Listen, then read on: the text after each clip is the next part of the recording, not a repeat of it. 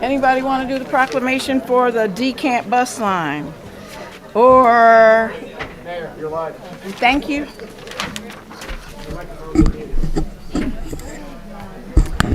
Good evening, everyone.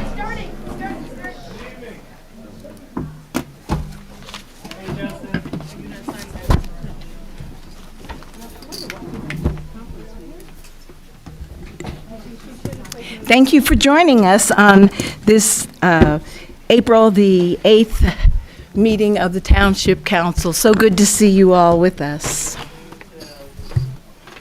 This is a conference meeting of the council and is being broadcast live on Channel 34 and is streaming live on Montclair TV 34 YouTube channel. It's available on demand and can and will be rebroadcast. This meeting is called pursuant to the provisions of the Open Public Meeting Act. The meeting was included in the revised annual notice of the meeting schedule as set forth in Resolution R-25-038, adopted by the Township Council at its regular meeting of February 25th, 2025, advertised in the official newspaper on March 6, 2025, posted on the bulletin boards outside the municipal building, and has remained continually posted. In addition, a copy of the revised annual notice is and has been available to the public and is on file in the office of our Township Clerk. At this time, please would everyone stand for the Pledge of Allegiance. I pledge allegiance To the flag of the United States of America and to the republic for which it stands, one nation, under God, indivisible, with liberty and justice for all.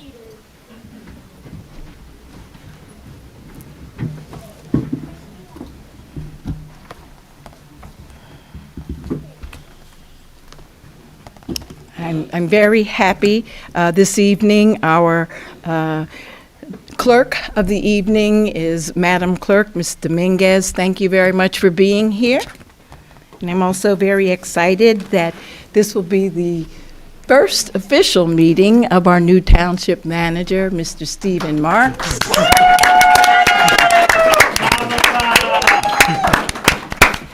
And as our Township Attorney this evening, we have... John Tentevsky. Thank you. So feels like a brand new day, and I'm very hopeful for great things this evening. Madam Clerk, will you please do the roll call? Deputy Mayor Anderson. Here. Councilor Birmingham. Here. Councilor D'Amato. Present. Councilor Lockman. Here. Councilor Toller. Good evening, present. Councilor Williams. Absent. Mayor Baskerville. Present.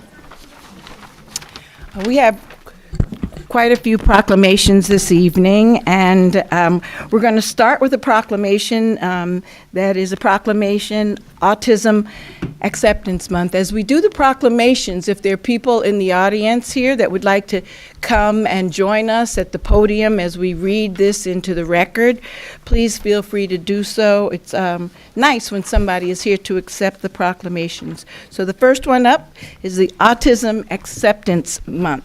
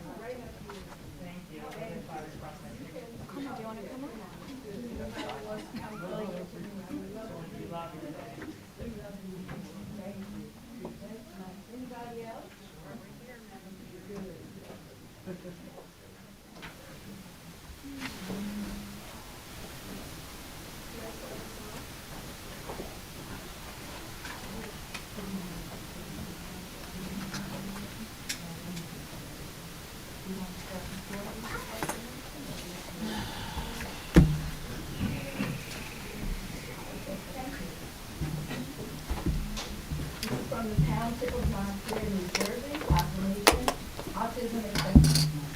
Whereas autism, thank you. Whereas the Autistic Self-Advocacy Network defines autism as developmental disability that affects how autistic people experience the world around them. Autism has always existed. Autistic people are born autistic and will be autistic their whole lives. Anyone can be autistic, regardless of their race, gender, or age. Autism is a word used to describe neurodevelopmental differences in a person's brain that impact how they feel, see, and understand the world around them. These differences are genetic. Autism is not a disease that can be caught, nor can it be cured. Autistic people want to be accepted and welcomed just as they are, including their differences, because their differences are a part of what makes them who they are and what makes them unique. Acceptance is the only cure for autism, and whereas autism awareness is knowing that someone is autistic. Autism acceptance is knowing someone is autistic and including and accepting them for all that they are. Acceptance is an action, and whereas a disability is any condition of the body or mind that often makes it more difficult for a person with a condition to do certain activities and interact with the world around them. Saying disabled and/or disabilities rather than special needs is preferred by most disabled people. Disability and disabled are not bad words. When our neurotypical families, peers, and community members are more informed, it can create a more mindful, welcoming, understanding, accepting, and caring community. Whereas the township recognizes that autistic people have a variety of support needs, understanding support needs, and how Montclair can increase community interaction and inclusion is possible by listening to the voices and messaging of autistic self-advocates and neurotypical allies who amplify autistic people. Now, therefore, the Mayor and the Council of the Township of Montclair do hereby proclaim April 2nd as Autism Acceptance Day and the month of April as Autism Acceptance Month in our wonderful Township of Montclair.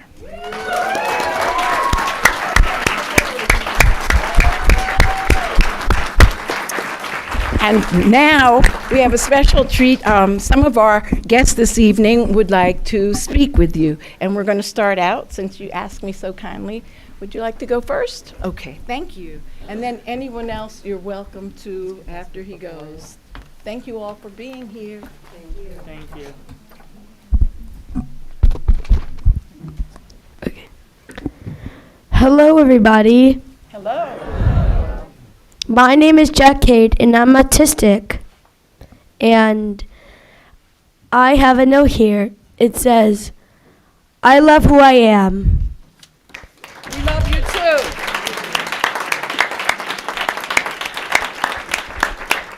Thank you, everybody. And I have a friend named Miles right here. Hi, Miles. Thank you. Hello, everybody. Hello. Thank you, and have a nice day. Happy Autism Acceptance Day, everybody. Good.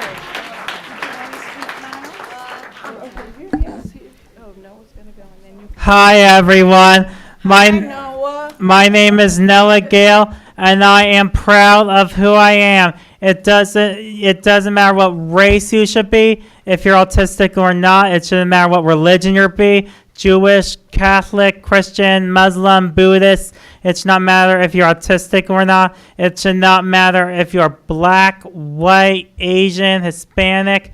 It should not matter what sexual orientation you are, gay, straight, bisexual, lesbian, it should not matter what, hold on a second. I know, it should not also matter what,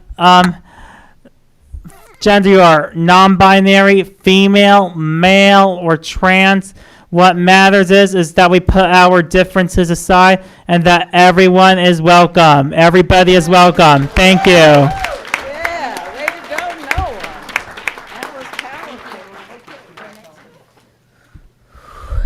I am an autistic, ADHD, Jewish,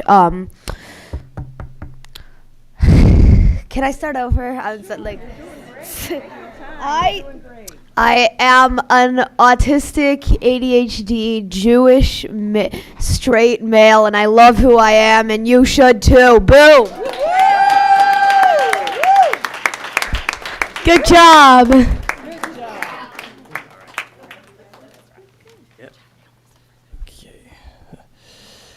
Thank you, Mayor, council members, and Montclair People with Disabilities Committee for this Autism Acceptance Proclamation.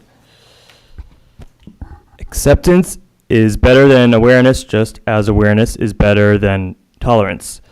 Nobody wants to be just tolerated. We all want to be accepted and a part of society, so Montclair is moving in the right direction. My name is Ezra Rifkin, and I am autistic with a capital A, loud and proud. Okay, yeah. Believing that there is a right way and a wrong way, or a normal and abnormal way of being human is kind of like stating the sky is blue when sometimes it's also gray, or the grass is green when sometimes it's also yellow. All people are different from one another, right? Right. Autistic people may speak, think, or act differently from what's considered typical, and they also may have unique and wonderful abilities. The great disability rights activist Judy Heumann said, "Disability only becomes a tragedy when society fails to provide the things we need to lead our lives."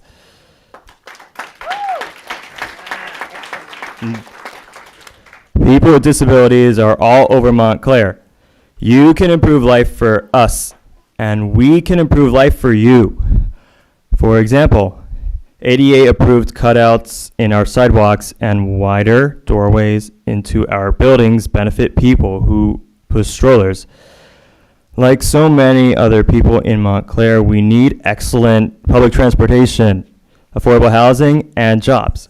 We can be the most honest, hardworking employees you'll ever have.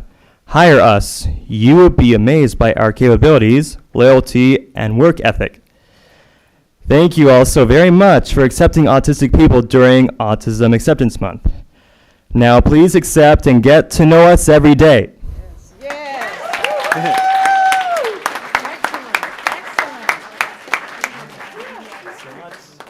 You got this, Miles. Hello. I also have autism and ADHD, and I don't think it's something that's really stopped me from much. I think it's not something to be ashamed of. Happy Autism Acceptance Month. Anyone else? Thank our allies for being here too. This is Thank you.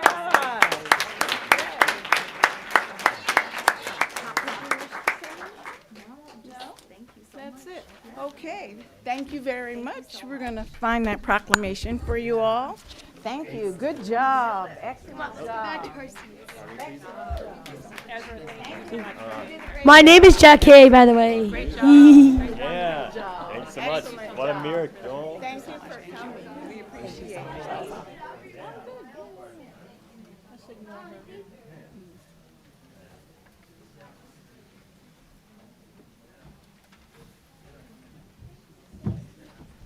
Hey, you know, Susan, our Thursday is going to be recorded. Yes. Yes, yeah.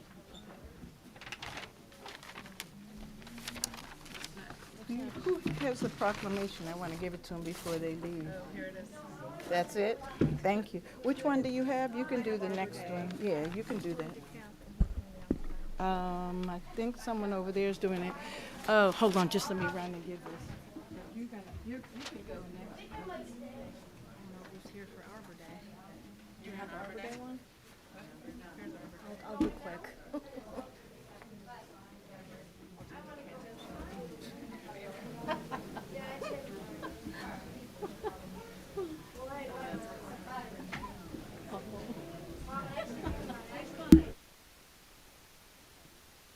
Is there anyone here to accept the proclamation for Arbor Day? Thank you very much for being with us.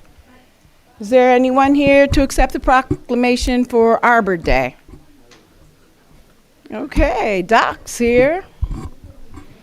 If anybody else would like to come, Deputy Mayor Shin Anderson is going to present the proclamation for Arbor Day, followed by DeCamp. So if you're here to accept the proclamation for DeCamp, please get ready. Thank you.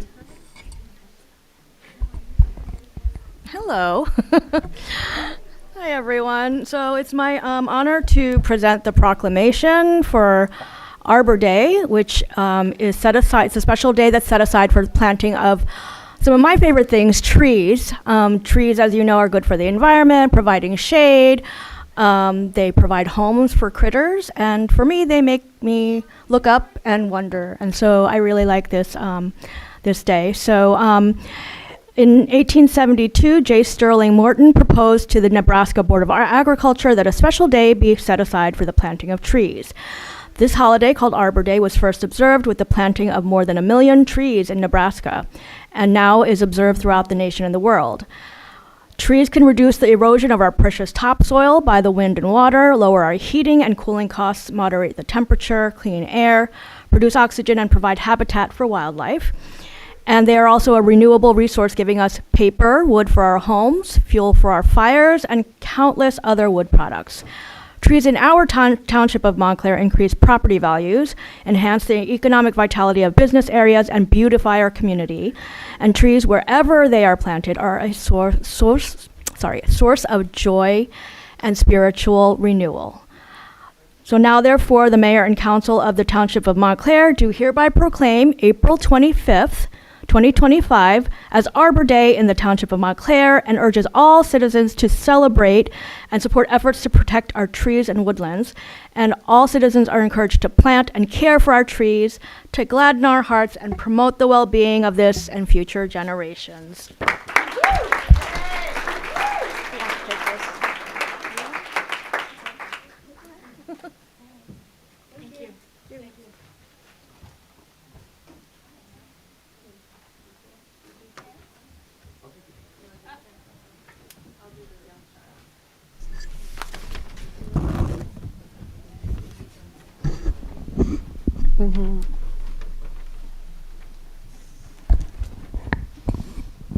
Is anybody here from the DeCamp bus lines to accept this? Okay, well, then I'll be brief. Township of Montclair, New Jersey proclamation honoring DeCamp bus lines. Whereas DeCamp bus lines served Montclair and Essex and Passaic County from 1870, when it was started as a stagecoach company, until February of 2025. It normally carried up to 7,000 passengers a day, located at 101 Greenwood Avenue in Montclair. The current owner, Robert DeCamp, and whereas the family-owned company, I'm going to read this in full, even though nobody's here, because it is an important part of our history. Whereas the family-owned company was started by a Civil War veteran, Union Army Major Jonathan W. DeCamp, who started a Roseland and Newark stagecoach line in 1870. His son, Benjamin Cap DeCamp, started a second stagecoach route between Livingston and Orange. After Benjamin DeCamp's death in 1905, his son Robert took over the stagecoach line, added a third route to Caldwell, and acquired the company's first motor bus in 1909. That's a lot going on before 1909. The company came to the crossroads in 1915 when Robert DeCamp died, and his brother, Dr. Ralph DeCamp, decided to give up his dental practice in Orange to take over the transportation service.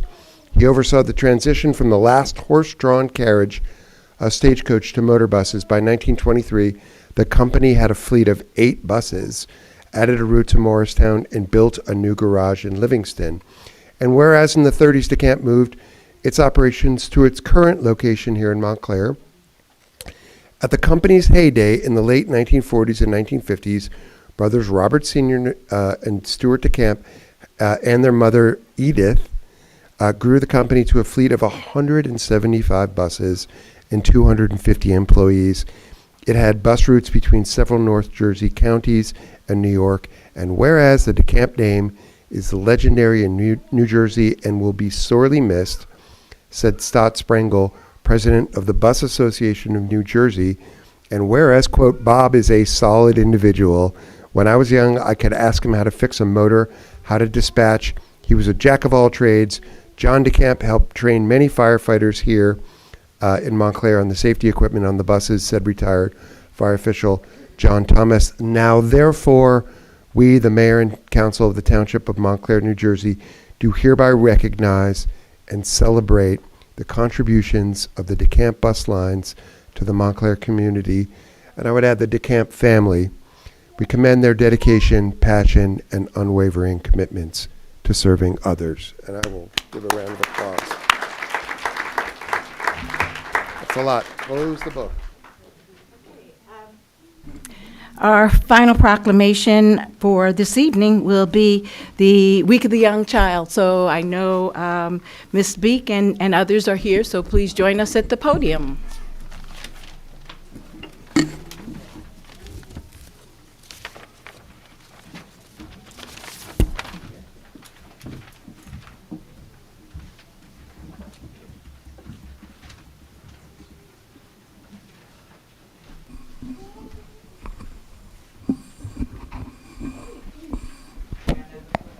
Hello. How are you? Thank you so much for coming. Thank you so much. I am very proud. We are two pediatricians here, so we get to read the proclamation in honor of the Week of the Young Child. We are declaring April 5th through the 11th, so we're right in the middle of it, the Week of the Young Child. Whereas the Week of the Young Child, celebrated April 5th through April 11th, is an annual celebration hosted by the National Association for the Education of Young Children, celebrating early learning, young children, their teachers, and families. And whereas the Week of the Young Child offers an opportunity for early childhood programs across the country, including childcare and Head Start programs, preschools and elementary schools, to hold activities to bring awareness to the needs of young children. And whereas young children and their families depend on high-quality education and care, which help children get a great start and bring lasting benefits. And whereas the Week of the Young Child is a time to recognize the importance of early learning and early literacy, and to celebrate the teachers and policies that bring early childhood education to young children. And whereas during the week, early childhood educators in Montclair will be presenting programs and activities geared to young children, stressing the importance of reading, healthy lifestyles, exercise, and other essential factors in the development of a child. Now, therefore, be it resolved, the mayor and council of the Township of Montclair do hereby proclaim April 5th through April 11th, 2025 as the Week of the Young Child in Montclair, and urges all citizens to recognize and support the needs of young children and take part in some of the planned activities. Thank you so much for being here. Thank you so much. Would you like to say any words? Would you like to say some words? Thank you. On behalf of the entire early childhood programs in Montclair and throughout New Jersey, Essex County, first let me just thank Mayor Baskerville. I mean, you know, we spoke. It was last minute. I'm always last minute, but I always try to make sure that the Week of the Young Child is recognized in Montclair because it's such an important part in our world. Early education is so important. Neighborhood Child and Infant Care Center has been doing this for over 90 years, and I've only been there 48 of those years, but it's a passion for me. I thank you for the recognition. We started off celebrating Music Monday. We handed out a breakfast treat bag to the parents because without them, there wouldn't be us. So we recognized the parents, and then we celebrated all day yesterday with music. Today was Tasty Tuesday. So the children tasted empanadas, meat pies. They made quesadillas and tuna fish. There were so many other things there. They were tasting today Tomorrow it's Work Together Wednesday, so they're going to do some work, crafts together. Hopefully, if weather allows, we'll start our planting outside. And then Thursday's Artsy Thursday, where they just are creative. And Friday, Family Day. And we spread it out throughout the month because April is so important. It's autism. And as the students were up here, the young people were up here talking about autism, I thought of the several children that we have in the center with autism. And I was mentoring one yesterday with his math problems, and I was trying to get it right, and he was trying to tell me, and I said, okay, let's figure this out together, and we did. And this morning he came in proudly and said, I got it. You know, so autism, you know, they're children. They're young people, they're people too. And so I thank you for that. So we'll be celebrating the entire month. And we'll end it with an ice cream social where I'm sure you will attend. You know, I got ice cream. And we celebrate the families. So thank you for this recognition. Thank you, Marvin, for always being here with me. Thank you. Thank you so much. Thank you.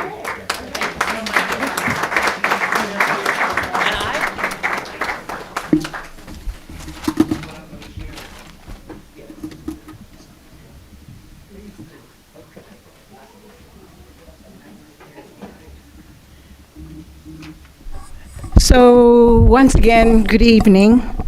I am, as I stood here and I listened to all of the young people coming up, and as I listened to Ms. Beek now, and we were talking about the importance of educating our young children, and while we know that's true and we've been here before, I became somewhat saddened because we are at a time where some of those things that are so important to all of us are being challenged, and it's difficult to see that. Most of us, like, we come in here and I see a lot of you, the same faces time and time again, and I think of us not as neighbors, some of us as family. We've been here for so many years, but most of us as change makers, because most of us that are here come time and time again because we want to change things. We want change for the better, and we want to make our Montclair the best that we can. We're facing some pretty horrific and dastardly challenges at this point in time, and I do believe that the power of hope, the strength of unity that we will pull together in Montclair as we have over the many, many decades, and we're all in this together, and the undeniable force of action will allow us to continue to pull together and continue to rise. I don't know if all of you, I know Ellie knows this song, but Joan Baez said that action is the antidote to despair. And I don't know who knows that song, but it's a beautiful song, and it talks about if you're feeling some kind of way and you're feeling a little bit down, that action is the antidote to despair. Without hope, we become powerless. However, when we feel hopeful, we manage to find the energy to get up and keep on going, to push back against any negativity that may come our way. I don't know about you, but I'm feeling hopeful this evening. Our history shows us that when our community comes together, we rise together, and we can and we will overcome. We've seen that for decades. We're not deterred by the actions of a few in power. We're defined by our resilience, our fortitude, our compassion, our faith, our commitment to justice. And still, we rise and we fight back. We fight against cruel and wicked, unjust policies that are based on hate, and we continue to climb and push back. Yes, the mountain may be high, but not too steep. I am not weak, and I will not settle for defeat. We'll face some difficult times, but I want to tell you that we can and we will reach the promised land. Got my mind made up, my heart is fixed, I won't turn back. So to the powers that be in the White House, I have a message for you. We won't go back. There is too much at stake. You all know what's at stake. What's at stake? Our health care is at stake. Our Social Security is at stake. Jobs are at stake. Global economy at stake. Education, our early education of the young child at stake. Freedom to love who we want to love and be who we are at stake. Democracy at stake. Civil and human rights at stake. Our future at stake. Justice and liberty at stake.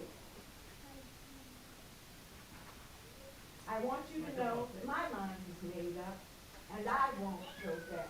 I am so proud to be a resident of this Montclair Township. This is a call to the conscience of all of you to rise up and do justice and mercy and walk humbly. However, if that doesn't work for me, I am not against good trouble. Thank you.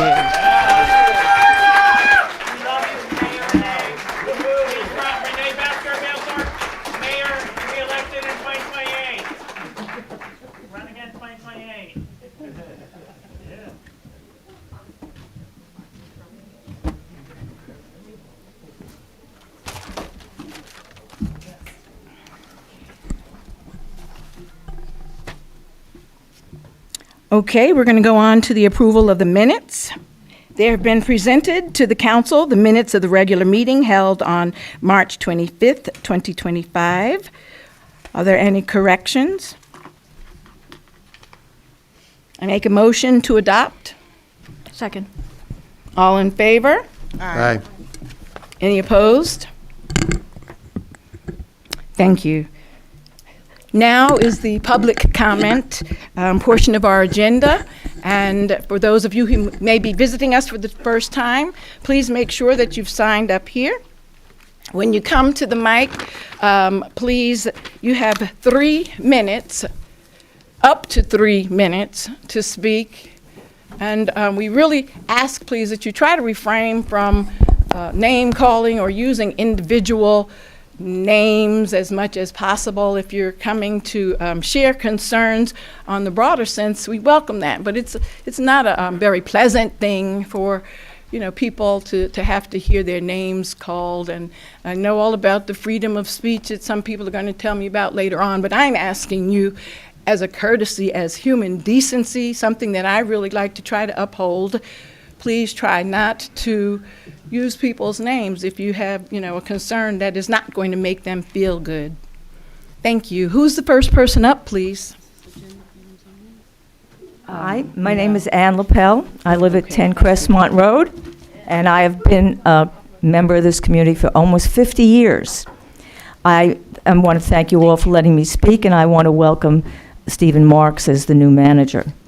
I also want to go on record and say that the citizens of Montclair, who we call modern agers, support the Vision Zero project.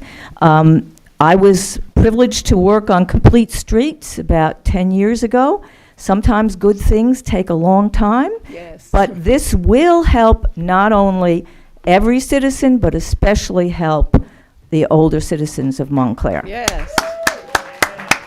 And if you want good trouble, Yes. you can look to the modern agers. Our Yes. typical modern agers in Montclair currently represent 26% of our population. We have lived here for more than 20 years, we have paid taxes, and we are now asking for your continued support as you make budget decisions.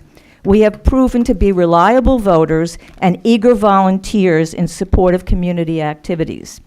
Our population is the fastest growing demographic in the nation. And a community that does not prepare now to support our numbers and needs is sure to falter. The upcoming Lifelong Montclair Modern Aging Center, located in the middle of our business district, is central to that community planning. From that center will radiate a wealth of services and resources designed to make an age-friendly community, not least among them, providing reliable and timely information, access to resources for modern agers and their caregivers, health screenings, as well as providing a hub for overcoming isolation. Research has confirmed loneliness can cause 15 years of longevity. What will a lifelong center for Montclair facilitate? A physical center for offsetting loneliness. A resource for business district consumerism and tax revenue. A physical center for supporting needed services, information, and digital inclusion. We hope that you understand the gravity of this request. As the population ages, we must step up. Thank you very much. Thank you so much. Next guest, please. And Councilor Lockman was kind enough to let me know on our agenda, it says this is for agenda items only. That is a mistake. I apologize to you. This is for anyone that wishes to share with us at this time. So please come on down, sign up over there. We welcome you.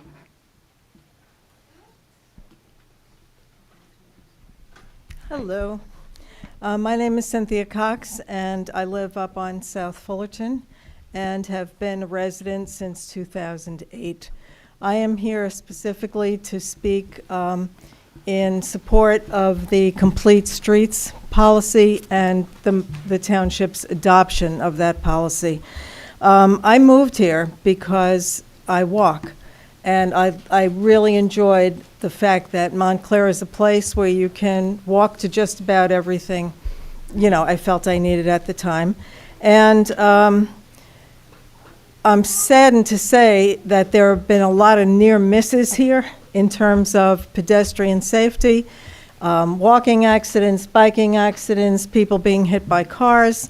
I was pretty much almost sideswiped in a car, you know, so we've all had our close calls, and I was at a recent meeting, maybe in the fall, where almost everyone had a close call to report, which is pretty scary. So I'm encouraging you, and I appreciate your supporting the Complete Streets policy as a way of really formalizing what so many people here have been committed to over a lot of years. And you know, I've been here long enough to be at some of those early meetings and so forth. So I think it's a real commitment to pedestrian and cyclist and vehicle safety, and you know, everyone has a responsibility in that, and so I appreciate your supporting it. I also just want to say anecdotally, I appreciate the work this council is doing. So far, I feel I've, you know, gone to a couple of different meetings, and I feel listened to, acknowledged, and I feel like things are really moving in a good direction, so thank you. Thank you. Okay. Okay. Next guest, please.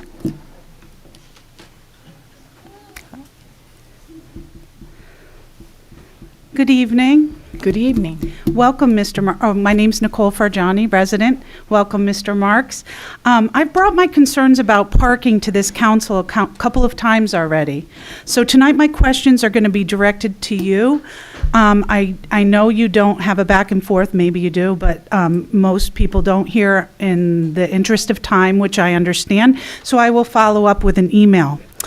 I did a little investigating. I see you worked in Hoboken and Kearney, right? Correct me if I'm wrong, but I believe those towns allow residents to park on their streets. My question is, what is your understanding as to why Montclair doesn't allow residents to park on the streets? And do you feel that if someone lives and pays taxes either by rent or owns a home, that they should be able to park in their town because most people need a job, and a lot of people need a car to get to their job. So I think it's in the name of equity that we get this done. And because you live in those towns, I lived in Weehawken and Guttenberg, and it seemed like a real easy thing to show my place of residence, get a permit, and be able to park on the street where I lived. So that was that. So I will follow up with some questions, because I feel, I hope you feel that it's something that's easy to be done and fair.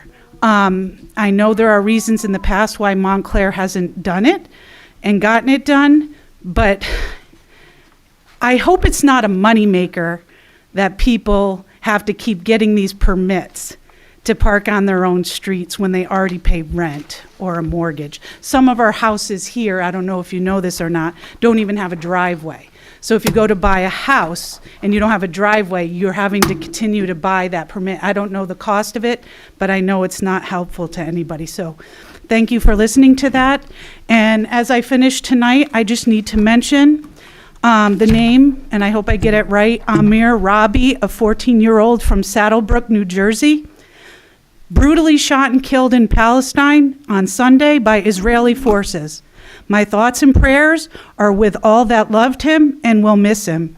14 years old, supposedly shot 11 times. This needs to end. Free Palestine. Thank you.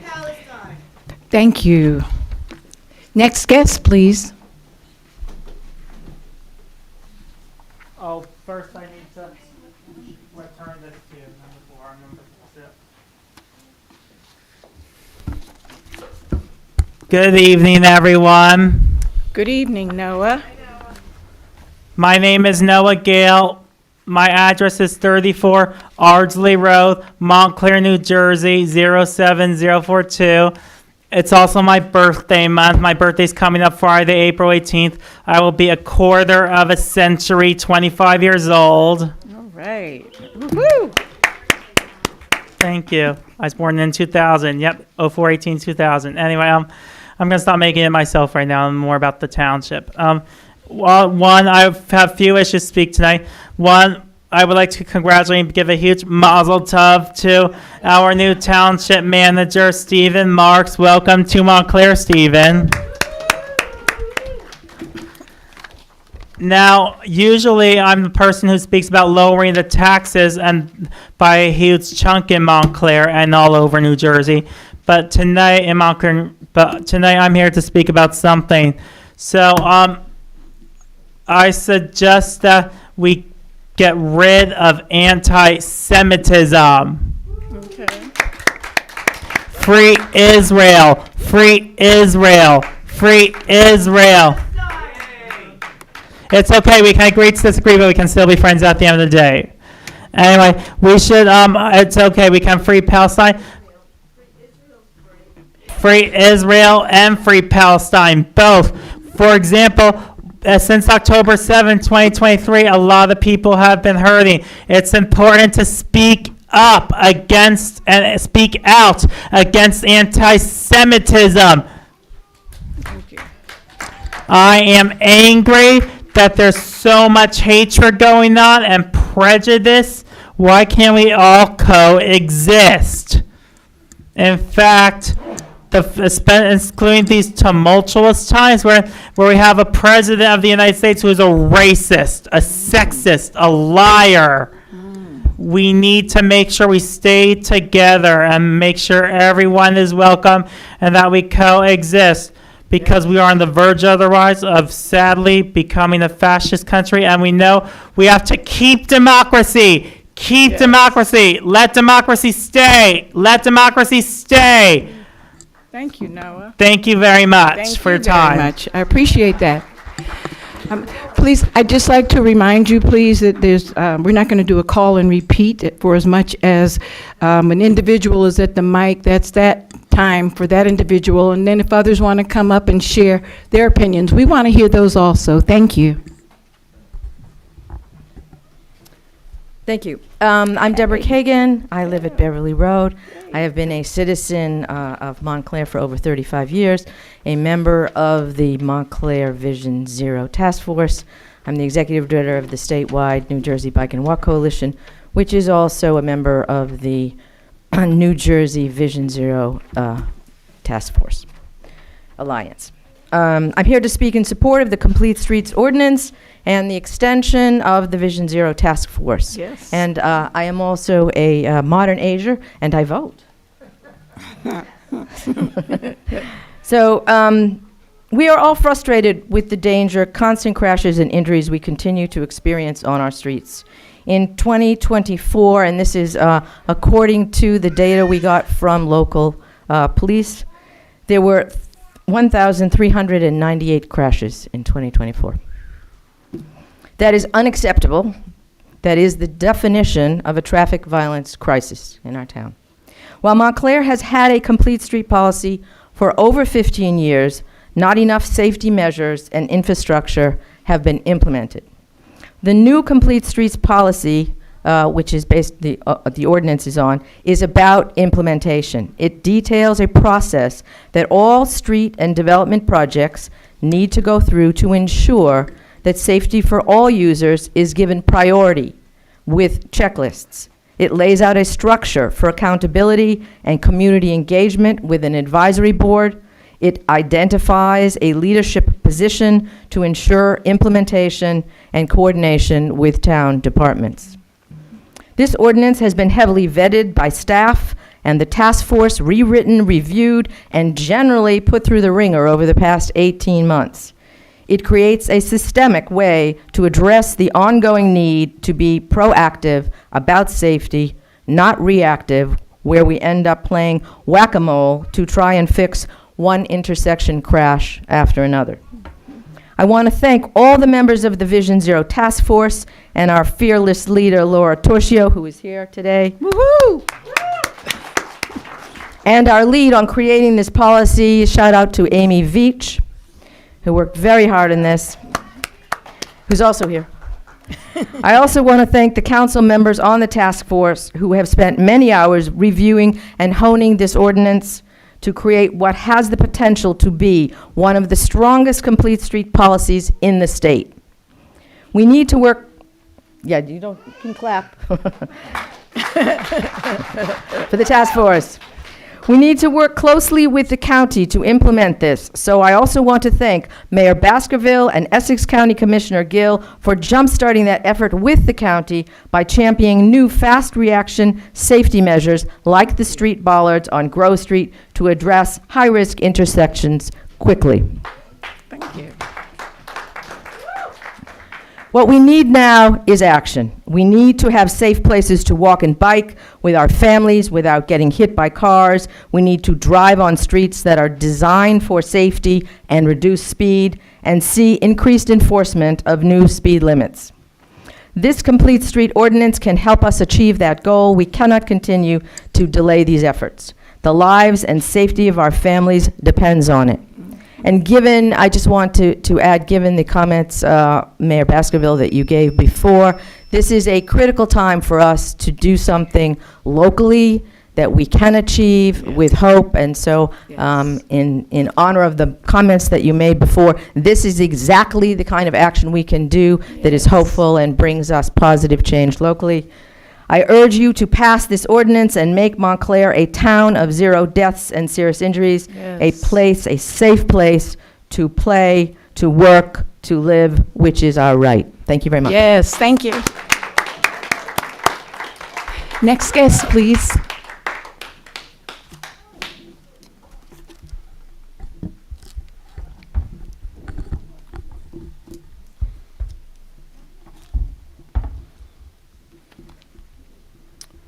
Good evening, Mayor Baskerville, council members, and Mr. Marks. My name is Jeffrey Robert Grayson, and I'm born and raised in Montclair. The following information comes from the National Fire Incident Responding System and the National Fire Protection Association. There are 4 phases that determine a fire unit's response time. Call processing time equals the elapsed time from notification to dispatch. Turnout time equals the time from dispatch until the unit changes their status to responding. Travel time equals the time a unit responds until they arrive at the scene. Setup time equals the time hoses are connected and water begins to flow. The first 30 seconds of a fire, a small flame can begin to grow. From 30 seconds to a minute, the fire spreads, igniting more objects. From 1 minute to 2 minutes, the smoke plume rises to the ceiling, potentially reaching other rooms. From 2 minutes to 3 minutes, the temperature in the upper layer of hot gas can reach 400 degrees and the smoke becomes toxic. Beyond 3 minutes, the fire can quickly become out of control with the potential for flashover and destruction of the building. Flashover occurs when the majority of surfaces in an enclosed area are heated to the point of automatic ignition of the flammable gases with temperatures in excess of 1,000 degrees. In 1966, 12 New York City firemen lost their lives fighting the 23rd Street fire when flashover caused the floor to collapse. Prior to 9/11, this was the single largest loss of fire department personnel in New York Fire Department history. My first cousin, Bernard Tepper, was one of those firemen. Firehouse 3 would not only be the first responder to a fire in South End, but also to the multi-million-dollar estates along the South Mountain Avenue, Lloyd Road area of the 3rd Ward. Unfortunately, the 3rd Ward has been as quiet as a church mouse on this issue. As long as the request to renovate Firehouse 3 in South End is on the table, the scales will always tilt in favor of what the other wards want. Need $5 million for the library? You got it. Need $264,000 to spruce up Watchung Plaza Park? You got it. Need $76,000 for a new roof for Firehouse 2 in Upper Montclair? You got it. Need money to renovate Firehouse 3 in South End? We're sorry, that's not a priority for us. I want to close with this. The March 25th council meeting reminded me of a classic song by the Temptations from the 70s called Ball of Confusion. There was blame shifting, there was fault finding, there was criticism, there were accusations, there were improperly written documents approved, there was a meltdown by the attorney followed by an exaggerated aftermath. We need Firehouse 3 now more than ever because the hopes of those of us born and raised in the 4th Ward are going up in flames. Thank you. Thank you. Next guest, please.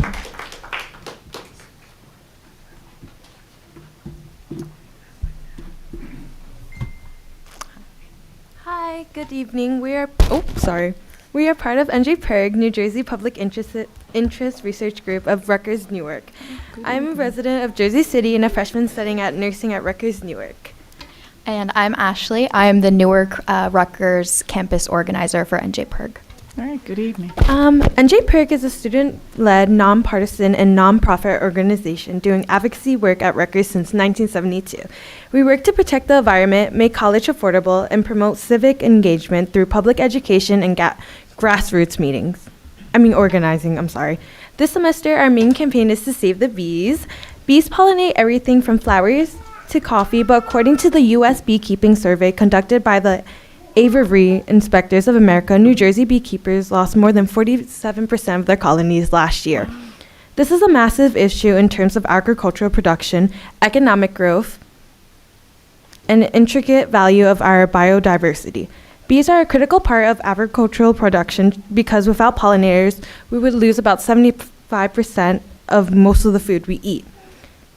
The loss of bee populations is known as colony collapse. There are many causes of this phenomenon, including climate change, habitat loss, industrial farming practices, and the use of harmful pesticides. Solving the problem of bee population decline is not something we can do immediately. Harmful practices are institutionalized within our lifestyles, so in order to start the process, we need to make local changes now. The best way for municipalities, I'm so sorry, New Jersey, I'm kind of nervous, so to help us is becoming bee-friendly cities, and Berkeley Heights has already signed on. Becoming a bee-friendly city means making commitments laid in a resolution adopted by the City Council to support pollinators through habitat creation, public education, and reducing harmful pesticide use. We're here today to ask Montclair Township to take an essential step to protect our pollinators and strengthen the community's efforts by passing a resolution in order to become a Bee City USA affiliate. So far, over 1,300 Rutgers students from across the state have signed a petition in support of bee-friendly cities. Montclair has already played a crucial part in environmental responsibility as the second town in New Jersey to pass a native vegetation ordinance and as a USA Monarch City. Further, Montclair already has the entire pocket park downtown dedicated to pollinators, so the next natural step would be to become a bee-friendly city. We are excited to be in discussions with Jose German Gomez and David Wasmuth, founder and chairman of the Northeast Earth Coalition, who are excited about the prospect of passing this resolution. So far, more than 60 Montclair residents and patrons of the farmers market and 25 small businesses have signed on to endorse the measure. Becoming a bee-friendly city is the next step to reaching Montclair's sustainability goals, so we are excited to continue working with your council to pass this resolution. All the commitment requires is intention and community, and it will open up new partnerships, educational opportunities, and a better future for us and our pollinators. We believe Montclair is ready to lead and support our local gardens, pollinators, and future, so we ask that you continue the partnership and conversations we have opened and consider passing the resolution to become a bee-friendly city. Thank you. Thank you very much. Next guest, please. Mr. Fan, is that it? No, man. Number 9. Okay.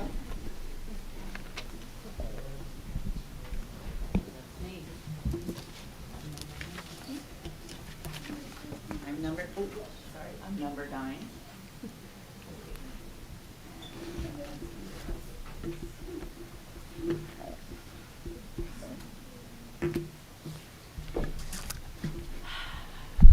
Good evening. Good evening. Hello, my name is Laura Torchio. I am the Vision Zero Montclair Task Force Chair. I live at 569 Upper Mountain Ave. Before I start, I just want to say welcome, Stephen Marks. Glad to have you. Since October 2023, we have been working toward, as the Vision Zero Task Force, eliminating all traffic fatalities and severe injuries while increasing safe, healthy, and equitable mobility for all. Our strategic approach has been to, 1, establish an alert to action process, pass a complete streets policy and ordinance, create a Vision Zero action plan and demonstration projects, and create a rapid response system for community concerns. I just passed out our quarterly report for the work that has been accomplished since October 2023, including completed deliverables, delays to anticipated deliverables outlined in the strategic framework, and unanticipated advances in safety interventions.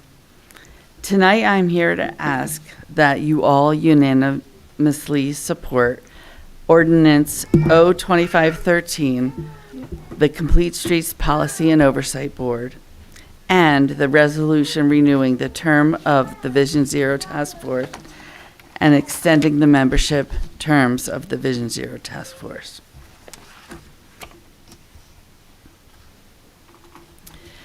I just want to mention also that the Vision Zero Montclair Task Force is comprised of council members, Mayor Baskerville, Deputy Mayor Shin Anderson, and Councilor D'Amato.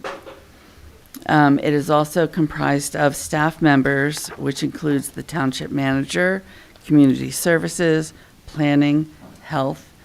It also includes members from the county, Commissioner Gill, the county planner, the county engineer, and other experts like the New Jersey Bike and Walk Coalition, Bike and Walk Montclair, Montclair Police, seniors, students, disabilities, health, and the Montclair Center BID, and Environmental Council, and more.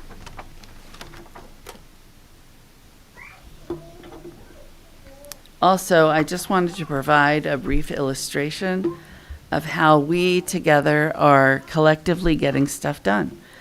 The time is now for all of us to work together and make our streets safe. Commissioner Gill from Essex County, along with our council liaisons, Mayor Baskerville, Deputy Mayor Shenanderson, and Councilor D'Amato, have been instrumental in creating a positive relationship with Essex County. Together, they have facilitated a high-level meeting resulting in Essex County reversing their original decision about lowering the speed limit on Grove Street. This meeting also resulted in Essex County allowing reflective delineators at crosswalks on county roads, and Essex County agreed to purchase 10 driver feedback speed signs for placement around town. And this is just the beginning. Both Essex County and Montclair Township are currently working on safety action plans, which will result in more longer-term improvements. Bless you. Let's please celebrate these small actions as bigger actions are being planned. I am here along with my co-Vision Zero Montclair Task Force members, including Montclair staff and council, to help answer any questions you may have. Thank you.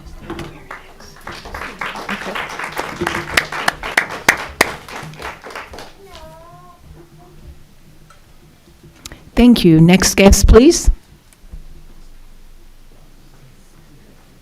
Good evening. Good evening. My name is Eric Pearson. Is the mic okay?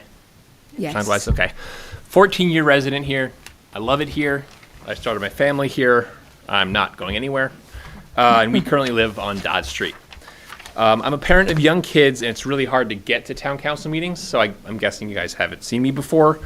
Most of my peers are currently contending with pajamas and hairbrushes, so just pretend there's a bunch of us standing here. It's crowded. Like, there's just a lot. You can't see them, though. It's bedtime. There are a lot of us who voted for the current council based on the campaign comments about street safety. We will also vote in the next council election based on street safety, and the next election after that. So I just really want to underscore how vitally important it is in our decisions about local governance, how we conduct ourselves when it comes to investment in our street infrastructure and the safety thereof. My kids, 7 and 9, they cross Grove Street every morning to get on the bus. We also cross it every Friday on our bikes because we are really loyal bike bus riders. I want to say that the bollards that were recently put up make all three of us and our dog feel safer every single day. I've been repositioning them every so often. They get knocked over by motorists, and I'll, if one of ours at Grove Street gets knocked over, I'll put it back up. I also reposition them all up and down Grove because I've seen the difference they make. Mm-hmm. It is slower, even independently of the lower speed limit. Cars are slower around the bollards. So I have a couple requests. First, please accept my thanks for the progress already made. Grove Street is already safer than it was recently. Second, renew and extend Vision Zero. Third, please pass the Complete Streets Ordinance. Fourth, support it with hires and funding to make it effective and not simply a document. And then fifth, support it again by telling us, your neighbors, what we need to do to help you get the job done. Thank you. Ooh. Thank you. Next guest, please.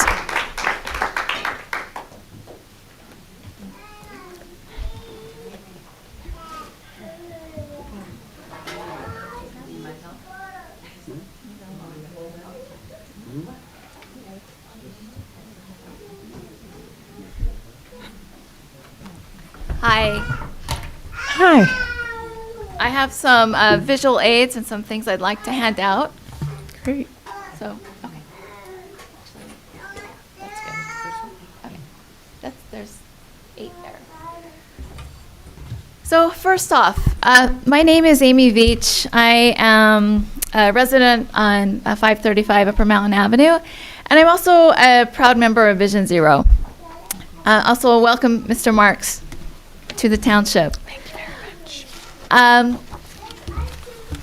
So what I'm passing out right now, or what's being circulated, is our latest March newsletter, which is a compilation of the data that we've been collecting over the past year. And you'll see attached to that, behind it, a list of all the crash data, for crash injury data related to fatalities, serious injuries, minor injuries, and possible injuries, as well as a second list that designates the serious and the fatal injuries. I think it's really helpful seeing it all together. And quite frankly, where we are today has been a lot of work. And as a task force, we really worked collectively to make things happen. And I would summarize it in 6 broad strokes of what we've done. First, one of our biggest goals was creating a process internally within the municipality to get work done day to day. And that really is a manifestation of this policy that's before you today, and that I am wholeheartedly, with everything I've got, asking you to please pass. Not only because it makes that difference in day-to-day actions to really make real changes, but it is the beginning of just getting. I'm sorry. I'm a little flustered here. It's the beginning of really making things happen. As the gentleman before me said, the bollards and delineators are very simple action, and they make a difference. And this policy, it starts with those basic actions. It's as much as integrating our maintenance and our repaving projects, changing the striping on Harrison, adding a line. Small things, they make a big difference. Repaving on Park Street, adding painted curb outs, it makes a big difference. For all those families congregating on those intersections for their 4 schools, these little actions, they're not huge, it's not a major investment, but small actions lead to big changes and feelings of safety, and it matters on our streets. And if you look at those lists, it doesn't matter where you live, what ward you live in, whether you are a newborn being pushed in a stroller, whether you're a senior going to the Wally Center to do a Zumba class, or you're driving your kids to school or walking your children to school or biking with them or going to the grocery store. We are all pedestrians every single day. We are drivers every single day, and we are passengers.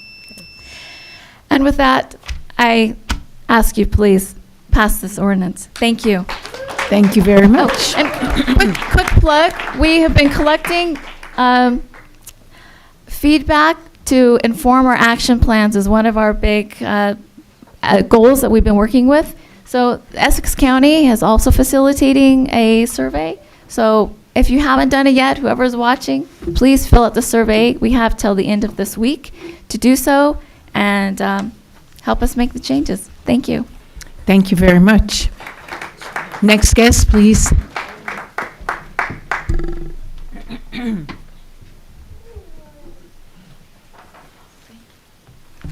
Bill Harrison. Before I get to why I'm really here, which you know, the Complete Street Ordinance, I'd like to suggest a minor change before you introduce it. On page 6, 297-63A2, I was going to suggest you have major site plan adding major subdivision, but then I think it's simpler if it just simply reads into their reviews and delete and recommendations of major site plan, and just have it read reviews of development and redevelopment projects, and cover that way it covers everything. Reviews covers recommendations. Planning board in limited instances does make recommendations to the governing body, but I think if it simply reads reviews of development and redevelopment projects, and everything's covered, because there are some minor projects where it becomes relevant, and no reason to limit it to just major projects, major site plan, major subdivisions. Just, Mr. Harrison, sorry, can you say it's on page 6 and which number? number 2. 2. Oh, okay. Yeah, I had that noted, actually. Okay. Moving on, sent you a long letter detailing legally what you should be doing. Please rescind the permit that was issued for demolition of the grandstand. That's your point of leverage. When in fact, people playing baseball this year will require them to continue with that work because I want a place to sit when I go to the football games.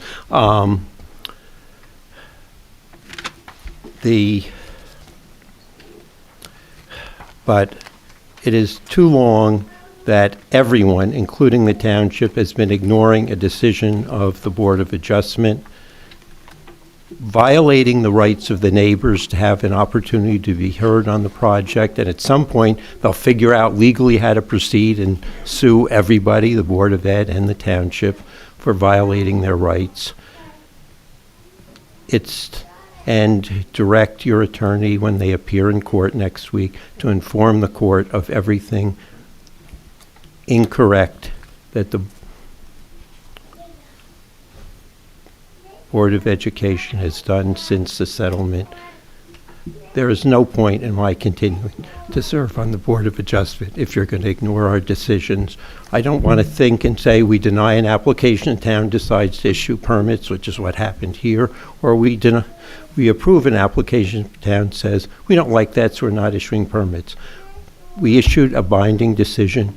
Everyone, including the township, had a right to appeal that decision. No one did. It's binding. Everyone's ignored it, and it's disgusting. Thank you. And welcome, Mr. Marks. Thank you. Next guest, please.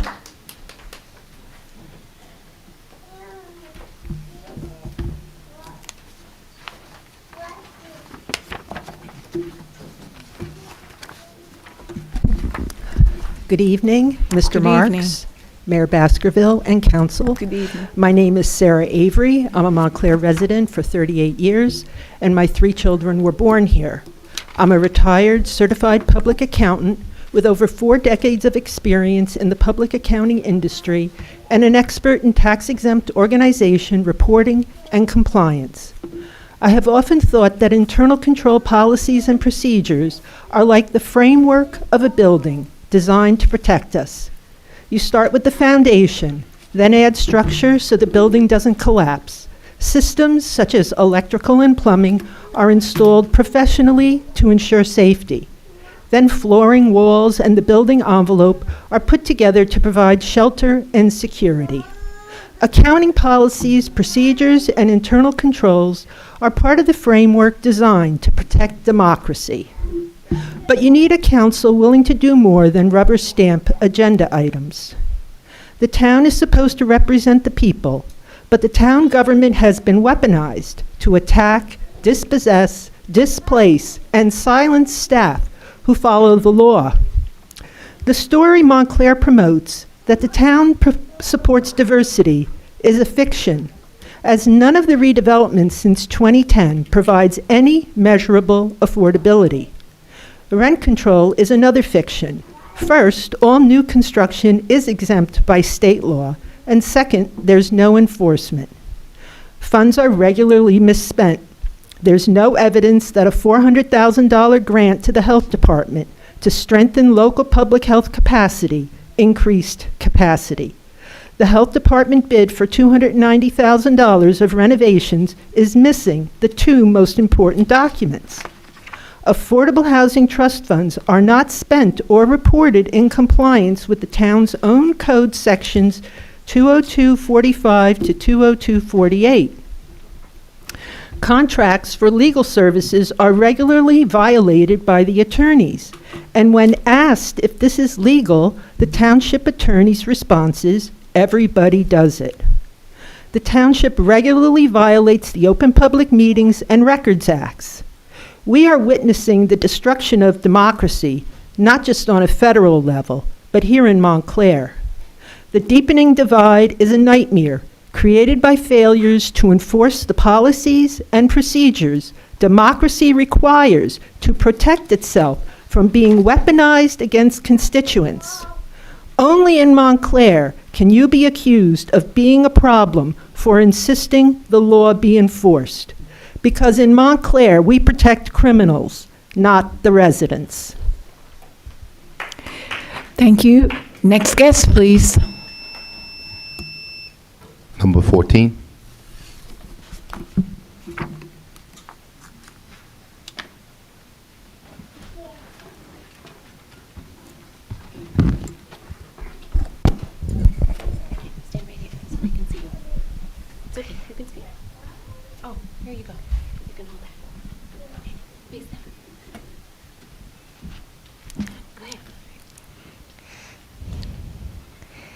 Hi, my name is Lena, and I'm a 5-year-old, and I go to kindergarten at nursery, and I love to bike.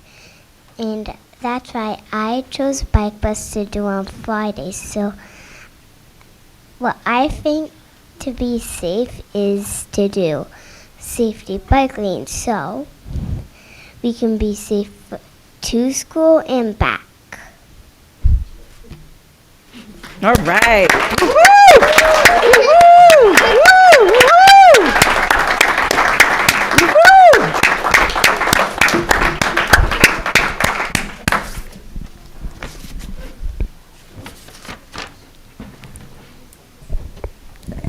Hi, my name is Coco, and I'm a 3rd grader at Hillside School, and I love biking and walking around Montclair.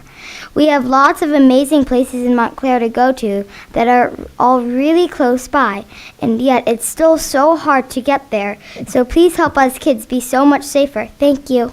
Thank you. Good job, Coco.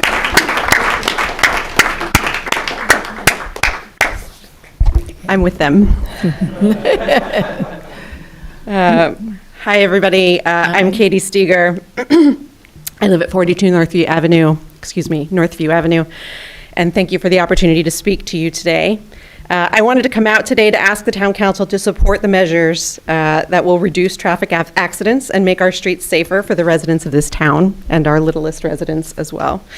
As you can see, I have 2 children who you've now met, and we are lucky enough to live in a neighborhood that any realtor would describe as extremely walkable. We're just steps away from the Upper Montclair shopping district. We love everything about being this close, but it also means that my children must cross a very busy road, an often dangerous intersection in every single direction after they leave the house. To get to their bus stop, they must cross Cooper and Northview, which most drivers use as a pass-through to get away from Valley Road, super speed. In the other direction, they must cross going the other way with too many parked cars for drivers to be able to see them, and there is no stop sign going the other way. The other way, we have Bellevue Avenue, which has a crosswalk, but where cars rarely stop to let us cross, and sometimes a car will just swerve around the car that has stopped, not seeing that a pedestrian is in front of them, which I assure you is my worst nightmare. To the west is Valley Road, where a dear friend was thrown 20 feet by a van who didn't see her, shattered her knee. She was walking with the right of way. To the east is Park Street, which has had unimaginably 2 fatalities in the last several years. This is all within 1 block from our house. We bike regularly in town, and every Friday we bike to school with the Montclair Bike Bus, which is a joyful weekly community experience for which we are so grateful. But I have to tell you, I wish we were doing it solely for the joy and not also for the safety.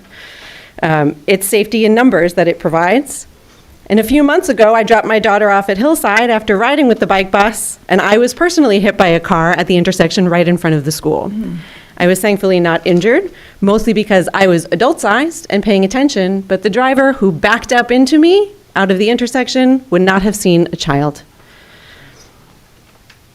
I want my children to be able to be more independent as they grow up. But as a parent, I have to tell you that the thing that I fear most is not them being kidnapped. It is not that they will get into trouble. It is that they will be hit by a car outside of their house.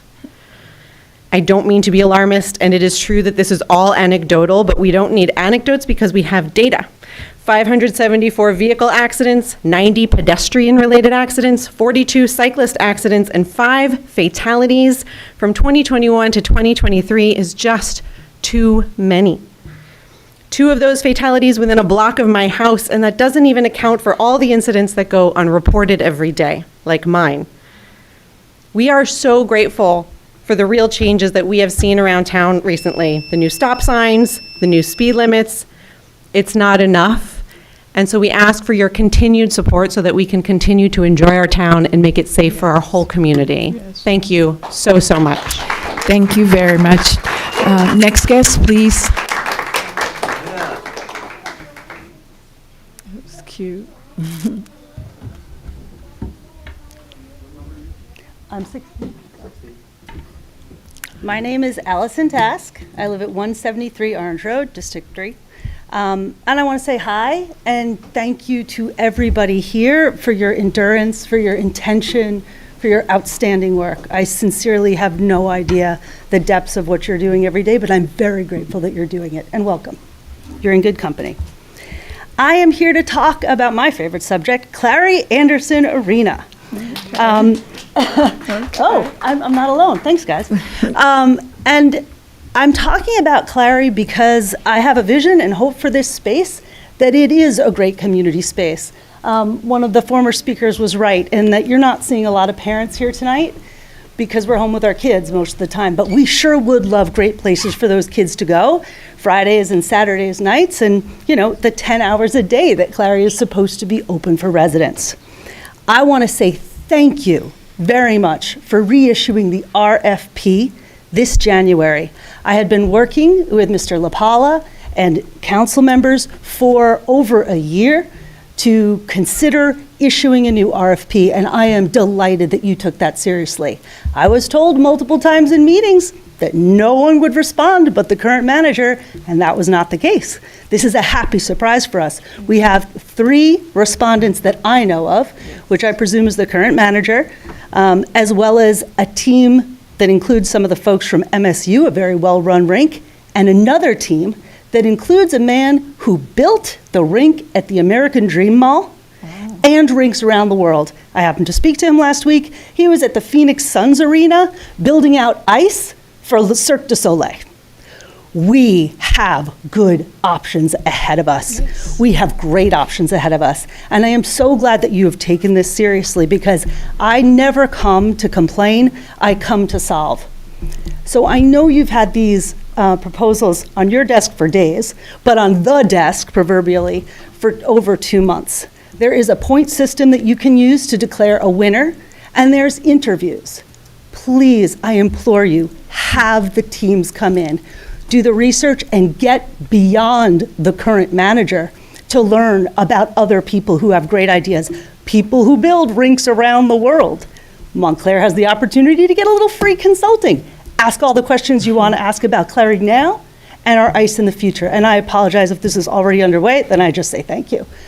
I also want to point out that the current manager is not keeping with the current contract. That's on him, and that's on us for not watching. I am sure current contracts will be figured out. But you have to look at the spirit of a person who has taken a community center and used it as a profitable hockey pass-through. Because Montclair residents can't get on their ice anymore. Everybody knows this is the cheapest ice in town, and they take advantage. Thank you so much for setting this right. Thank you. Thank you. Next guest, please.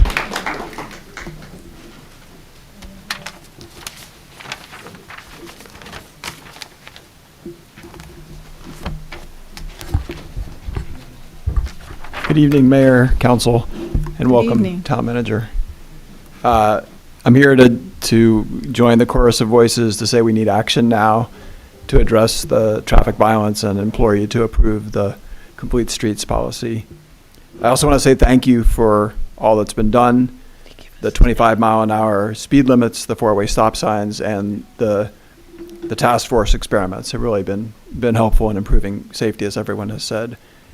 I have a 13-year-old who he was too cool to ride the bike bus with me, but he's just now discovered biking and he's riding all over town. And for someone who's been a lifelong cyclist, this has been a dream of mine.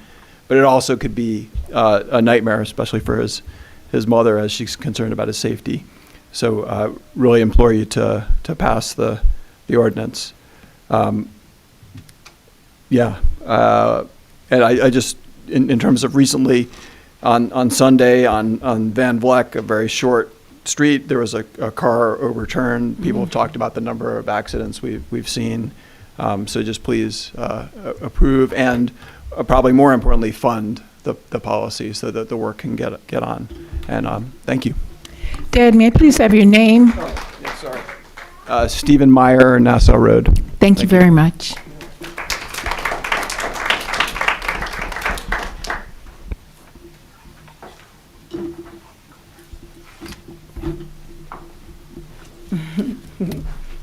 This is so cute. All right, everyone can hear me okay. Yes. Good evening, council members and mayor, and thank you for the opportunity to speak this evening. My name is David Maher, and I live in the 4th Ward here in Montclair on Willowdale Avenue, or Willowdale Court. I'm a parent of 3 young kids, of whom you have all been patient with tonight. Thank you. Alice, our 7-year-old, Bennett, who is 3, and Esme, who is 2. And I also am a part of a really strong community here in Montclair, the Montclair Bike Bus. As a lifelong Division I athlete and now converted to age group triathlete, cycling, walking are one of my most favorite things to do, and it is why we picked Montclair to start our family and make it our place of home, leaving New York City. I know. Every week I bike with my daughter to school, and every week we have at least one near miss. A car speeding through a stop sign. A driver making a turn without looking. We stop. We wait. We double check. But I can't help feeling like I'm asking too much of my 7-year-old to be this vigilant just to get to school. And as you have heard, we are not alone. Between 2001 and 2003, every single fatal car crash in Montclair involved a pedestrian or a cyclist. That's 100%. And of the 574 total crashes in town during that same time, 132 involved pedestrians and cyclists. That's nearly a quarter. These are people, neighbors, kids, parents, seniors, trying to walk or bike through the town that they love. The solution isn't just about bikes, it's about safety. It's about kids getting to school, seniors, as we've heard from, getting to the store, and drivers getting home without a pit in their stomach. It stresses me out whenever I have to drive. We all share these roads. We all deserve to feel safe using them. I am not here to pit bikes against cars or pedestrians against cars. I drove here tonight. I had to. I drive too, but what I'm asking for is balance. Streets designed so that walking and biking aren't the risky options. Streets that invite families, not just vehicles. Walkable, bikeable communities are healthier, cleaner, and more connected. They help local businesses, they reduce traffic, they build trust and familiarity among neighbors. They make Montclair the place that we love. I know there are tough choices ahead about how we design our intersections, enforce our lives, and prioritize our investments and resources. But I also know the cost of inaction. More close calls, more injuries, and the unthinkable possibility of another preventable loss. Let's commit to a Montclair where kids, and all of our kids, can walk or bike safely to school, where drivers feel calm and supported by the design of our roads, where we lead the county in creating a truly safe and livable and accessible town. Thank you for your time, and thank you for your service. Alice would quickly like to say something. Sorry. My turn? Yes. Crossing guards are safe for bike bus because they help us know when to stop and go, and so do traffic lights. Love Alice. Thanks, guys. Appreciate you. Good job, good job. Next guest, please.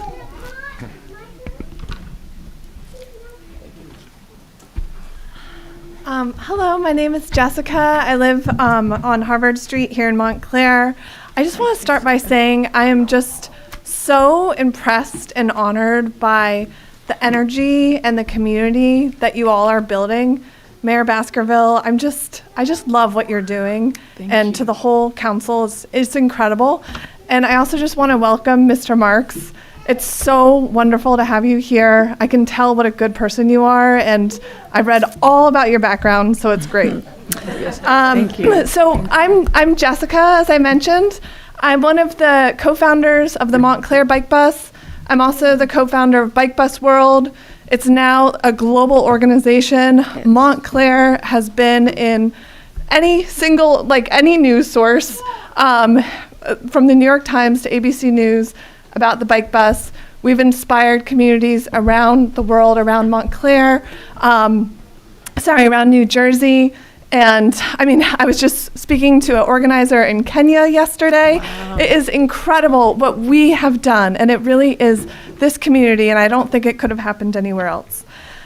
We created the bike bus because we know two things. One is, we all want to walk and bike and just get around here. That's why so many of us moved here. We chose it intentionally. And yet there's this incredible high rate, I would say abnormally high rate of car crashes here. As others said, it's between 2021 and 2023, it was 574 crashes and 5 fatalities. Horrific. That was one reason we started the bike bus, because of safety. The other reason we started it is for one of the reasons that we began tonight's event, around the idea of early childhood and the autonomy that is needed for early childhood. There's been incredible studies that show that there is this mental health crisis in the United States right now that we've never really seen before among young people. And one of the key factors is autonomy. Bike Bus gives children autonomy, and you heard a couple of children speak today.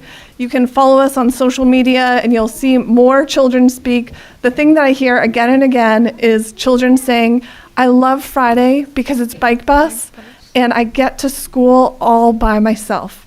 Think about our childhoods. That's just the way it used to be. Right. So I'm here to introduce myself to you, Mr. Marks, and to thank the council, but then to also really push for change. I will always be on your side. I will always be so grateful for your work, grateful for the work of Vision Zero Task Force, which I'm also a member of. Grateful for the work of Vision Zero Task Force, and grateful for the work of Brendan Gill and others in Essex County, but I'm also going to always push for change. I really hope that we pass this complete streets ordinance tonight. I really hope that we pass the resolution to renew the term for Vision Zero and for the Oversight Board, but I also feel like that is actually just the tip of the iceberg. So much of this work that we're doing right now is because our bike bus community has shown up and spoken about this again and again and again. I know that all of you our bike bus community came around and looked at what you had to say about pedestrian safety, about bike safety, and that is why we voted for you. So I really, really hope that Bike Bus is an example of innovation and creativity. I hope that we can continue to push for those types of actions. Thank you so much. Next guest, please.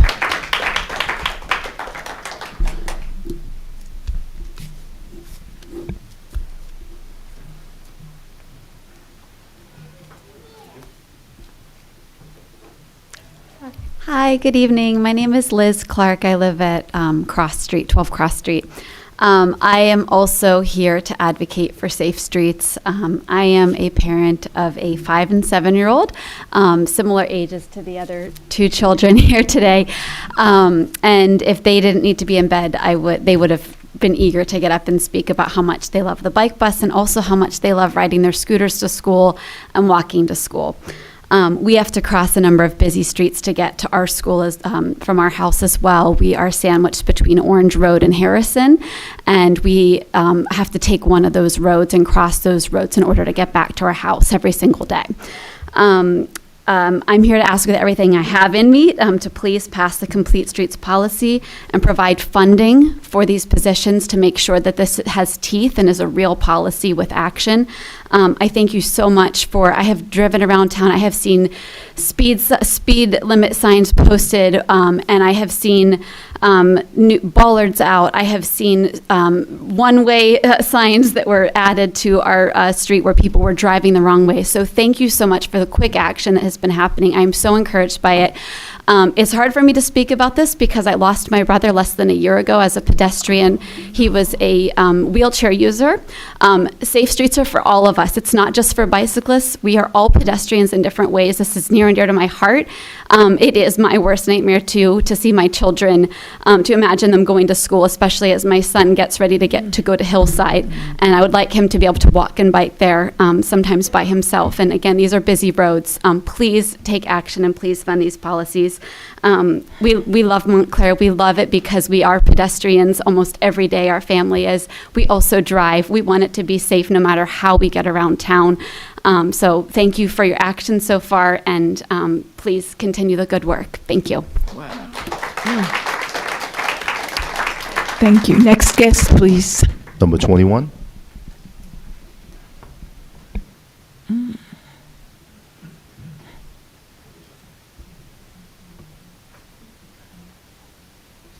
Hi, my name is Bruce Conaway. I live on Park Street. I walked here tonight and I felt pretty safe doing that because I only live 2 blocks away. But I moved here about 6 months ago from Colorado. That's my daughter, and I'm now close to my grandchildren, which I love. I really miss biking. I can't do it here. In Colorado, I was safe. I could ride out on any street and have a dedicated bike lane, protected bike paths. I don't ride my bike here except on Friday mornings. And I miss that, and I hope you do whatever you need to do so you can have that experience like I did. Thank you. Thank you very much. Next guest, please.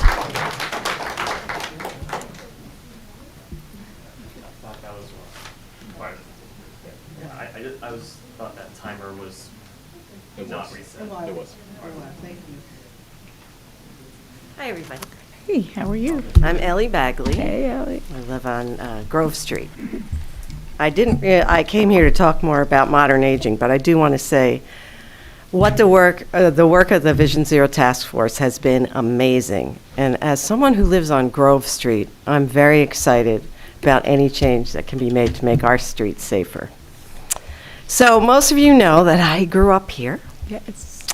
And I came back here because I wanted to raise my kids in this community. And now I'm retired and I want to stay here. And like many of my friends in town, we want to stay here. So we're really excited that we're getting really close to making that possible. And I want to welcome you, Mr. Marks, because I hope you're going to be our shepherd to carry us through this journey. Our town has incredible resources for modern agers. We have programs from the Montclair Institute for Lifelong Learning, Aging in Montclair, the Do Drop In, and my organization, Montclair Gateway to Aging in Place. But not enough of us know about it. I grew up here. I didn't know about all these programs. What we're doing now is we formed a collective of all these organizations so that we can consolidate our efforts and do better at getting the word out. So we're really excited that the construction has begun on the Lifelong Montclair Center for Modern Aging. And we are here tonight to urge you to continue with that. I know this is a new council, we have a new town manager. I hope that we all move forward together on this. It's really important. The center will be a space where we can get together, where modern agers can find companionship, education, entertainment, and health services all in one place, and that's really important. And here's what we give back. People who are retired or older are a reliable tax base. We've been here, some of us, for generations, and we pay our taxes in a timely manner. We're a really big resource for volunteers. I don't know if any of you volunteer already, but if you look, most of the volunteers are older people. We bring experience, we bring history to all the work that we do, and we now have the time and the energy to do it. We also support local businesses because we stay in town, we're loyal to the small shops and services in town, and we spend our money here. So my point is, let's work on this together. Let's not lose a generation of Mounties born and Mounties bred. Yes. Thanks. Thank you, Ellie. Next guest, please.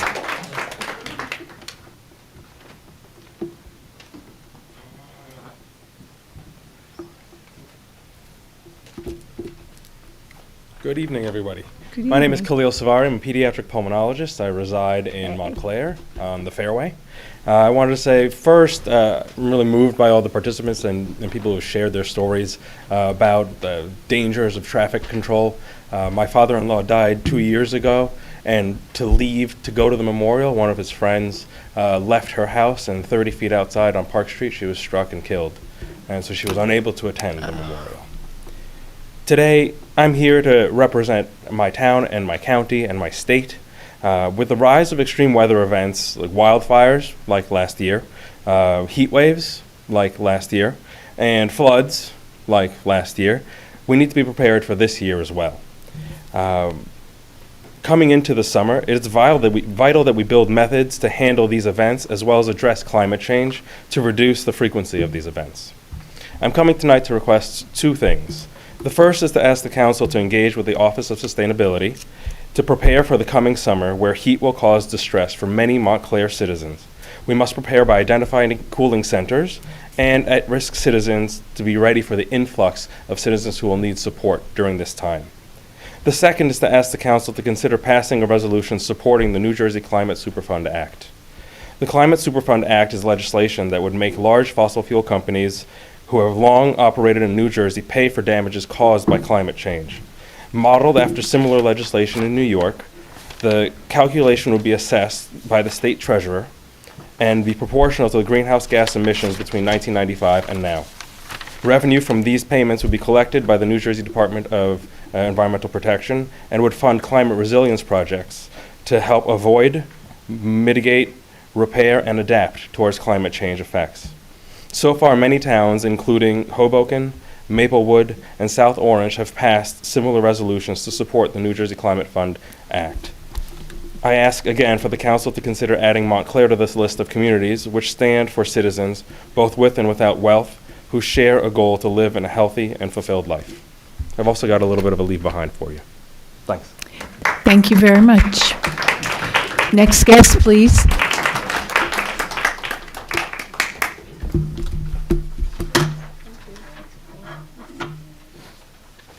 Thank you.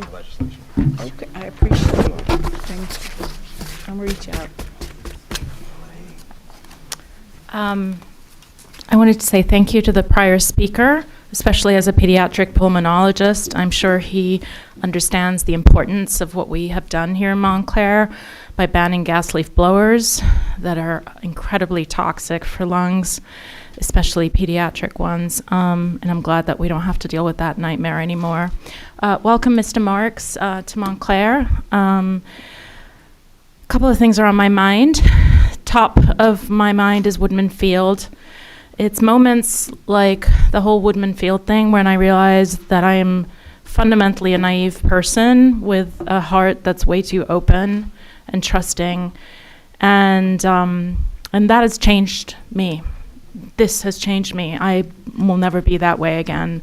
I trusted Mr. LaPola and I trusted Mr. Burr, and neither of them advocated for residents. In fact, I spoke to a prior town council member who had no idea that our rights had been violated, and certainly it was not under their direction that Mr. LaPola and Mr. Burr did what they did in terms of making decisions and advising the lawyers for the insurance fund to not fight for our rights. The result of all of that is what I'm living every day. So in the winter, I had months of clanking poles, months of it, sleepless nights because of it, losing patience, not being able to work, awful quality of life issue. And apparently all it took to stop that was raising the nets. And yet they waited and waited for these installation things, only to then put them on and then take them off, which is just a waste of public funds and ridiculous. Now we have, I go out to garden, and when I'm done with work, it's my way of meditation, and I have to look at kids pissing on the red cedar trees that they think hide them from their friends who are playing or finished playing a game. But actually, they don't realize that everybody who has a front yard can see them. And in fairness, it is not the Mountie team. It is the opponents who win and then piss on our trees, which is appalling. And it even made me feel very protective of our baseball team to see these kids do that. But the bottom line is now I have to see that, which, you know, you understand psychologically after what happened to us to then have to look at people urinating in front of me. It just really feels like something has been stolen from me, and I'm never going to be able to quantify that. What happened was, like, I wish my grandfather was alive, because he used to say, "Oh, don't worry, honey, it's things are rigged. Don't get so uptight about things. It just is the way it is." Was that really 3 minutes? Okay. Anyway, things were rigged. Mr. Lapola did what he wanted to do. Mr. Burr, who said he had no conflict of interest when we were discussing the artificial turf moratorium, accepted the thing for Musk the other day. He accepted the nomination for Musk, and he sat there and said he had no conflict of interest. It's discouraging, and I would like to see all of this fixed, and I'm just really kind of appalled at all of it, and I want to say thank you to my neighbor, Erin Bullen, for having the courage to do what people admire other women to do, and that is to persist, no matter how many times men around you are telling you you're crazy and you don't know what you're talking about. She's persisting, and she's fighting for what's right and what's legal, and I think that in this moment in history, she should be applauded. Thank you. Thank you very much. Next guest, please.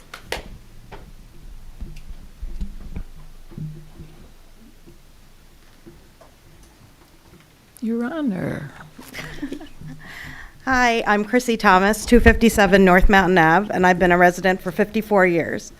I'm a proud product of the Montclair Public Schools, and I'm a little surprised still, but certainly honored when my neighbors reach out to me to speak on their behalf.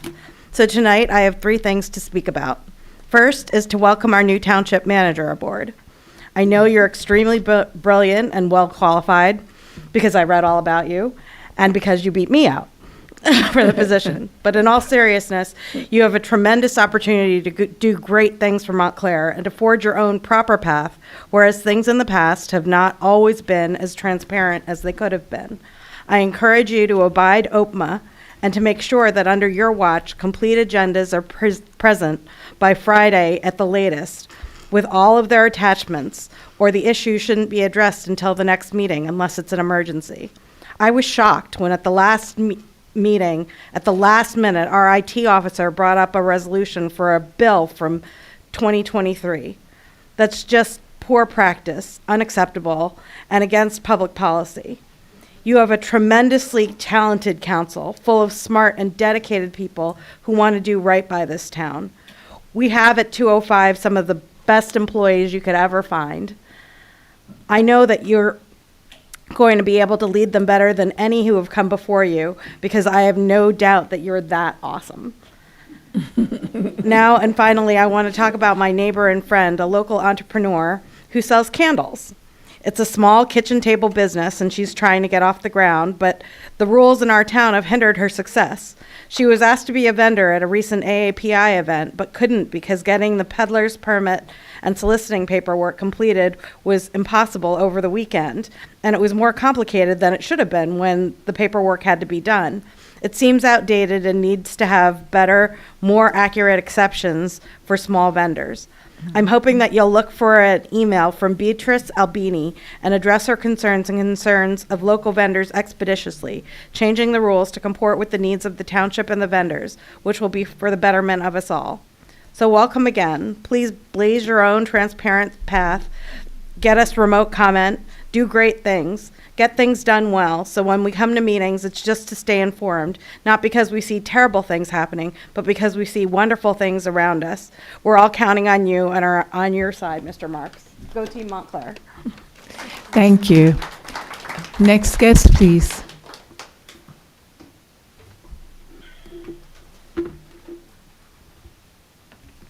John Caulfield, Montclair resident. Good evening, Council. Good evening, Mayor. I'm here for Clary. The question is, do you think the township should put money into Clary? And I think the answer is yes. The skating rink brings in money. We don't know how much because it's never been audited, so we don't know how much money Clary brings in.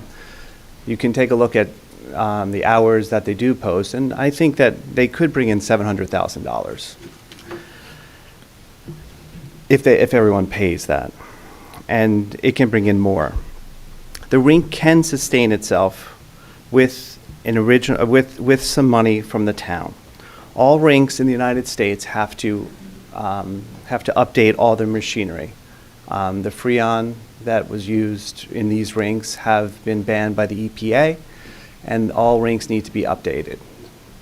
Clary needs an investment of that $3 million, they say, to have that work done. We have 3 bidders. One is the original manager, who should just be kicked out for lack of managing. We know Montclair State had put a bid in, and they do manage other rinks. And we know a town resident has also put in a bid, who's working with the guy who, as was stated, that worked with the American Dream Mall. And Mr. Marks, you're from Hoboken. Jersey City just did this last year. You know, you could always reach out to Jersey City to find that out too. I cannot tell you what a loss Clary would be. If you guys are at a crossroads, do bring in those other bids to find out where this is. The facility committee had talked to the old manager, and their thoughts was that Clary was not worth putting more money into it, but that's not true. What Clary needs is to fire Joe first and add a new manager, and have the town give a financial investment, and that is what I think would do Clary in a better situation. What brought us in this situation with Clary is there was no oversight with the manager and how much money was in there, and that's why we're in this situation. Thank you so much. Thank you very much. Next guest, please.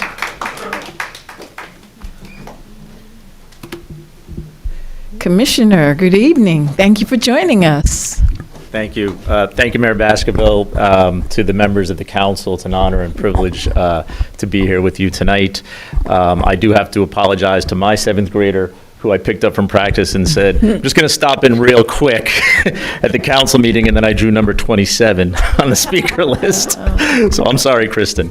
But in all seriousness, I'm here tonight to commend you, Mayor Baskerville, Deputy Mayor Shin Anderson, Councilman D'Amato, to all the members of the council to please support the Complete Streets Ordinance and to allow the work of the Vision Zero Task Force to continue. And also to thank you for the opportunity to be able to serve on that task force. The work that task force is doing is second to none. It is, I think, the epitome of what we want to see in government. It is a cross-section of our citizens, our government representatives, members of the governing body, members of the professional staff, advancing issues and causes that we deeply care about and actually getting things done. So I think you're to be commended for that. I would also just quickly say, in coming before you, to encourage you to pass the ordinance and to extend the work of the Vision Zero Task Force, to also never forget about implementation. So Complete Streets is a policy, and unless you implement it, that's all it will ever be. We passed our first policy, I think, over 15 years ago. We passed the one at the County of Essex probably over a decade ago. And it's probably time for us at the county as well to look at our own policy. But in addition to that, when that policy and this ordinance is put into place and the committee is put into place, please, please, please focus on the implementation of what the policy sets out to do.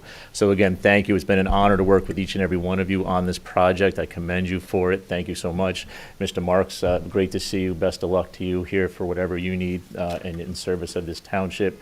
And all the best to each and every one of you. And thank you for giving me a few minutes, Mayor. All the best. Thank you. I'm so sorry, Commissioner. I did not see you in the back because I definitely would have called you up. Who's here with you, Kristen?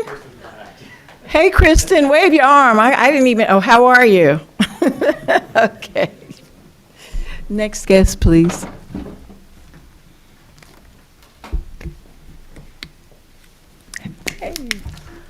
Hello and good evening, esteemed Mayor Dr. Baskerville and Montclair Township Council.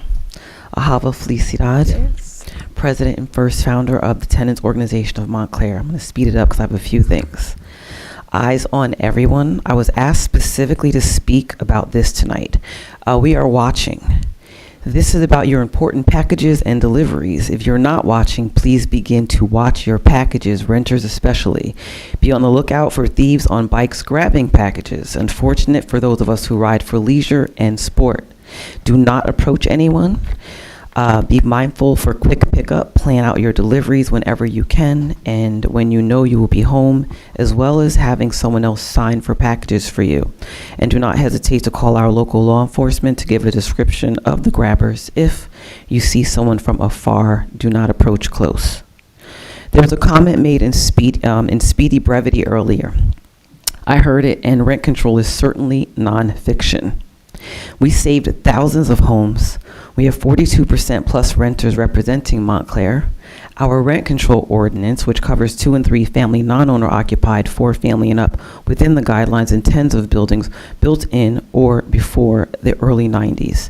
Rent control is truth, it is real, it is supported, it is historic. It is being watched and working well, and it is documentary worthy. After 50 years of failed attempts, which weren't because of all the supporters who showed up, from 2019 through implementation, we're sure to make sure that those who came before us were not forsaken for their efforts that were made. A conversation with an 86-year-old senior at the Montclair Public Library today was a reminder for me to remind everyone that rent control and the Tenants Organization of Montclair team are not limited to renters. We have a homeowners committee who supported us through this and to this ordinance. She was asked, why would you want to do that with regards to volunteering with us as for renters? She says, remember where you came from. She was once a renter who remembers not having rent control and wants to see it continue for all the generations to come.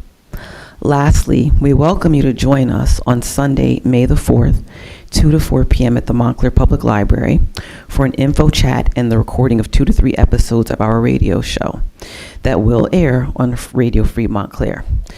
And I would like to apologize for the delay in launch, mostly due to life happening for our volunteers, who we are deeply grateful for, near and far, but they're all from Montclair. Tenants Organization Montclair at gmail.com, and I wish you all a good night. Thank you very much. Next guest, please. Mayor, that's all. Great, okay, thank you. That wraps up that portion of our meeting. Thank you all for coming out and sharing with us. There have been presented to the council the minutes of the regular meeting held on March. We did the minutes? Oh, okay. Now we're going to go down to proclamations. We did that. Okay, now we're going to go to ordinance on second reading.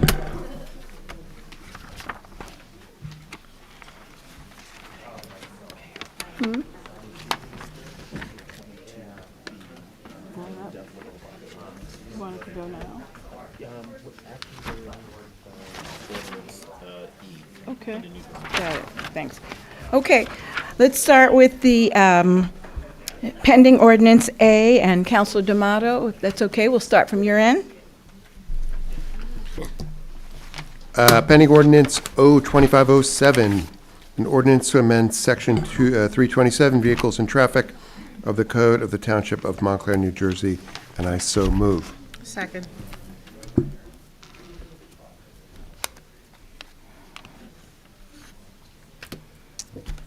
Madam Clerk. Oh, do you have discussion? Any discussion from the floor? Anyone want to be heard on the ordinance that Councilor D'Amato just read? Any conversation up here?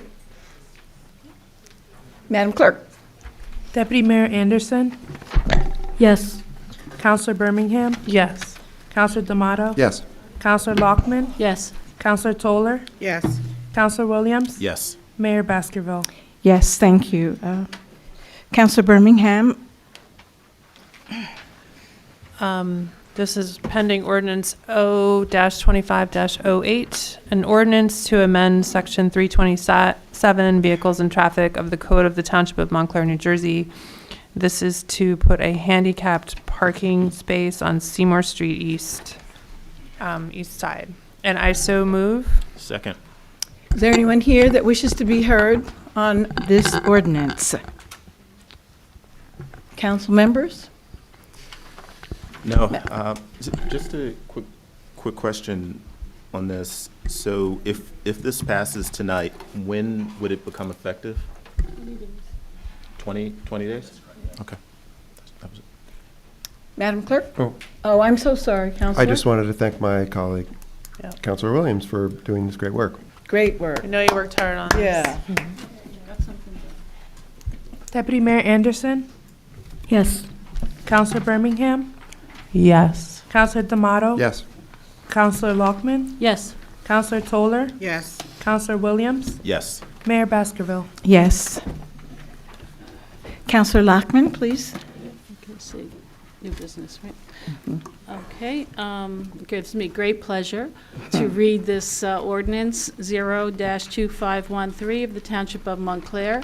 This is the ordinance amending Chapter 297, Streets and Sidewalks of the Township's revised general ordinances to establish a complete streets policy and create a complete streets director and oversight board. Do I move? I so move. Second. Is there anyone here? It's first reading. Oh, this is the first one? Okay. Any discussion from the council? Sure, Mayor. Yes. Deputy Mayor? I think several of us want to say something, but first of all, I want to, I think a lot of people who are here today, thank you for everyone who came out, said a lot about it. I've been a council member on the Vision Zero Task Force in addition to the mayor and Councilor D'Amato. Councilor Birmingham has also been very involved as a member of the Mobility Committee, and I just want to say that I've just seen firsthand the great work that the Vision Zero Task Force has been doing. You know, I think most people don't know that.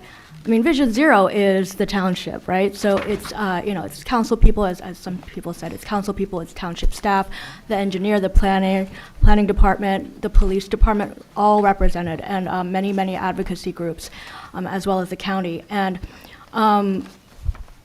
you know, there is a lot that the task force has been able to accomplish, you know, applying for a federal grant, Safe Streets for All grant to, you know, that is going to be, the money is going to be used to develop a local safety action plan. The task force has been really active in compiling and analyzing data. There's a lot that the task force has been doing, but the aim of this ordinance that we're putting forward today is to codify our commitment into making our streets safe for all road users. I recently had the honor of attending the 14th annual New Jersey Bike and Walk Summit, and it was really inspiring to see so many, this type of work being done by so many, undertaken by a lot of different municipalities, and we're all, going through the same thing. So by making this into law, by codifying the procedures that the task force has been developing, there'll be a checklist that has to be submitted with every transportation project. That checklist is going to be under the ownership of the Complete Streets Director, which is a dedicated staff member who's going to be responsible for overseeing the different aspects of this law, as well as the oversight board. And there's a lot of responsibility that comes with it. And by putting these measures into place, we're really hoping that this is going to be, all of these Complete Streets policies are going to be part of, institutionalized within the township. And then the other thing that I kind of wanted to say, which many people have said, and we've talked about a lot within the task force, is we can't just have a policy, right? We have to commit to, this passing this ordinance is a really important first step. And it's going to, really show that we are committed to this and protecting our residents and everybody who uses our roads. But as many, many people said, we have to also put our money where our mouth is and fund this position, which is an incredibly important position if we want to make this successful. And this position will, also help to look for the funding and make sure that we are able to carry it out. So I want to hear from other people, and I hope that everybody will vote yes to passing this tonight. Yes, Councilor D'Amato. Yeah, at my most eloquent, I could not top what people coming up and said about the promise, the problem, the promise of trying to fix it, and the joy of seeming like it's being fixed. I will focus instead on this question of implementation, and I've, over the last couple of months, everybody knows that I have, I want to make sure that the best outcome happens. And the best outcome, we have to think, what is the best outcome? The best outcome is on the ground improvements that save lives and make our streets usable for all. That's cheap, and that creates harmony in the township, harmony in this building, and so forth. The worst outcome is that we get no real improvements on the ground. We get a big bill for things like studies and all this kind of stuff, and we have disharmony and more, squabbling or whatever. We really need, and that's possible. So we really need to be focused on this implementation, because I do believe in my heart, in my brain, that if we get it wrong, it's kind of worse than not even doing it in the first place. There's the possibility that that happens. So we really have to be vigilant. We're blessed because we have people who will keep us vigilant, and we just need to stick and try to make sure that we end up in that positive quadrant where we get all three of those things as correct as possible. And otherwise, obviously, thank you, Laura, and thank you everybody who's worked so hard on it.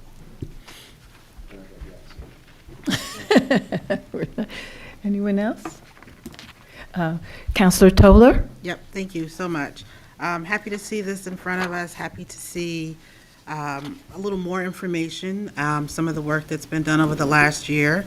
I'm very excited to see some of the streets in the 4th Ward identified, and I'm looking forward to safer streets for all. This is important, and I'm just hopeful. I know Commissioner Gill has left already, but if there is going to be a discussion down the road with either the director of Vision Zero and the committee, we really need to look at the bottom portion of Orange Road in the south end, where our Ubers and deliveries are actually going down the wrong way of the street. It's very important.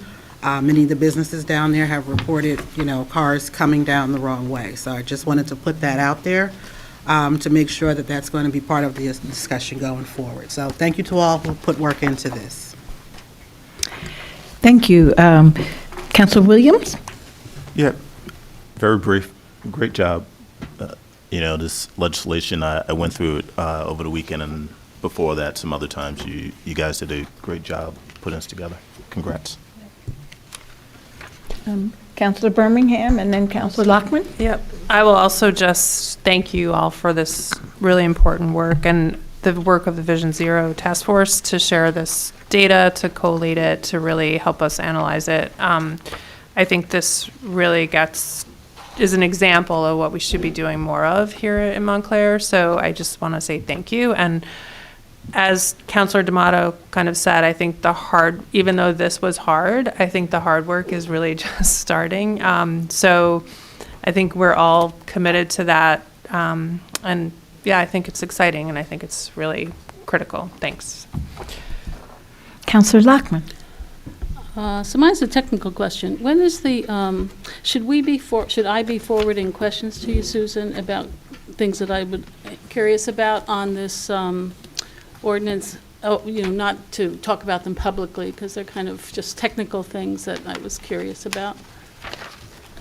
Is it appropriate to, I don't want to, take up too much time, and if I could just send them to you privately, is that fine, or what should we do? Are they questions that you haven't sent already? They are, yeah. Okay. Yeah, sorry, I mean, it's only, every time you read this, you come up with something new. Sure. So, I'm just curious, for example, how is the funding determined? We're in a crisis mode, I believe, in this town with, budgets, and in my view, there could be a recession coming on. How are we going to fund something like this? I mean, not how, but I'm just curious, what is the funding for something like this anticipated? Well, so we have had some discussions with members of the Finance Committee. I've also spoken with Mr. Marks, who had an opportunity to review the ordinance. Yes. As far as, costs for the position, the funding the position. Right. I think that's probably the first order of business. And then in terms of, how do we actually fund the improvements? We've also had discussions about that.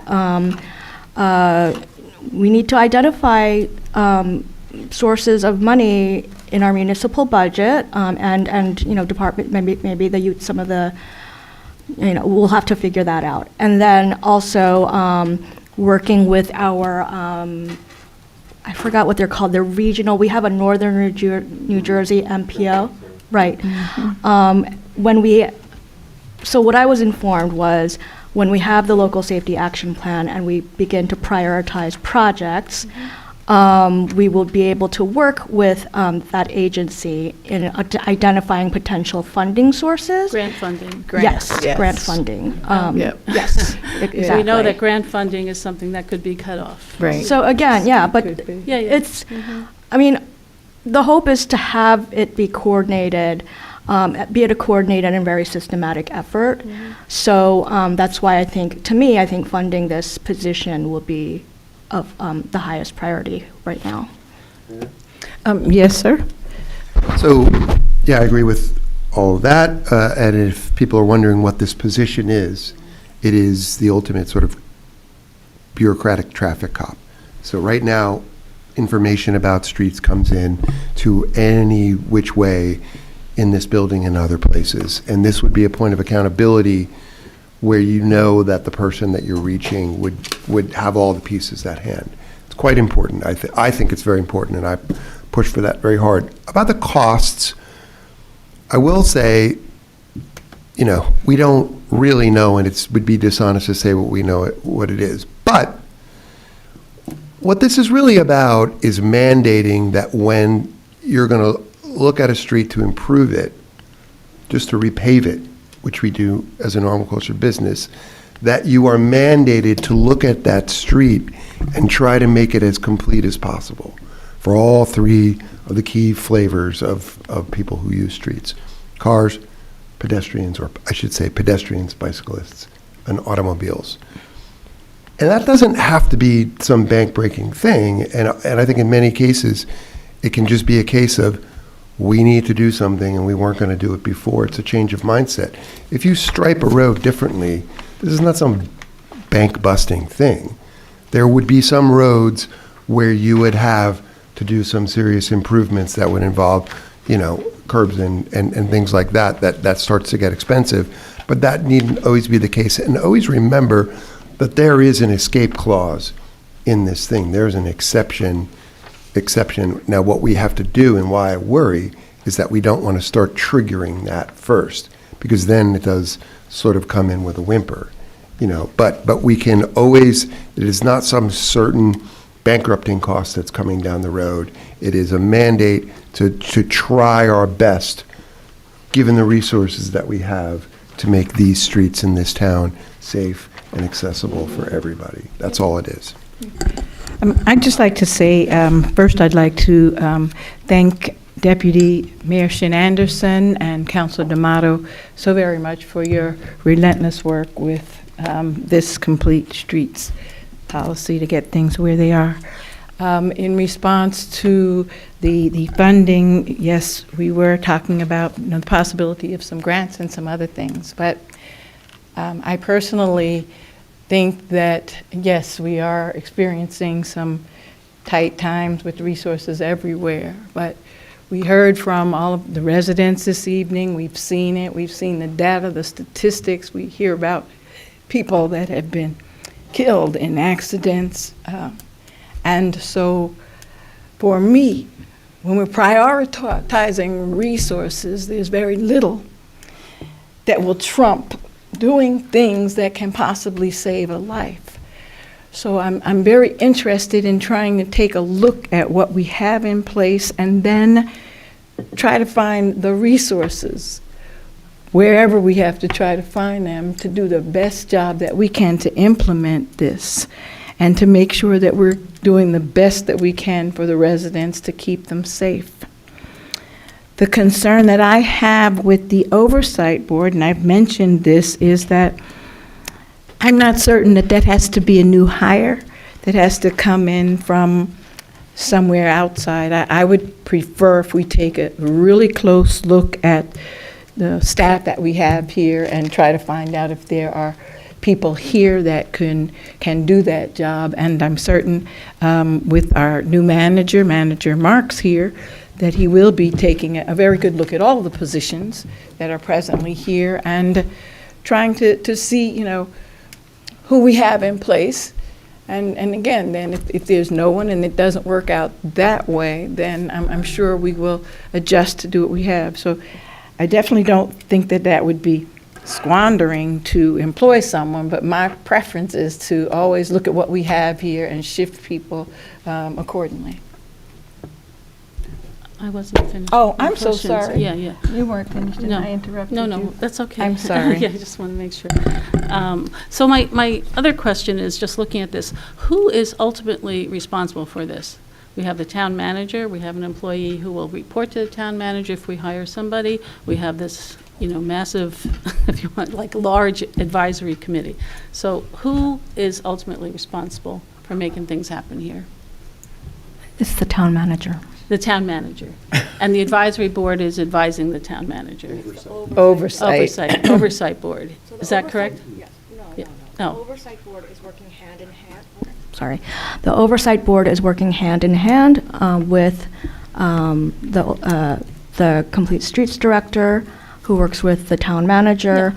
I mean, the oversight board, it's more than, the way it's contemplated, it's more than just an advisory board. You know, the oversight board is comprised of township employees who, you know, like the engineering staff, everybody, who are able to get things done. And so it's really an action-oriented board. So are you suggesting that the oversight board is directing those employees who are on the board to do certain things? No, it's not directing. It's working together to review projects, prioritize projects, create the checklist, you know, create the things that are actually going to be implemented, and yeah, I mean, they're not directing anybody. They're working together. It's a collaborative. Yeah, you know that we can't direct the staff under our form of government, so whatever we were going to do, right, it would be going through our manager, and our manager would appropriately help us. Yes, sir. Just to clarify that, you know, the oversight board is not a voting body. It does not vote on things, but nevertheless, it was designed so that its numbers, as enumerated in the ordinance, add up to an odd number in which the township staff, under the direction of the manager, have a one-person edge on it, just to make it clear that we are not violating in any way the spirit of the council manager model. And there are 2 members of the public that are on the oversight board. So it's 2 members of the public, 3 members of the council, and then will be up to 6. So it's a flexible number, but the idea is that there's a group of people who will come together and they can, put their heads together to try to solve some of these problems, hopefully in ways, like I said, that are cost efficient and creative and cheerful and great, So that's the point, is that it's not just one person, but at the end of the day, we have a unitary executive in this building, and they have the ultimate responsibility of doing it. And I'm Councilor Lockman? Yeah, I'm not trying to, poo-poo this. I'm just trying to understand more. And for people who may be listening in, they may have the same questions as I do. And I just want it out there exactly how this is going to operate. And, I'm getting a better understanding. And as you know, I looked at the other documents and provided my input, so I am familiar with this. Yes. And I also want to add, my brother was killed by a car and as a pedestrian, so it's near and dear to my heart. Not in Montclair. I'm sorry to hear that, Councilor Lockman. That's something that got us all, but I'm really sorry for that. Any other conversation on this at this moment? This is, yes, Councilor Toller? Yep, I just wanted to thank Councilor Lockman for bringing up those questions. I appreciate that. Those were very good questions to ask for the public to hear and get the responses, and very sorry to hear about your brother. And just one more thing, Mr. Harrison made one change, I think. Page 6. Yeah, page 6, number 2.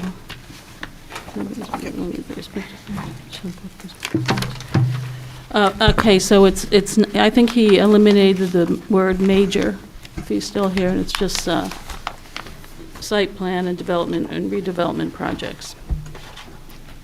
But I would prefer if we go back and listen to him. It's hard to listen to the public when you're thinking about something, but I think that was what. Yes, yeah, that's what I had. And my question, I had actually circled the same point, and wondering if there's any conflict with this and the obligations under the MLUL. It's something to research, I think. Mayor, I believe the attorney is wanted to chime in. Just for clarification. Yes, attorney, thank you.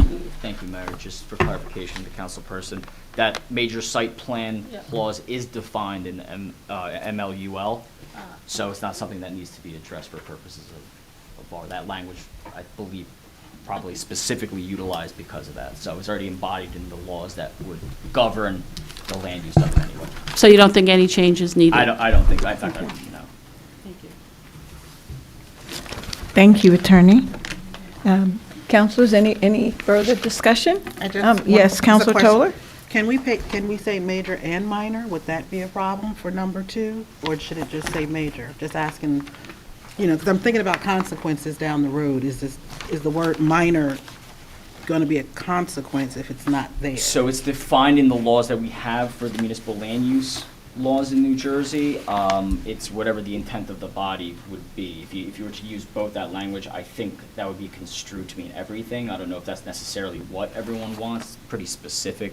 In New Jersey, a major site plan under the municipal land use law is defined as any site plan that does not meet the criteria for a minor site plan, which are set by local ordinances and generally involve larger developments or more complex projects. So it honestly just depends on the intent of the governing body. Okay. Thank you for the And- clarification. Oh, Thank you. Councilor Lockman? Just one more question about that. So this will not override what's in the MLUL? No, it cannot. Cannot do that. Yeah, just want to make sure, Yep. because there are things that to do with planning and zoning board applications Yep, and nope, review. Yeah, it thank cannot.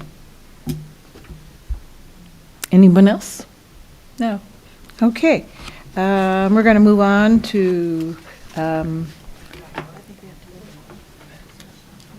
was, we're going to vote on it? Okay. You moved it? I did.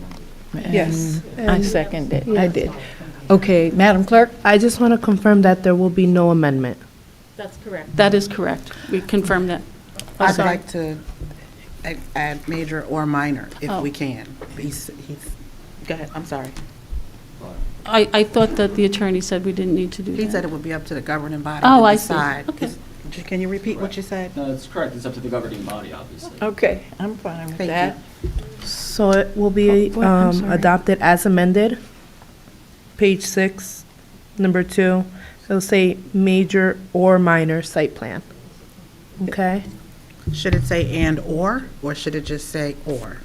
I I know would you not. wouldn't know. I'm fine. I apologize. That's a question for you. Okay, attorney said it doesn't matter. So, So thank you would for you adding like the word and minor. or just or?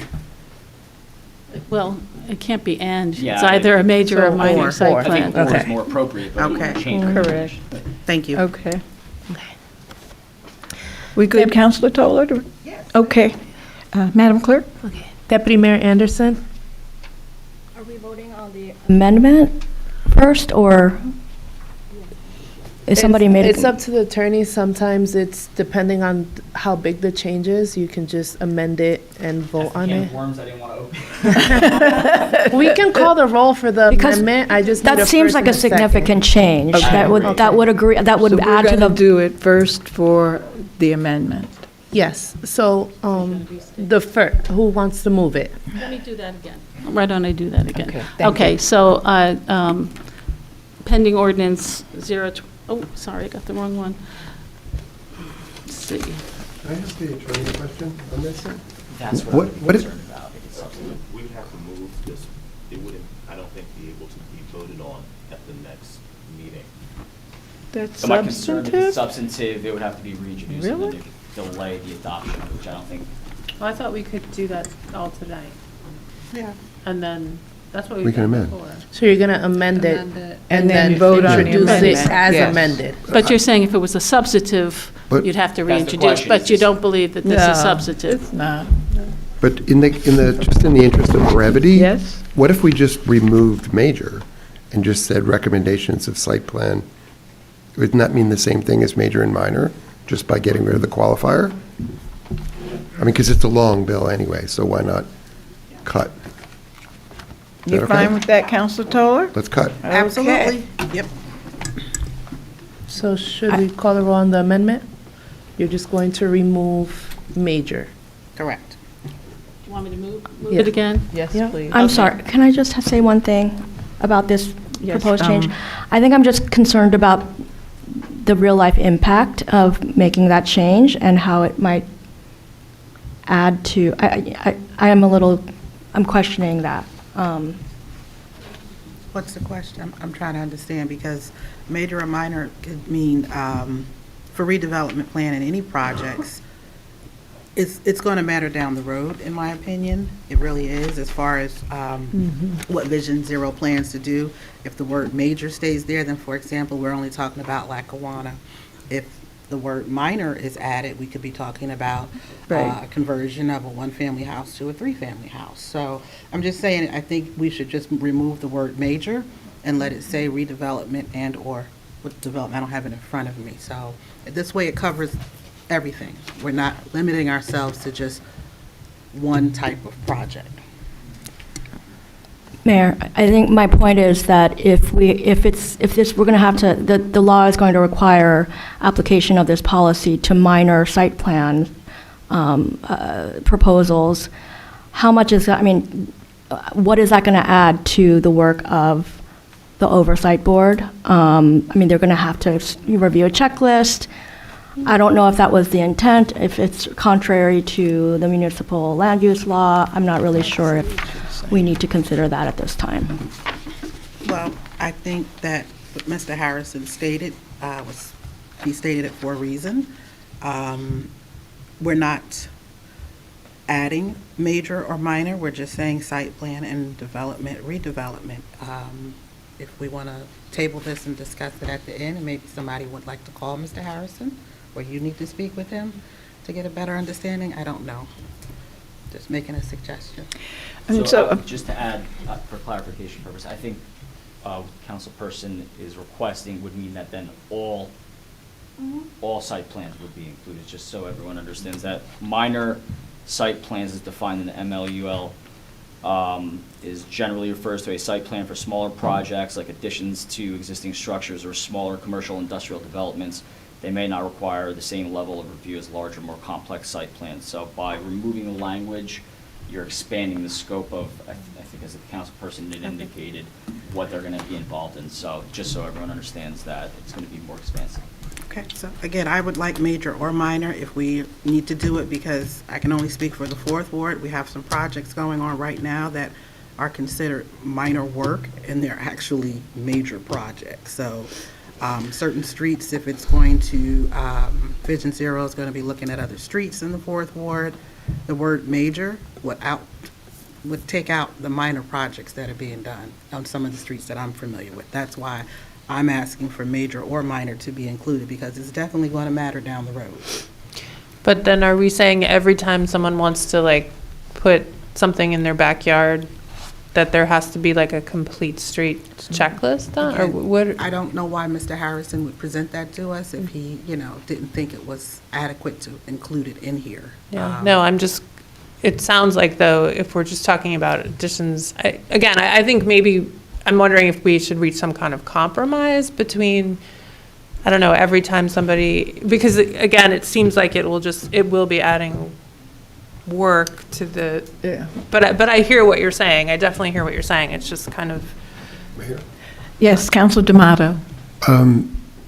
Mr. Attorney, so the land use bodies would have they would have discretion, and obviously they would not have the power to compel. The question is whether they would have the power to compel the township manager to not gratuitously, but to make street improvements that the manager was not interested in making on a particular street. I'm sorry, I'm not being very precise, but like the idea is that if somebody's putting an addition on their house, right, the Board of Adjustment could say we are obliged to consider this, but they can just say it's not relevant. It's a 5-second decision or a non-decision. They would have to abide by the ordinance, and I think that's what the concern that's raised by some of the council people. They couldn't just bypass it necessarily, but all state law would obviously Preempt. Preempt, be appropriate, or be the conduit for how they operate in passing everything. Again, so it just depends on how expansive you do want to make the ordinance. But wouldn't common sense dictate that if the things that they are working on do not involve the public right-of-way at all, why would it would not trigger an action involving the public right-of-way if their work had nothing to do with the public right-of-way, would it? Can you rephrase that? I'm sorry. It's difficult, but basically, if somebody's putting an addition on their back of their house, it doesn't in any way implicate or involve the public right-of-way, the streets, the sidewalks. Correct. So why would the zoning board somehow be able to force a change in the street as a result of this unrelated work that they're No, doing? not if it's unrelated. Please, I'd like to ask Manager Marks, you have an extensive background in planning. Can you just offer an opinion here or share some thoughts, please? So in terms of the, this doesn't move. In terms of the implementability, the complete street spirit and the safe streets for all spirit will be infused across, I would say, all departments and across the entire municipality. So whether the township spends $1 or $1 million or $10 million, we will have to apply the safe streets rubric against all projects, public projects. Later in the agenda, there's an item to award a contract for road resurfacing for $2.5 million. So that safe streets checklist and that safe streets ethos, spirit, directive would be applied towards that. There's also, I believe it's a $200,000 contract for road striping, which was going to, it's going to be applied for, redoing stop bars at stop signs and safe school zones anyway, but that $200,000, if approved, in addition to the $2.5 million if approved, will have the Safe Streets metrics applied against it. As far as minor versus major site plan, I'm at a disadvantage. I don't know how many, relatively speaking, I'm sure Director Talley could tell you exactly, we have 100 minor site plan or subdivision applications every year, and we have, 25 major applications every year. If somebody's putting my concern, and concern with a small c, my concern, if somebody's putting a deck on the back of their house and their sidewalks are broken, applying the check, there's in planning and land use law, there's a rational nexus, and there's applicability, proportionality. So if somebody's putting a deck on the back of their house, can the planning board or zoning board require them to install all brand new sidewalks if they're on, a corner and they have 200 feet of frontage? Will the planning board or zoning board require them to install 200 linear feet of, sidewalks?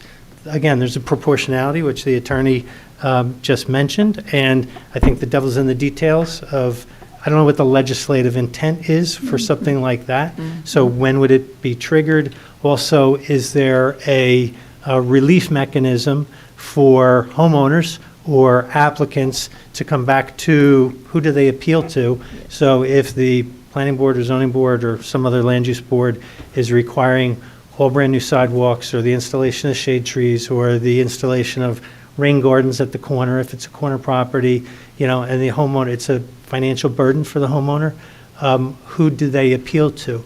I don't know. I don't know if the ordinance addresses that per se. It's important to address the legislative intent of the ordinance, and how do you, that's a legislative process. I don't know what you all are thinking. It's my first meeting, so I don't know that myself, but it's just some of the concerns that come. It's a great ordinance, and it's long overdue, and it does great things, but just, reading it and hearing the discussion, those are some of the concerns that come to mind. Well, thank you. You did a great job with that, sir. Yeah, woo-hoo. Do we need to withdraw this? Can we ask Janice? Yes. Okay, Janice, come up. Oh, and I maybe didn't she even could- see her she's back here. there. Sure. if you'd Maybe like she to can come on address up. this, because my sense is that we could have, and Janice, you could agree or disagree, we can have, when we have an application to the planning board, we have a checklist for Vision Zero or complete street stuff, and then the planning board, when they're looking at an application, says, can this be done, should this be done? And they have some discretion there. Counselor, Is that correct? Planner Talley, thank you for joining us. Oh, you're welcome, and good evening. We do, for the most part, apply complete streets principles Yeah. currently, so this is not going to be a big lift. But I just want to tell you that minor site plans are generally applications, if somebody wants to redo their lighting. We looked, the DRC reviewed that the other night. That's a site plan. But that wouldn't trigger a complete, if you're redoing the lighting on a property, that wouldn't trigger a complete streets review. So I feel okay keeping the intent in the ordinance, but you have to give the boards latitude in applying the checklist depending upon site-specific situations. Clearly, we apply them for subdivisions. We look at sidewalks. If there's no sidewalk, you need to put a sidewalk in. If they're putting in circulation improvements, we look at, the sidewalks and the location of the ingress and the egress. You've seen these reports. It's already in there. It's just legislating what we already do, and I think it's fine. Okay? You think it's Thank you fine? very much. I appreciate that, Fine as what, Planner though? Talley. Fine the way it is, or fine adding a change, or what? That's the question, Oh, really. the minor versus... Should we, it states, Janice, that... I think the best way is just put the general development application. You cover everything. Take out major site plan. It says right now, okay, I'll just read it to you. The Planning Board and Zoning Board of Adjustment, along with their respective planning and engineering professionals, shall incorporate this complete streets policy into their reviews and recommendations of major site plan and development/redevelopment projects.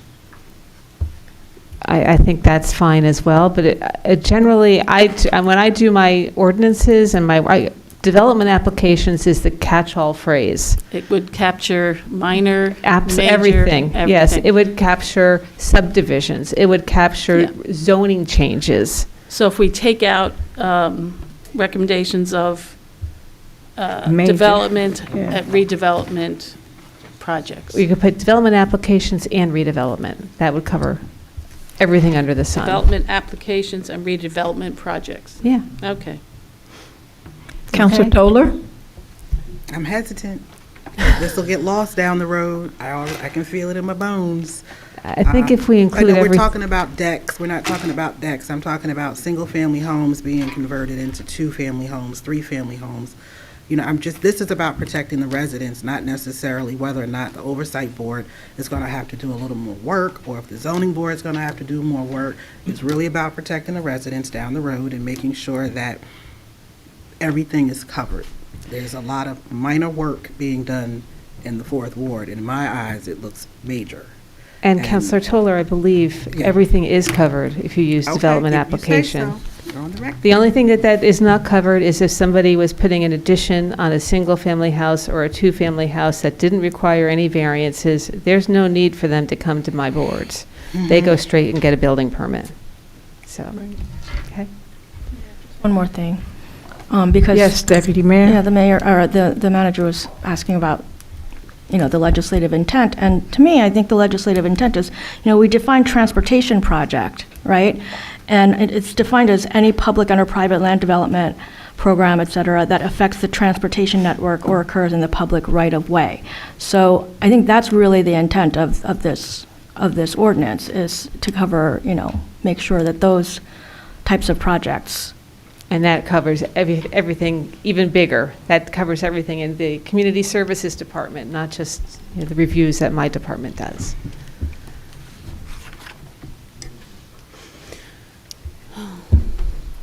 Okay, so does someone want to repeat for the clerk now what it is that we're getting ready to vote on? Do you want me to do that? So. Yes, thank you. So I want to make an amendment to the proposed ordinance 0-25-13 to state number 2, reading as follows.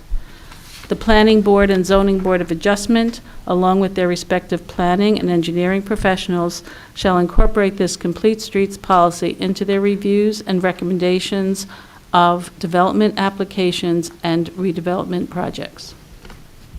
And you so move? Oh, sorry, I so moved. Second.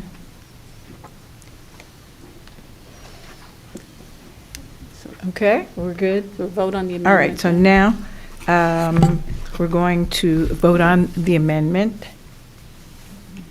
Deputy Mayor Anderson, Yes. Counselor Birmingham, Yes. Counselor D'Amato, Yes. Counselor Lockman, Yes. Counselor Toller, Yes, with the amendments, thank you. Counselor Williams, Yes. Mayor Baskerville. Yes. Yes, thank you. And now to adopt. Yes. I have the Counsel- first, and I have the second as Baskerville. Yes. Yes, okay. So as Thank you. amended. Yes, Okay. thank you. Deputy Mayor Anderson, Yes.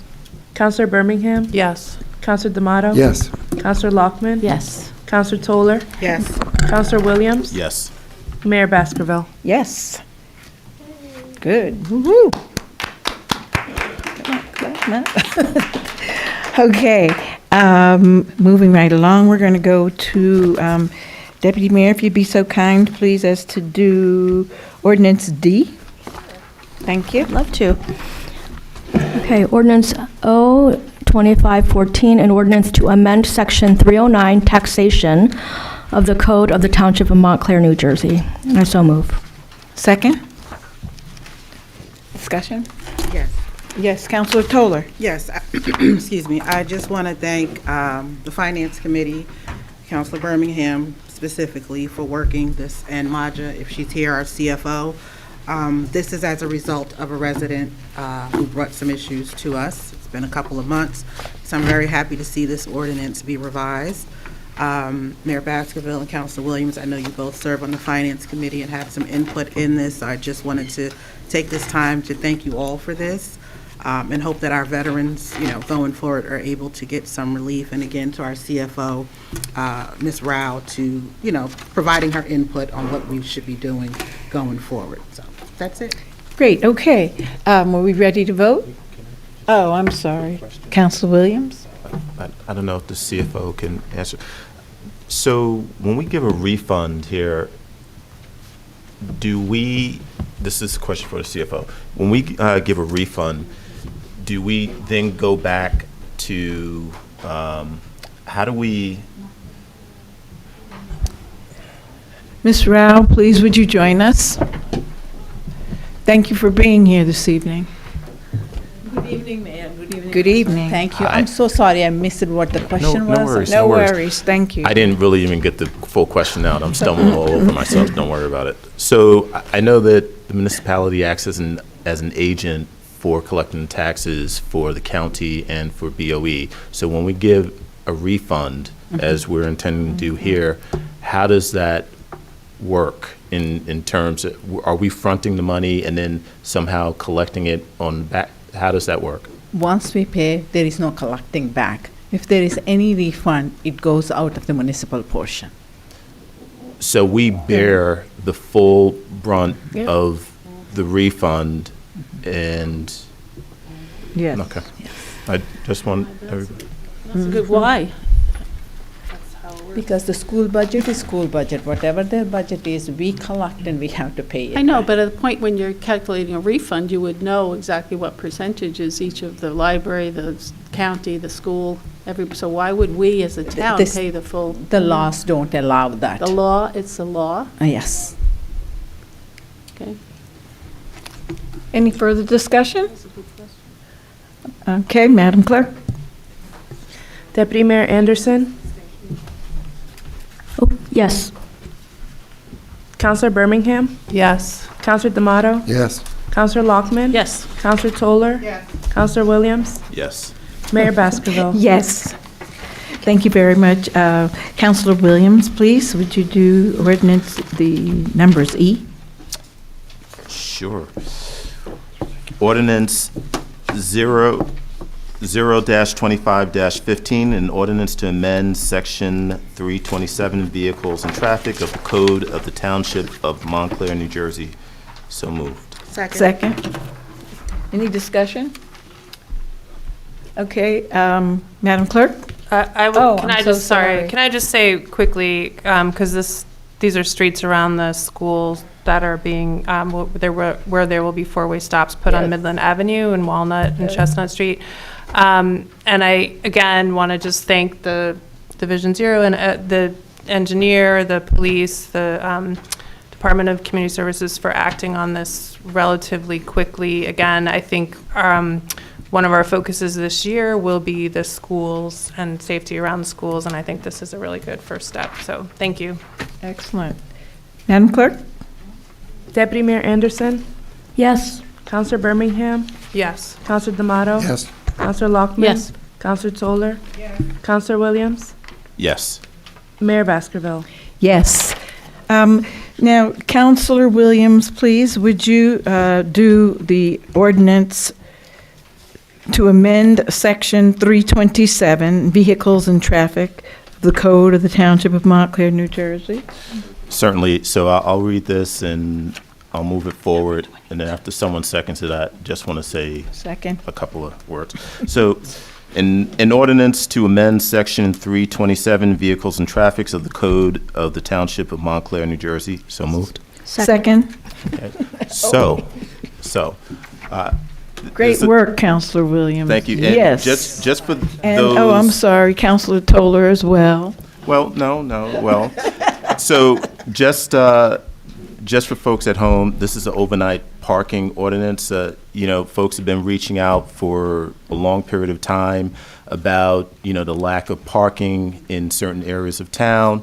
you know, they live too far away from a municipal lot. So this is going to give some relief to those folks. And before I get to that point, I just want to thank some of my colleagues up here, you know, Councilor Birmingham, you know, who tapped me on the shoulder and said, hey, you know, you seem interested in this. I knew you were the right person for the job, so. Thank you. Indeed, he was. And, you know, Deputy Mayor and Councilor D'Amato, who, you know, set the foundation for this with our first meeting on this topic way back when, I think it was September.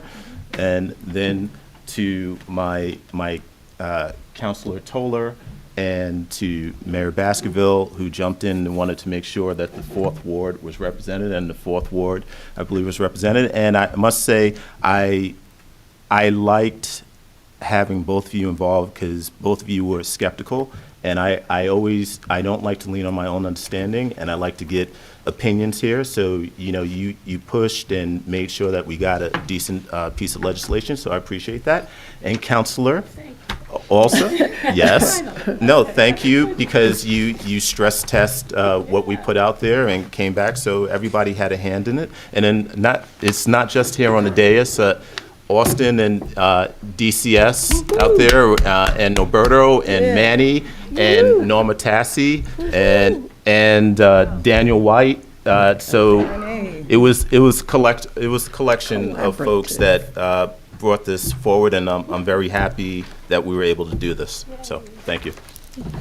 I just wish that Ms. Farjani was here, because earlier when she was thinking that we are not hearing and that we're not aggressively moving forward with the parking types of things, I wanted so much to give her this so that she can see, and that the rest of the residents, that, you know, we may not be moving at a pace that is appealing to you, but we receive what you're saying, and we are actively working on these things, and we're going to continue to work on these parking matters. So Mayor. thank Mayor, everyone just- that's involved. Mayor, I do have Yes, One Councilor last thing, Williams. and to your very point, just what we have gone through so far, 5 of these ordinances are related to traffic and things of that nature. So, you know, just at home, you see what our focus is. Yep. We heard you, and Yep. we're not, it always doesn't happen when you want, but it's happening. So, thank you. Deputy Mayor. Thank you. Definitely want to thank you, Councilor Williams. It was a lot of work, wading through a lot of data. I do have a couple questions because a resident who is going to be impacted by this wants to, I think we just need to make clear that this is overnight parking and permits will still be required, correct? Correct. And no changes are being made in terms of the price of the permits. So can we get some clarification around that? At this time, nothing, the only thing that this piece of legislation endeavors to do is expand the streets that are eligible for overnight parking via permit. Yes. That's it. Correct.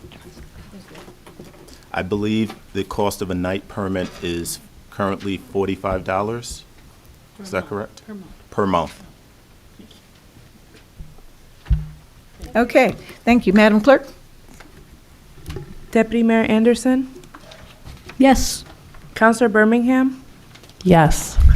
Councilor D'Amato, Yes. Councilor Lockman, Yes. Councilor Toller, Councilor Williams, Yes. Mayor Baskerville. Yes.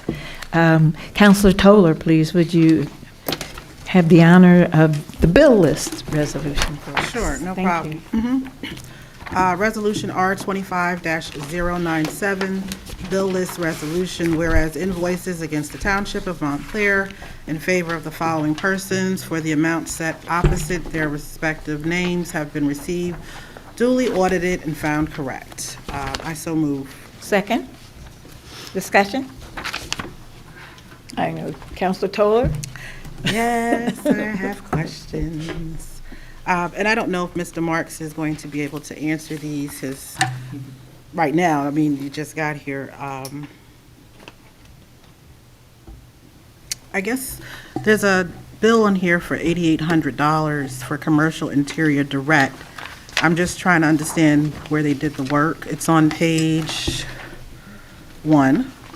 The vendor number is 100385. Just curious. And if you don't have an answer, you can, Maja, Ms. Rao may have a. Good evening again. This is the Page 1, Commercial Interiors Direct. Yes, this is for the health department improvement. This is out of that strengthening health capacity grant work. Is this out of that grant money, or is this out of our budget? This is grant money? Okay. And then there's, on page, we've got to find a better way to paginate this, is page 6, vendor 602, $48,367. I thought this was for resolution 24-208 that we did back in September 2024. Am I wrong? Can you give me the Sure, the vendor number? Sure, the vendor number 602 for. Vendor name, sorry. Oh, Winter Ford of Cherry Hill to purchase utility trucks for the township. I thought this fell under resolution R24-208 back in September of 2024. It's for $48,367. Yeah, this is the Sure. This is the. So when we did that resolution, we went out to bid for 3 vehicles. 2 of them were delivered in 2024. The third one was just delivered in 2025. That is where the 48,000 is coming from. Okay, so then we're done with this vendor. Yes, Thank you. no problem. Thank you very much. Any other questions? Madam Clerk? Deputy Mayor Anderson, Yes. Counselor Birmingham, Yes. Counselor D'Amato, Yes. Counselor Lockman, Yes. Counselor Toller, Yes. Counselor Williams, Yes. Mayor Baskerville. Yes. Okay, now we're going to go to discussion, the resolutions. And I'm going to ask, please, Manager Marks, if you would just do a read-through of the resolutions as you feel comfortable. So as you know, it's my first meeting, so I apologize in advance. Every town does things a little bit differently, so That's if why I I- was saying if you would prefer that we just continue to read them. It's I'm up to fine. you. Normally, it's I'm just a fine. read-through. Thank you, I appreciate it. But I apologize if I misspeak or mispronounce a name or a place, please be patient with me. So item 1 is a resolution of the Council of the Township of Montclair affirming designation of the Environmental Commission as the township's green team to lead in the implementation of Sustainable Jersey Municipal Certification. I think that's self-explanatory. Item 2 is a resolution authorizing the submission of an application for assistance from the New Jersey Historic Trust. So Architects RSC did an evaluation of police headquarters. The estimate to make repairs is between $718,000 and $932,000, which is a lot of money. So we are requesting a $50,000 grant from the New Jersey Historic Trust to prepare a preservation plan for the building, and if funded, that will allow us to create a plan, which will then allow us to ask the state for additional funds. Okay. Item number 3 is a resolution awarding a fair and open contract to Continental Fire and Safety for provision of Township Fire Department fire protection equipment in accordance with New Jersey State contract. It's for $109,791.73.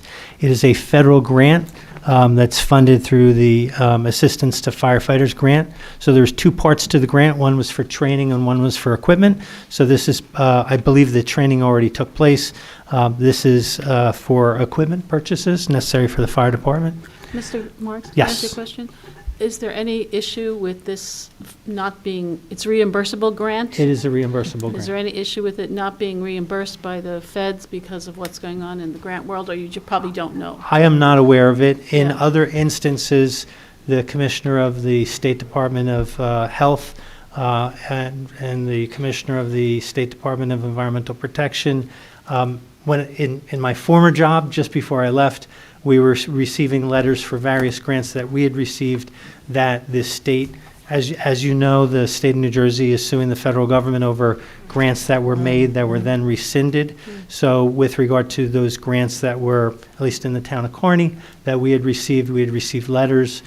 Fortunately, it was for grants that we hadn't encumbered money against.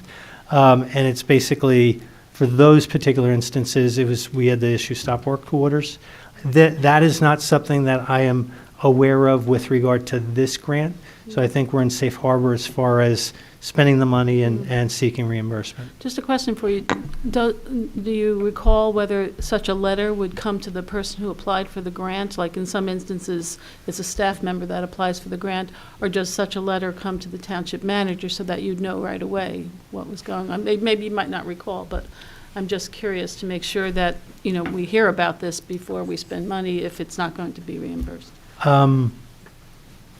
Just something. I believe the health officer in Kearney brought it to my attention before I came here. Okay. Can I just ask then the wording of this resolution where it says, the total amount of this agreement shall not exceed $109,791, subject to the appropriation of sufficient funds in the year 2025 temporary adopted municipal budget. Otherwise, the contract cannot exceed the amount available for the year 2025. So I'm just curious, if it's grant money, why is it phrased that way? This is just a question that I'm just curious. Oh, Chief Duncan, great.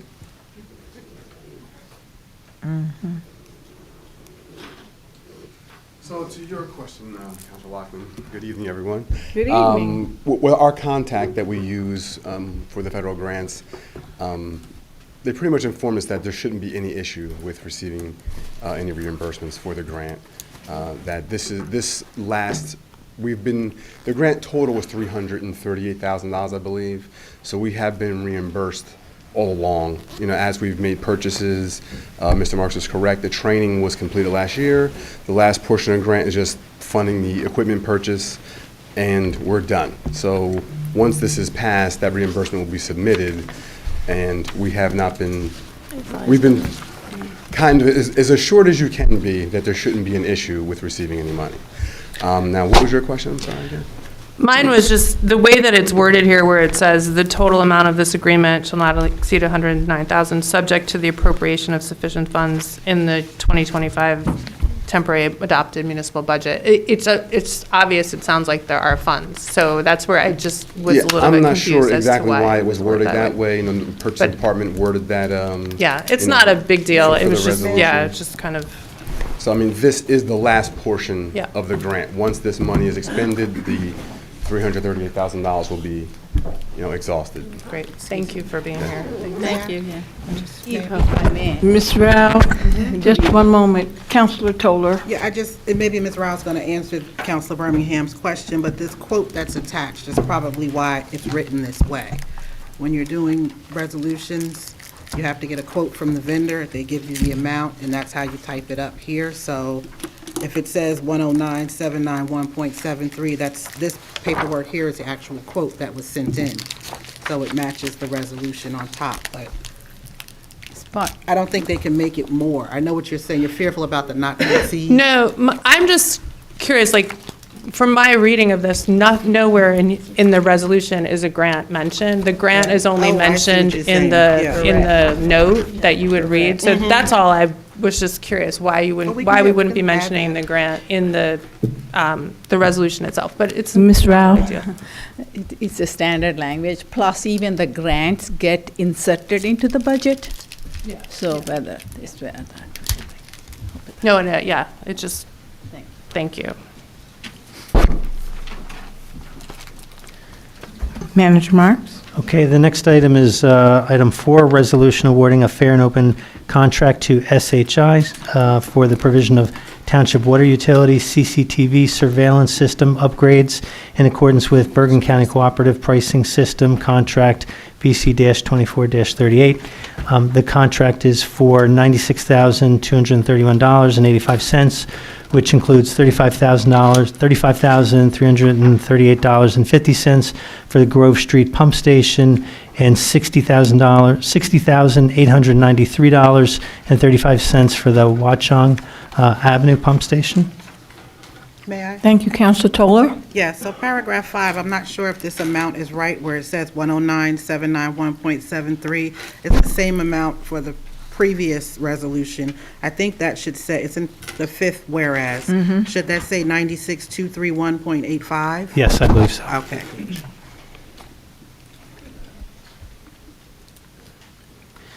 The next item, item 5, resolution appointing Stephen D. Marks as Fund Commissioner representing the Township of Montclair on the Garden State Municipal Joint Insurance Fund, Board of Commissioners. Yes. Mayor, Oh, yes, Deputy Mayor. I just wanted to know if this is something that has to be acted upon tonight. Well, the JIF meets monthly. It's usually the third Wednesday of the month. So if it's not acted upon, then Montclair, I don't think will have a representative before the JIF. So it's a. Okay. So I so move. I second. Discussion.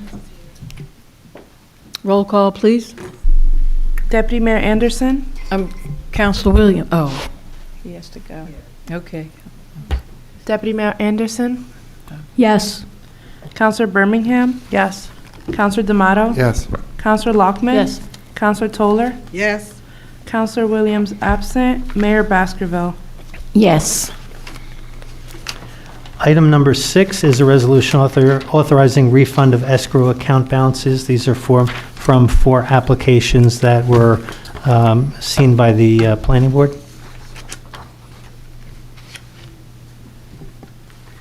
Item 7 is a resolution of the Mayor and Council of the Township of Montclair, Essex County, State of New Jersey, authorizing the Mayor and Clerk to execute a contract with GPI for design engineering for the Glenridge Avenue cycle track.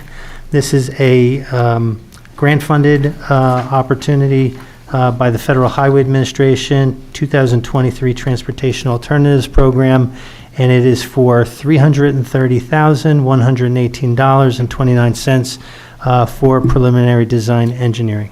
May I? Councilor Toller? Yes, thank you. I thought a while back when this was presented to us, Ms. Talley's still here, I thought we were going to have some community meetings before we decided to accept this grant, because we talked about spending this kind of money and then possibly having to redo it again. And I know you said the owner of Lackawanna would then be responsible, but this is grant money, and do we know we're getting this for certain? Yes, we've already received the grant money. We have received it? It's a reimbursable grant. We've been awarded the grant money. This is the contract to, with the design firm that's funded by the state. So I know you wanted to see some preliminary plans. We don't have any preliminary plans until we have the engineer on board to do the survey, do the preliminary plans, do the community outreach. All of that's involved in this contract with GPI. Right, and I thought our discussion a few meetings ago was that we were going to do that part first before we did this, so I'm just trying to make it make sense. I'm not quite sure what you're talking about. The previous... We were going to do the community outreach first, is what I thought we discussed here, and Councilor D'Amato, would you like to weigh in on this? Do you have anything to add? As I said when we talked about this, whenever it was, months ago, my biggest concern here is just simply the dollar cost, even though we're not paying it. I guess it's NJDOT, so there's no counterparty risk, or whatever you would call it, like the risk of default. There's no what? Risk of default. No, right. no. But- Essentially, you need to have the data, the Yeah. information, and that's what the engineer will have, the information to talk about the alternatives. Right. Now, I'm just saying that we've just passed a complete streets ordinance. And as I said, we have to be sure that we can do the work that we need to do. And I'm worried that we set a benchmark of, by my calculation, it was something like $500 a linear foot for design work on a bike path, when in my mind, this guy, I'll paint you, I'll do the work for $500 a foot and be happy. So I'm not saying, I just, it's an emotional thing of just, I feel like, and when we set that as a benchmark, there's sort of a moral hazard, as they say in economics, of like, we're going to end up using that as a benchmark later on for our work, and then we'll never have bike lanes because we figure out it costs $2 million a mile just to plan them. So it's not your fault. This is a cycle track. It's a different kind. There's different kinds of bike lanes. This is a cycle track, and it will it require moving some of the curbs a couple of feet. Okay. So that's why it's a little bit more complicated than just painting it, which is what we did on the first phase. So Didn't we spend money on Glenridge and Forest already? And this is back on this survey to be done again? Or is that? It ends at Forest. But no, we did that, well, not this administration, it was done in the past, I thought, on Glenridge and Forest for one block bike lane, but it's now listed on page 31 of this. that was phase one. Phase one, we used CDBG funds on a previous council. This was for that first phase that you see between Forest and Bloomfield Avenue. Phase two will take it from Forest Street all the way to where the Lackawanna Plaza redevelopment area starts. Phase three would be a requirement of the redeveloper to put that in. And eventually, future phases will connect it to the Essex Hudson Greenway. Councilor Lockman? Yeah, I guess I'm going to say the same thing that I said the last meeting, and it's kind of, I'm with Councilor Toller on this. To me, this looks like we're planning a bike lane that goes nowhere. And Lackawanna Plaza is not going to be built for many years yet, and we don't know what will happen in the meantime. So you have this bike lane already on Glenridge Avenue that is used as a parking spot for basically trucks and whatever. I have never seen anybody use that as a bike lane. I walk around a lot. It just seems like if we're going to have $330,000, let's look at a realistic place where we could put a bike lane. Yeah. Like a street that, a long linear street rather than the center of town. I know the idea of it is to eventually hook up with the Essex County Greenway, and that's a great idea. But at this point, and years from now, this would be worn out maybe, or it just strikes me as not the right spot for this. And I don't know how it was chosen, and you're going to be moving curbs over where we have Crane Park, where you have the park that was built up there. Potentially. I know it hasn't been set in stone, but that's... Just so we all know. Yeah. We have $1 million separate to build the bike lane. That was all done by the previous council. Yeah. If this council does not want to proceed with that, then... Proceed with what? The $1 million construction cost, the project. To build it here in Glenridge Avenue? Yes. Oh, Yes, boy. this is just the engineering. It just feels wasteful to me. It just feels waste, whether it's... Because if you're saying we use community development block grant for phase one, which that money really could have went someplace else to And that do- was a council decision No, I at that understand, time. I understand. You know that. that. transferable to another You know, location? Now we're gonna That's tear it the up. question. No, it absolutely is not. It's just this Glenridge Avenue location? Yes, A yes. waste of boy. money. It was a very extensive grant application put in 3 years ago. Yeah, and- I guess it was put in and then when we got- Lackawanna was going to happen, right? When we thought Lackawanna would be passed and it would go forward, then the developer Yes. would do his That bit, was- we'd the have re- this bit. The redevelopment was Yeah, approved, and this it was didn't built into the happen. Yeah. redevelopment What's the plan. spending timeline on this? I mean, is there a timeline that we have to spend the grant money?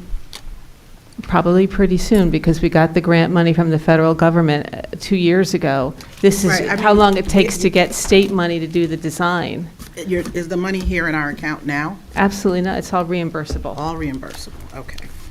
I'm just uncomfortable as a council. too. This People seems look a at little us and say, wasteful. wow, you spent all this money on a bike lane that goes nowhere. could What are repair you Station thinking? 3. And they don't understand all the details that you're telling us, which makes sense. Well, that's what but- I'm saying. yeah. If you do not want to proceed with this, let me know, because it's a lot of work. It's a lot of work. Then we It's a send lot the of money money. back? It's a lot of money. I'm sorry, excuse me. So we have $1 million to spend. We've got a grant award for $1 Right. million for construction. And this the is- total engineering, which is close to $600,000 Correct. with all the different phases. And so, right, it has to be done in phases, and this is all to connect us with the rest of the Greenway. So Right. I don't see an issue if we have $1 million in grant money that we have available to spend on this very expensive phase of the project. I guess I don't But really the know. money's if not I- something clear yet. else? This is reimbursable Yes, money. Counselor Lockman and then Counselor Toller. Yeah. Janice, I agree with what you said. could this grant money be spent on a bike lane that starts closer to the starting point of the Greenway? cannot.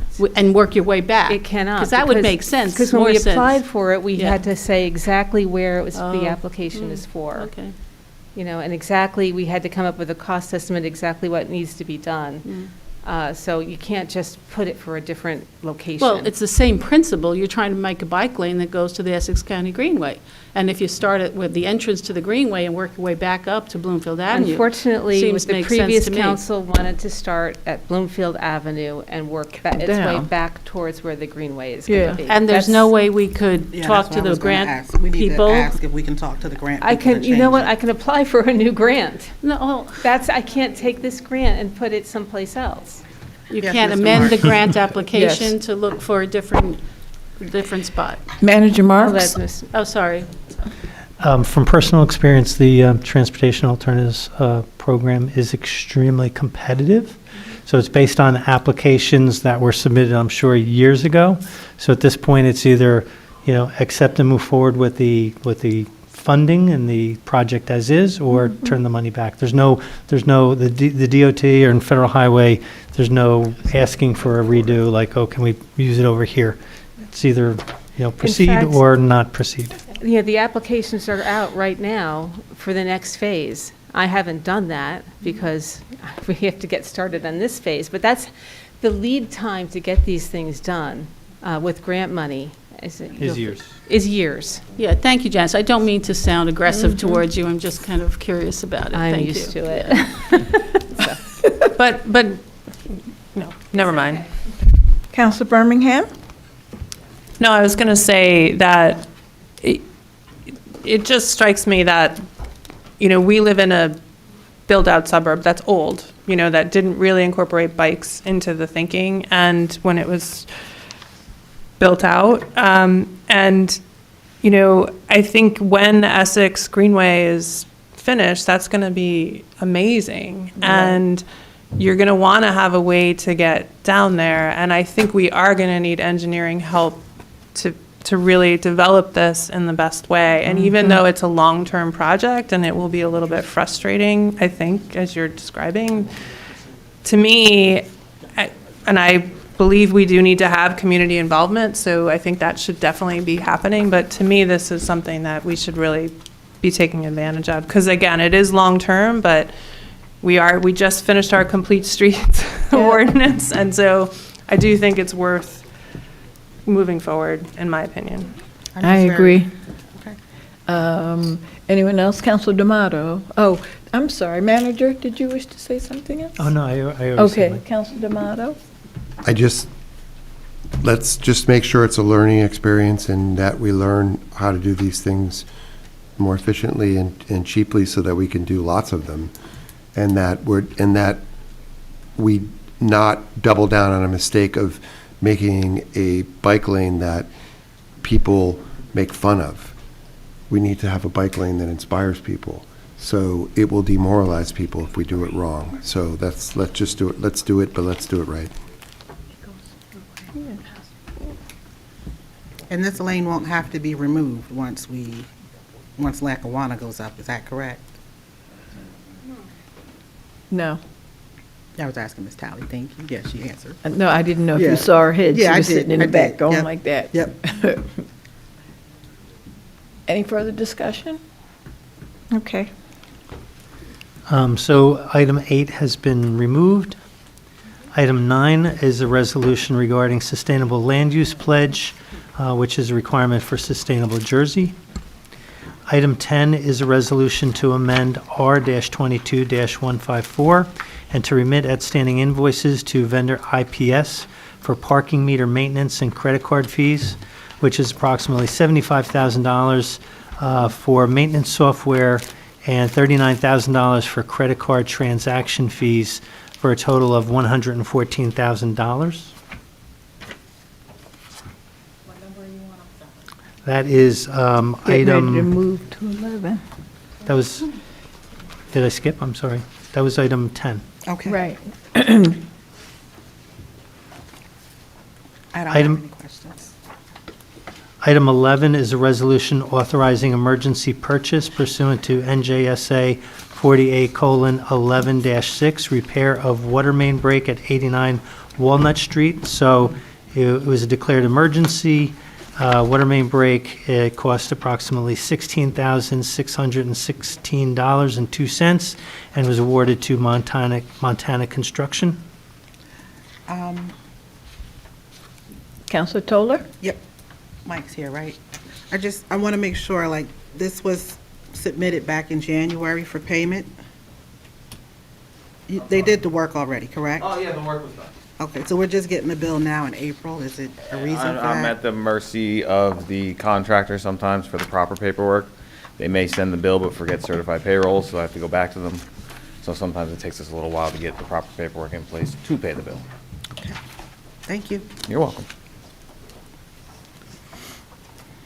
So item 12 is a resolution renewing the term of the Vision Zero Task Force and extending the membership terms of the Vision Zero Task Force. It's renewed until the first meeting of the Complete Streets Oversight Board.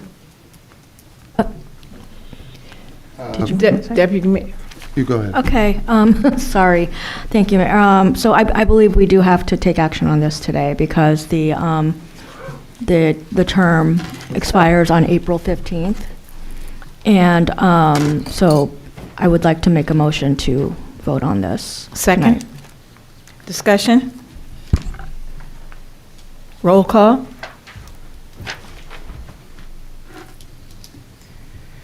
Deputy Mayor Anderson, Yes.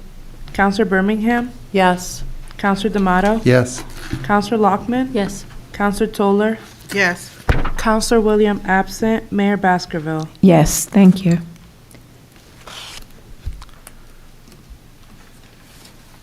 So item number 13 is a resolution authorizing award of contract for parks maintenance services for the 2025 season, which was bid 25-03 to Custom Care Services LL3 for $69,760 for the initial year one.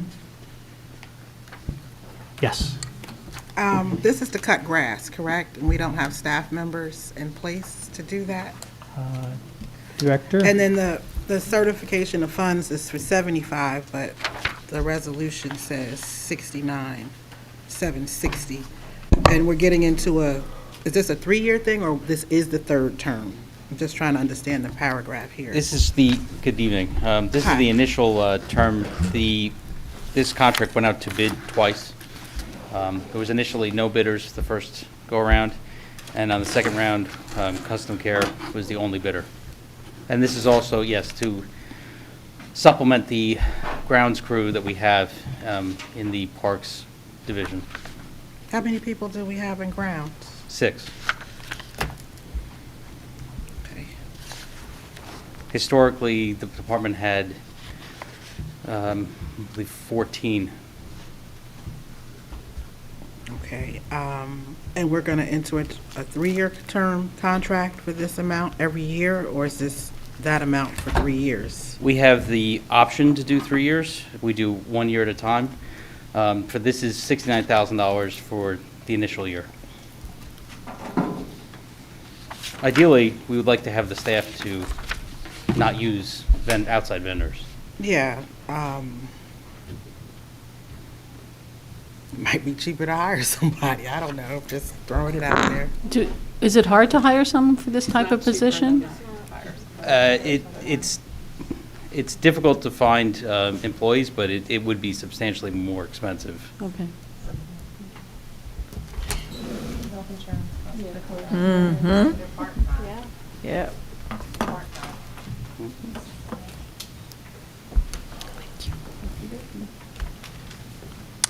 Item number 14 is a resolution awarding a fair and open contract to Tilcon New York, Inc. and Cephalian Son General Contracting for Township Road Resurfacing, Paving, and Curbing Services, MCCPC Number 6, which was the $2.5 million that I had mentioned before. So this is done under a purchasing cooperative. And Director Ashley? Yes. Oh, it was. Do we know which vendor, because it's not broken out on the resolution. I see it's, 2 different vendors that's going to do the work. Do we know the breakdown of who's getting paid what? Because it's not Sure. identified here. So Tilcon will be the paving vendor. Swayze Sons is for the curbing. Right, the breakdown amounts of the 2.5, who's getting paid what? So it depends on the final list for paving and for curbing. The curbing for 2025 is not as extensive in past years. Primarily, we'll be focusing on Harrison Street. Then there's a few odds and ends, but the majority, the lion's share of the funding will be going towards Tilcon and the paving. Okay. Item number 15 is a resolution authorizing the renewal of a contract with Richview Consulting for Township Professional Arborist, CY 2025-2028. We received one proposal for the 3rd year for $85,000. That's correct. So this is our town arborist. This was initially bid out 2 years ago. We had one bidder. We are satisfied, more than satisfied, with the work that the arborist has performed, and that we're asking to have this extended for the rest of the term, which would be for 3 years.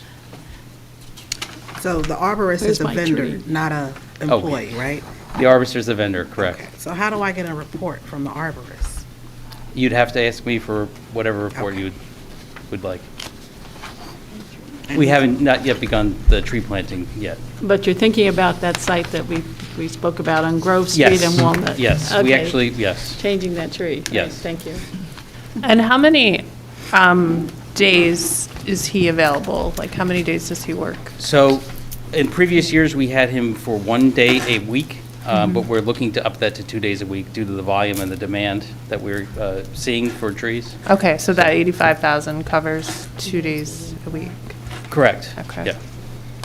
And this is going to be another 3-year contract, or? Yes, we're looking to extend it for 3 years. Like I said, we're very satisfied with his service, and we'd like to keep him on. It's good for his stability. He knows the town, he knows the trees, so we feel it's the best option for the town. It says his hourly rates are included. I don't see them. I can get you the proposal for the hourly Yeah, no, rates. I'm just reading what the resolution says, and it says the hourly rates included in the attached proposal, but I don't see the hourly rates, but I won't, you can email it to me, it's Sure. fine.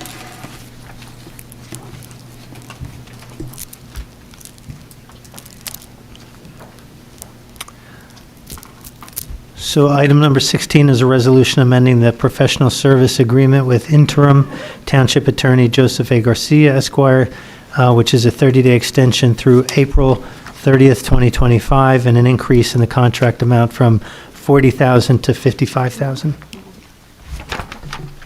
Mayor, Yes. I believe we have to vote on this tonight. We don't have, So move. yeah, okay, so I would like to make a motion to vote on this. Second. Discussion?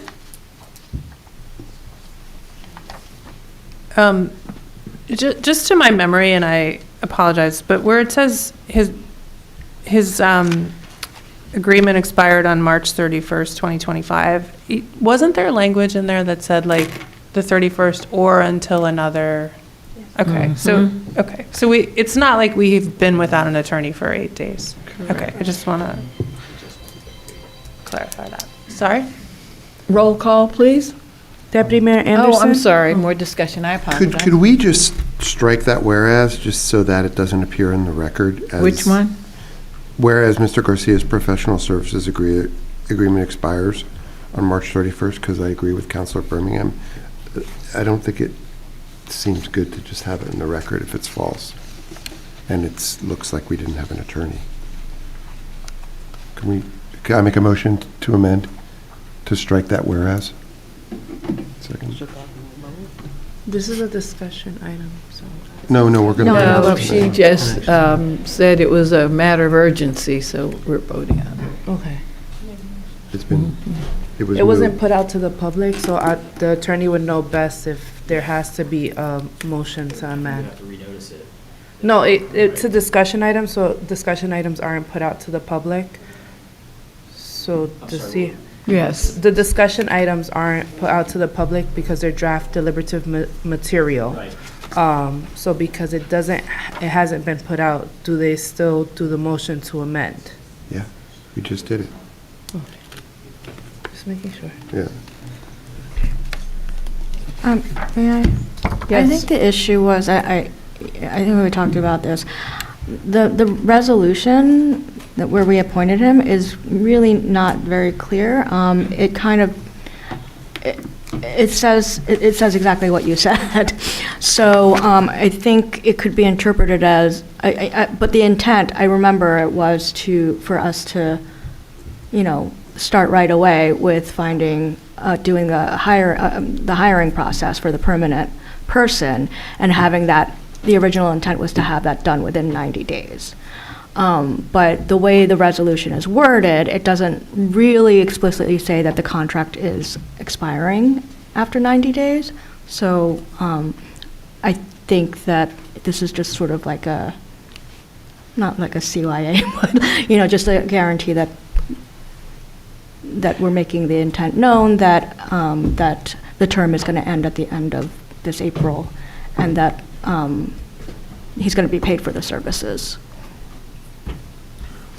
So then, I understand we want to pay him for the services, but so then should we amend, it expires on, I'm just trying to figure out, because as Eric said, or Councilor D'Amato said, it reads like we've been Without an remiss. attorney. And Just grammatically, it's wrong. Well, it just, he gave me advice the other day, so, I mean, he's working, yeah, he's sick today. So you're making a motion to strike? Yeah, just strike that third whereas if we can. And the intent, I believe, too, just for purposes of the Clarity. the cap, so that the firm is reimbursed for the service. Yes. Form as opposed to working for free in perpetuity, because obviously an attorney was not yet hired, so that's just so everyone knows in the audience. Right, and the other resolution numbers are listed within this one, so if anyone had a question, they can just search Yep. this resolution number in the second paragraph, or the one in the first paragraph that shows the original language of the first resolution. So take this out. Yeah. So I make a motion to strike the third Is whereas. there a second? Second. Okay, so for the amendment, that's what I'm calling the roll for. Okay. Deputy Mayor Anderson? Yes. Counselor Birmingham? yes. Counselor D'Amato? Yes. Counselor Lockman? Yes. Counselor Toller? Abstaining. Sorry about that. Counselor Williams? Yes. Mayor Baskerville? Yes. So item 17 is a discussion. I'm sorry. Oh, I'm sorry. Sorry to interrupt you. I just need to call the To roll have- for Oh, I'm you to sorry. actually No, I adopt got ahead of it. myself. No worries. It's okay. So the movement is Deputy Mayor Anderson, and then the second is Williams to adopt the resolution for Joseph A. Garcia Esquire. Deputy Mayor Anderson? Yes. Counselor Birmingham? Yes. Counselor D'Amato? Yes. Counselor Lockman? Yes. Counselor Toller? Abstain. Well, I'm sorry. Abstain. Counselor Williams? Yes. Mayor Baskerville? Yes. Okay. Thank you. So item 17 on the agenda is a discussion item, council liaisons to civic committees.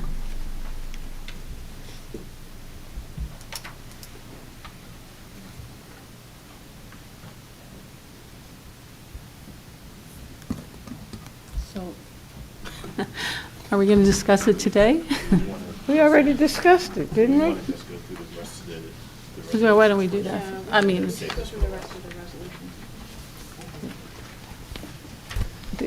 We can't just vote on this if there's a need to do this tonight, or what? Okay, all right. Yes, sir. Please, would you continue to number 18? Thank you. So item number 18 is a resolution authorizing Township Manager as bank signatory. Oh, We need to move this one tonight, too. yeah, we should do that Yes. tonight. I would defer to, Yeah. I so move.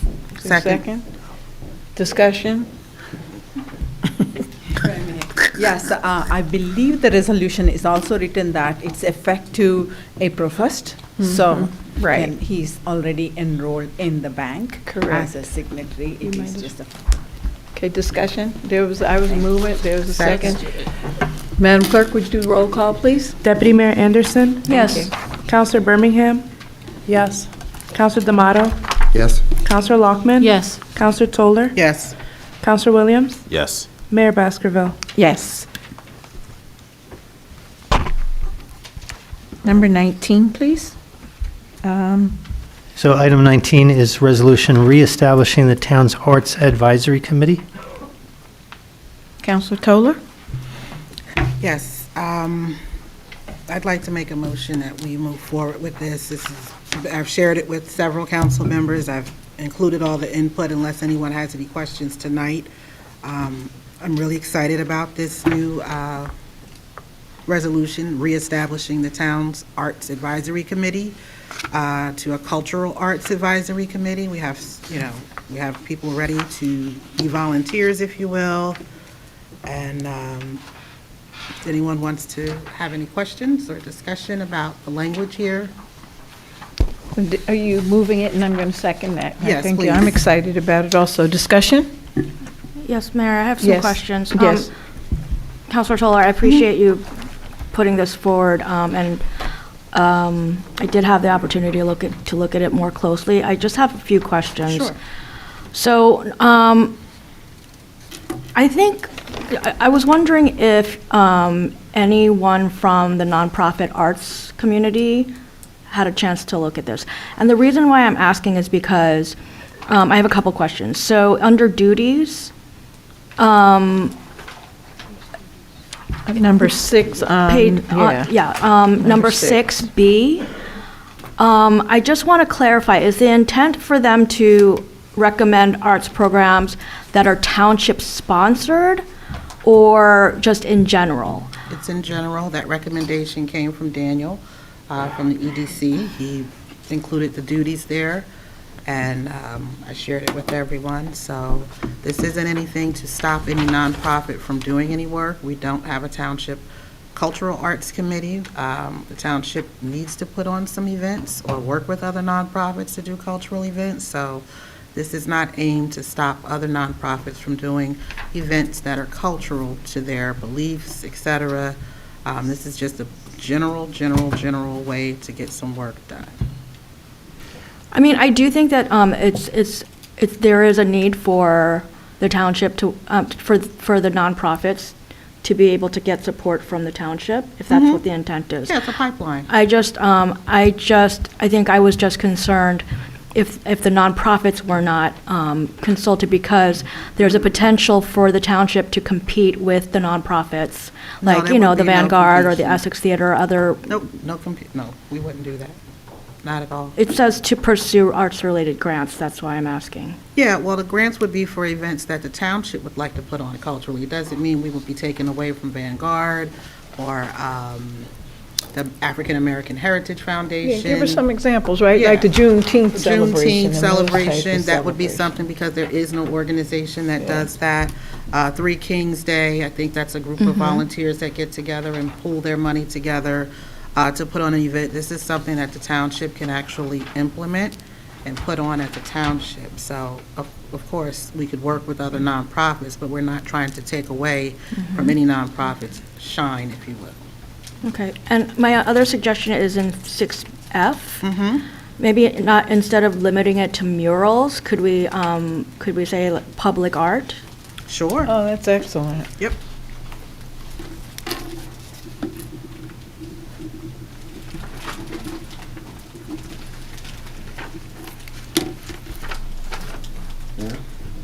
I'm sorry, yes, Councilor D'Amato. Just one grammar thing or whatever. Where's the council's economic development subcommittee? It's a committee, it's not a subcommittee. These are committees. We are a committee. I mean, you know, it's a Where do you committee. see that, Council D'Amato? Okay. It's the thank you. second whereas in the purpose and intent Oh, on the second page. Economic Um, development. So, my concern here is only, I'm fine with this. I mean, I would say that, in general, I feel like we do too many things. You know, just the complexity of the township government and what we do is, every time we add something, it's like another plate in the air.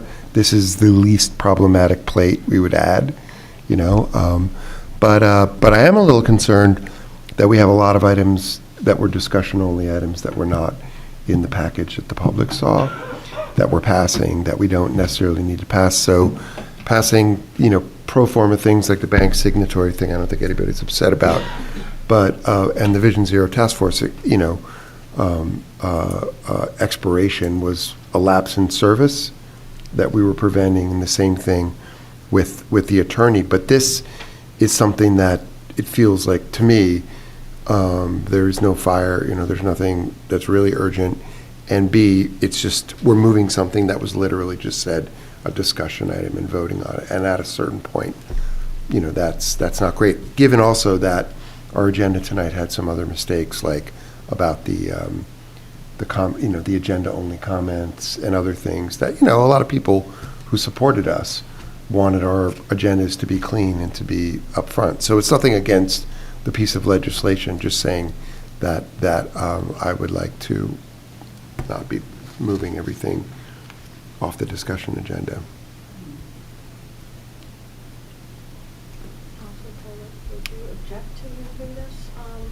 Yeah, I would. I would like to get this approved. I mean, I've emailed everyone many, many times. I even asked for it to be put on the last meeting. For whatever reason, it did not make the agenda. I don't know why. This is a very small ask for a very small purpose, if you will, Yeah. to get started. So, Well, then I would say then I would just like to have a discussion now for a few minutes. Sure. Or a minute about why it is that things that we asked to go on the agenda are not on the agenda. That's the biggest issue for me. Huge issue. So I had the Vision Zero Task Force extension, which I wrote and I submitted, and I don't know if the attorney saw it. We did have a little bit of a break in service there, but I mean, I was surprised to see it as a discussion item. And so we had to break it's truth in advertising. It said we were only going to discuss it. So I would like to know why. I know that the clerk is out. And I think the two people that could probably answer that best are not here unless Yeah. the manager could answer that, but I'm not sure that you can.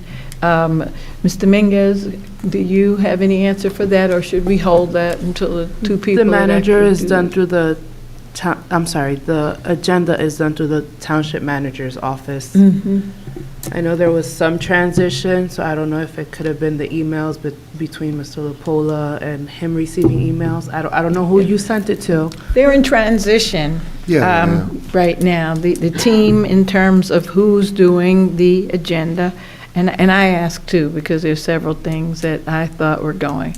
And so from what I understand, the agenda has moved from the clerk's office mostly and has gone up to the manager's office, and they're trying to work it out, and it's a new thing. I understand, and Ms. Edwards, I think who is doing it with great vigor and cheer, and I'm not throwing shade on her or anybody. I'm just saying, mostly, we had talked early on that we would, as counselors, would see what was going on with the agenda before it arrived with a police car at my front door on a Friday night. I would like to know what is actually happening, and we're seeing now Well, the the police car consequences. didn't come Friday night, right? Hmm? The police car came Saturday because the agenda wasn't ready. Okay, well, in any case, it's just a reminder that we should try to work on the process so that So, yeah, we're not working. getting mistakes. Okay, I heard a may I, Yeah. and I heard a so. I just wanted to, Okay. as the Operations Committee, myself, Council Williams, Council Birmingham, we did talk about the agendas. And perhaps if Mr. Marks has some time in the next few days, it can be via Zoom. Early on in our tenure, I created a cutoff date memo that Mr. LaPola followed for perhaps a meeting or two. After that, I don't know what happened. I think if we get those cutoff dates, or you recommend the cutoff dates so that we can get things earlier than we've been receiving, then that would be very helpful.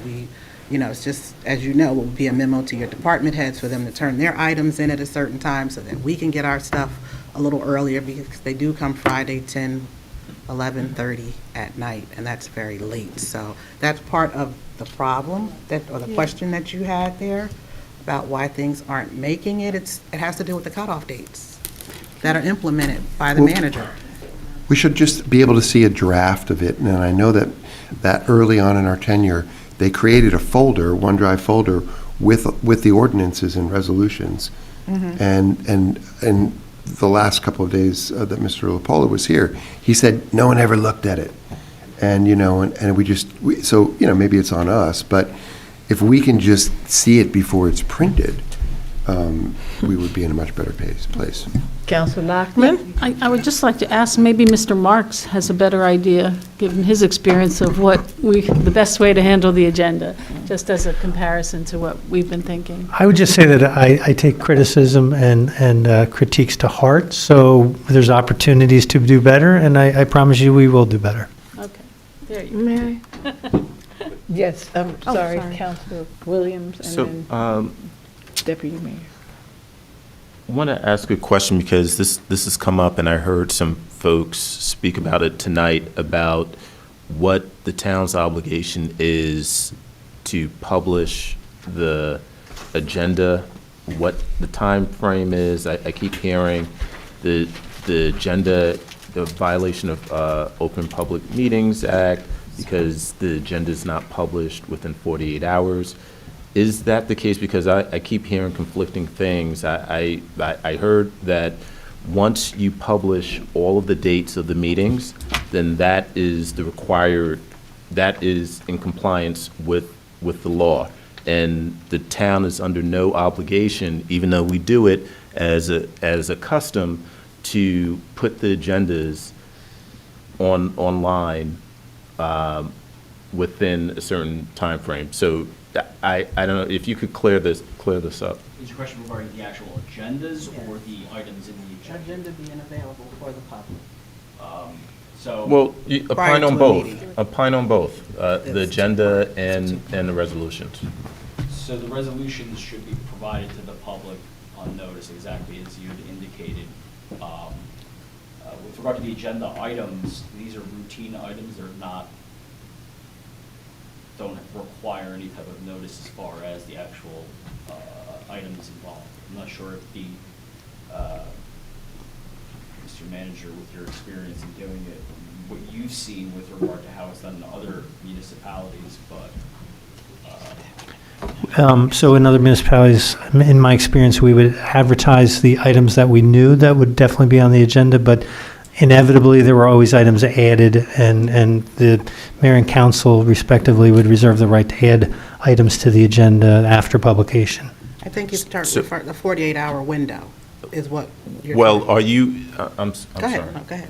And I'm not an attorney, so, I could just tell you past practice without opining on, Open Public Meetings Act. Right, so that, at a certain point, maybe the next meeting or in between the meetings or something like that, if you could kind of track down what the correct answer is here, just because folks come to the microphone and we get emails about violating Open Public Meetings Act, and, it's fine if we're doing something wrong, I want to know about it and I want to correct it, but it's just my understanding from what we've been told that there is not a 48-hour window in which these things have to be provided to the public. why don't we handle it this way? What we can do is do an outline or template for everyone to have discussion for the next meeting. That way, if the public has questions as well, we can handle it in that regard, if that's something you want to bring for discussion. There should be something in law that dictates what our obligation is to be in compliance with Open Public Meetings Act. So that's all I wanted. I didn't, Did you get the response from Attorney Garcia?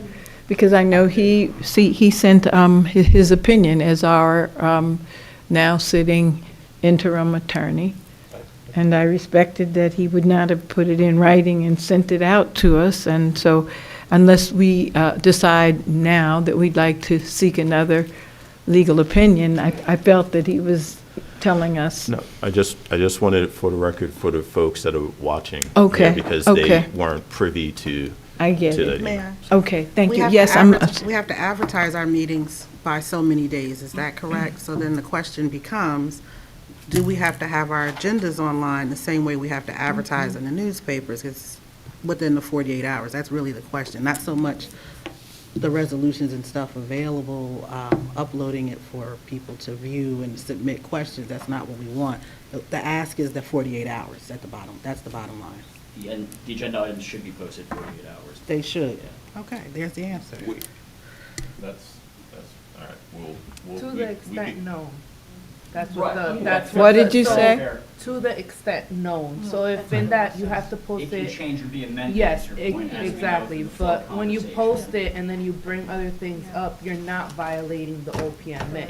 correct. Right, we're not talking, I'm not talking about other things to be added. I'm talking about if this was our final agenda right now, say on a Wednesday, and our meeting is Friday, this should be posted 48 hours. Of course, we can add Yes. stuff to it.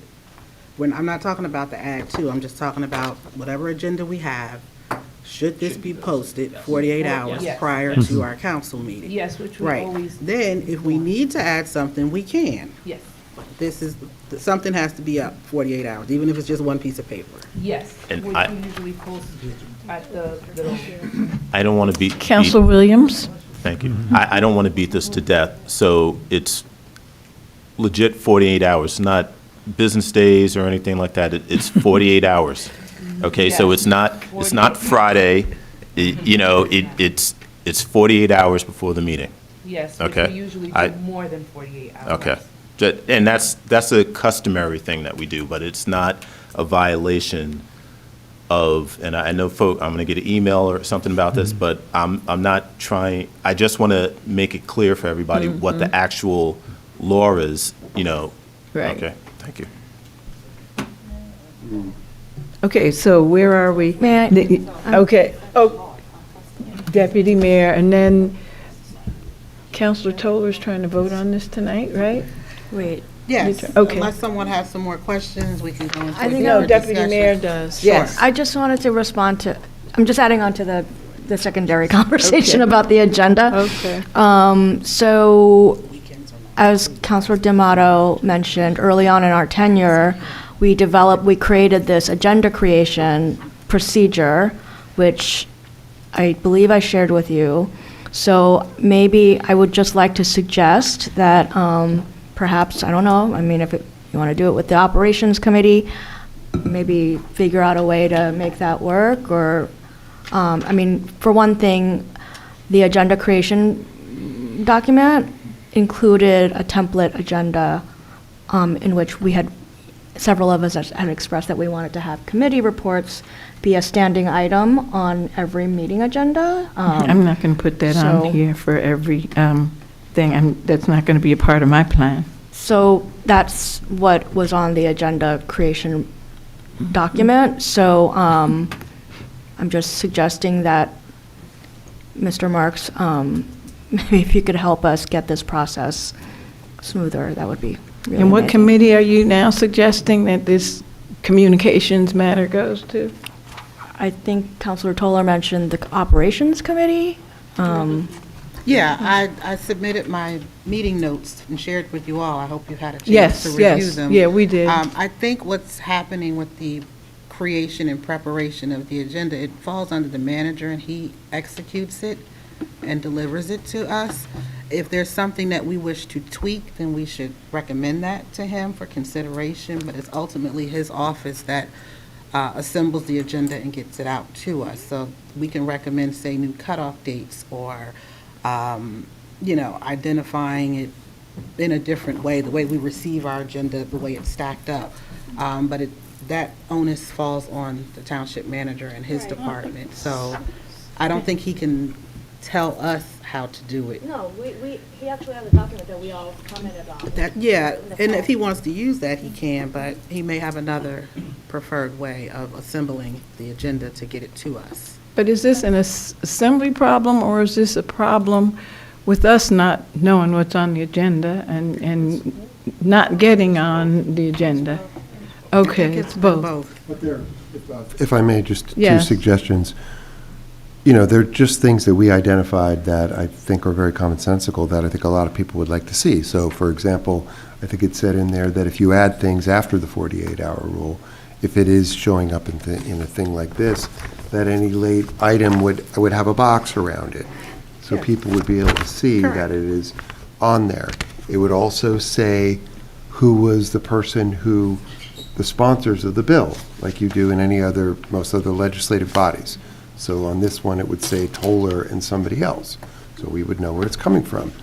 I would also like to see, to the extent that we can stick to the committee structure, and I agree it's not perfect, and there's some, leakage between committees and the topics that they cover, but, things that come from the administration should go to a heads up to a committee head where it's very much, directly in their purview, just as, the process like that, so that people are not surprised by what they see, and because it just leads to alienation, not some terrible thing. And the last thing is that the law is one thing, but we should be aiming way higher than the law. I mean, it's not against the law to have, pineapple on a pizza, but you shouldn't do it.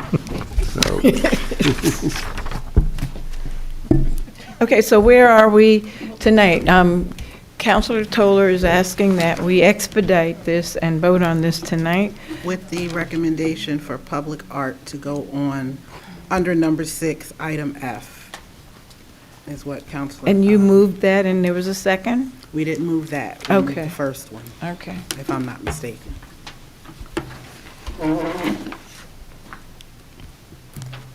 Anybody else want to talk any more about whether this should be voted on this evening or not?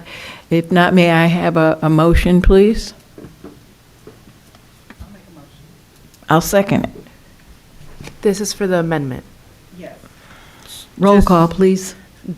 Let me just write it down so then I can fix it. Where it's number 6F, to review the installation, substance, and management of public art. Murals and public art. Okay.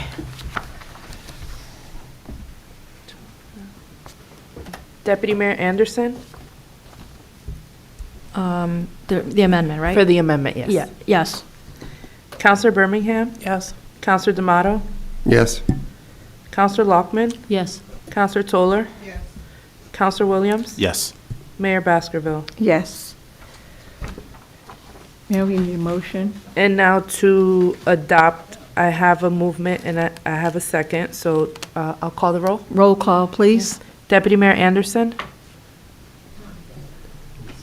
To adopt as I'm sorry, amended. I can't. Yeah, yes. Counselor Birmingham? Yes. Counselor D'Amato? Abstain. Counselor Lockman? Yes. Counselor Toller? Yes. Counselor Williams? Yes. Mayor Baskerville? Yes, thank you. Moving along. So item number 20 is an ordinance to amend section 127, disorderly conduct of the code of the Township of Montclair, New Jersey. This matter involves social affairs permits or petition of extension of licensed premises. We have 3 number 20s here, 2 number 20s. I only have one number 20 on mine. One We of have an them ordinance says, 20 be it and a ordained resolution by 20." the mayor and the council of the township and county of Essex that Montclair Code 127-6B, consumption in public areas unlawful, which is not the same as this. Yes, one is an part. ordinance, Right. one's a resolution, so Right. it's just, I think it got jumped around somehow on here.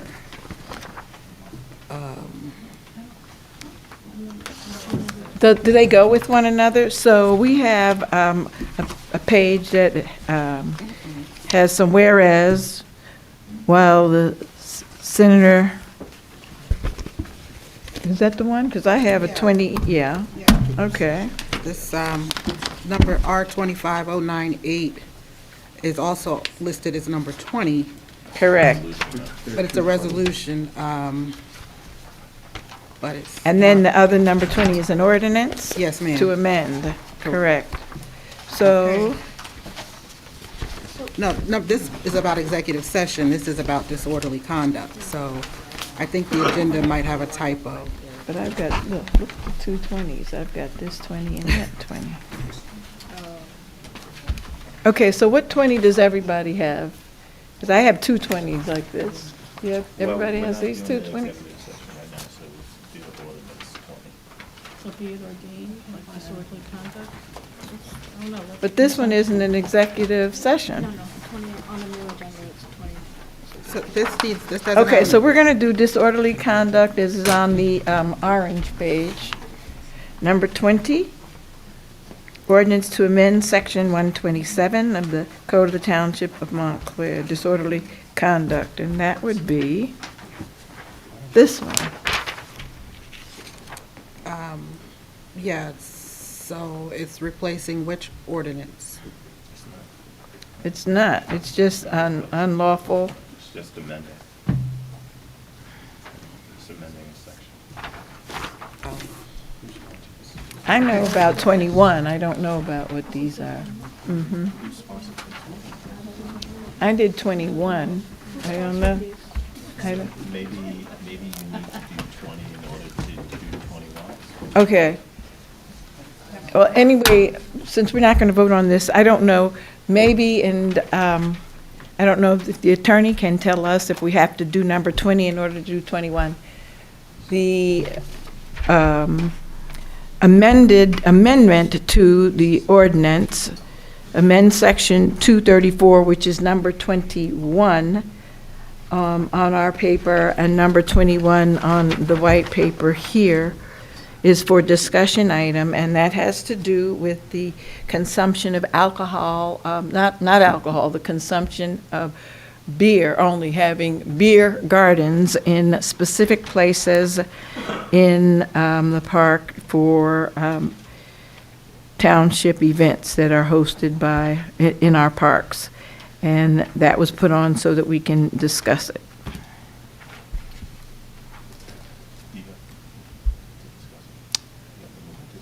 No, it was specifically a discussion item. Why, Mayor? Yes, sir. Why do you only want to, why is this only limited to beer, no wine? No, because from what I understand, and so Michelle Camarada and Avery Austin and myself, the police, and Denise Sawadago, a whole group of people that represented everybody here talked about this, and the feeling is that with the wine, now you're having possibly more containers, and they're trying to just have the tap on tap to prevent having excess, trash or glass or whatever it is.